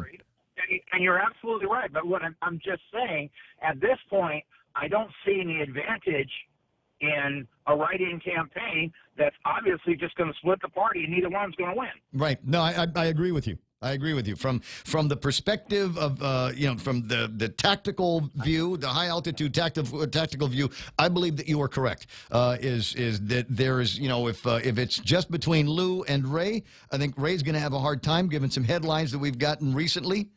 That's conventional wisdom. I hear that from a lot of people, the same people maybe that Ken talks to. But then again, we've got the possibility that there could be a split in the Democratic Party. That's the way the calculus of the campaigns seem to be working now. Mm-hmm. So I cannot disagree with that, and we've seen it happen time and time again. The people that run and lose, and they cannot handle the loss, or their supporters can't handle the loss, and then we end up running into a split. But as each day passes by, Bruce, I am of the sense that there is not going to be a write-in campaign. I know what he's saying, and he's talking about organization. There's not enough time to put together that kind of organization, and I don't know that there is that much of a machine. I appreciate it because it gives me something fun to talk about on the radio. I just don't think that there's anything there. Do you notice what I'm saying is we are always virtually always a microcosm of what is happening in the States? What I'm saying is the Democratic Party in the U.S. is splitting itself because the major part is going far, far, far left. Yes. Yes. There's a lot of them that are going, you guys are turning into socialist communists. Get out of here. My example is, and I'm sure you'll agree with this, a fellow named Jim Webb. Yeah. Jim Webb is he's a Kennedy Democrat, and what we refer to anymore as a Republican. There seems to be a little bit left of center, but everybody else seems to be headed off in some weird places in the country. Bernie was one of those guys, and Hillary was trying to be one of those people too when she was around the Bernie crowd.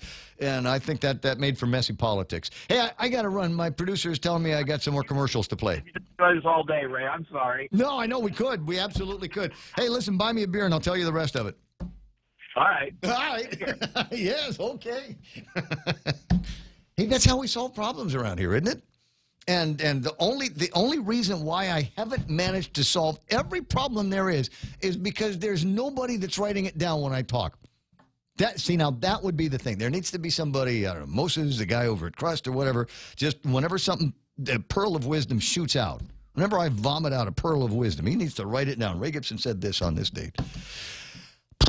Guess I better take a break now. 9:55. Be right back. Guam Regional Medical City. We bring the healthcare advances of the world directly to you. We are an acute care hospital that complements your needs with our robust outpatient specialty clinics. From preventative care to critical care, we strive for consistent excellence at GRMC. Our core philosophy is where patients are partners, which means we work as a team to make a healthier version of you. For more information about GRMC, visit us at grmc.gu. Calvo started with a simple handshake. As we celebrate 80 years, we extend a hand to all of you who have taken our hand in trust, to the dreamers and realists, the families, the businesses, the young at heart and the old souls, our manumku and our children. From all of us to all of you, our deepest, happiest, and infinite thanks. 80 years here for you. 80 years thanks to you. Calvo's Insurance, a legacy of trust.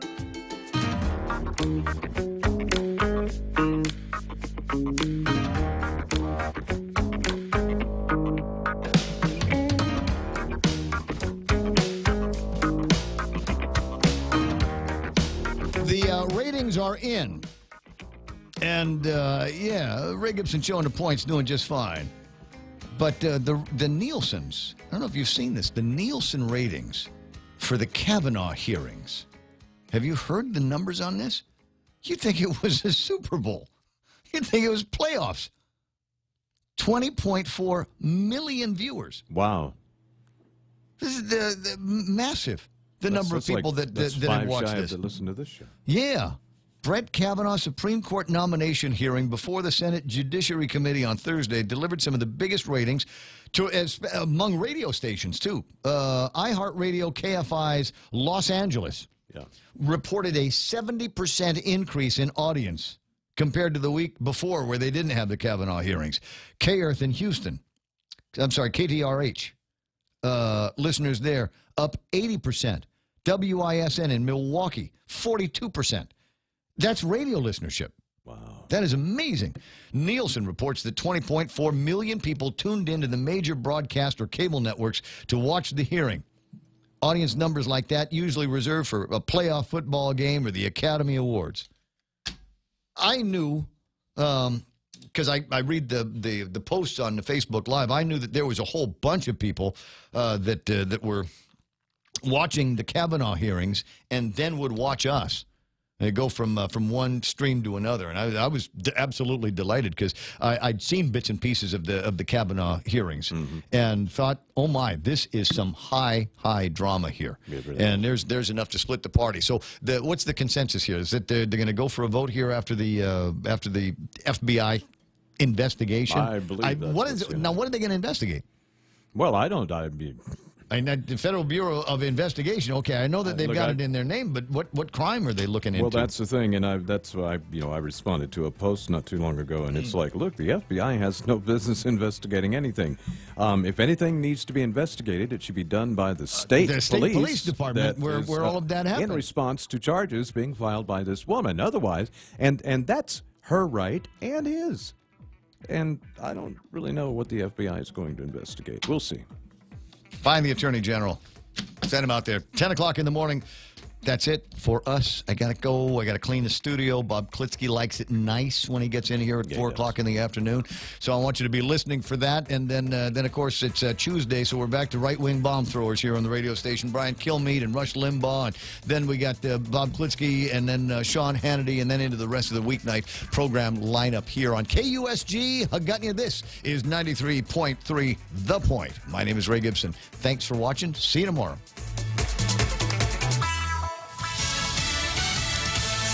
By his nominee, President Trump at a rally in Tennessee continues to pledge support for Supreme Court nominee Brett Kavanaugh. Fox's Steve Rappaport has more live. Lisa, President Trump told supporters in Johnson City the only thing standing between Judge Kavanaugh and the Supreme Court is obstruction from the left. Democrats are willing to do anything and to hurt anyone to get their way, like they're doing with Judge Kavanaugh. The president saying Democrats never even gave his nominee a chance. They've been trying to destroy him since the very first second he was announced because they know that Judge Kavanaugh will follow the Constitution as written. Kavanaugh denies allegations of sexual misconduct from at least 3 women. Lisa? Steve, also at the rally, the president touting the new trade agreement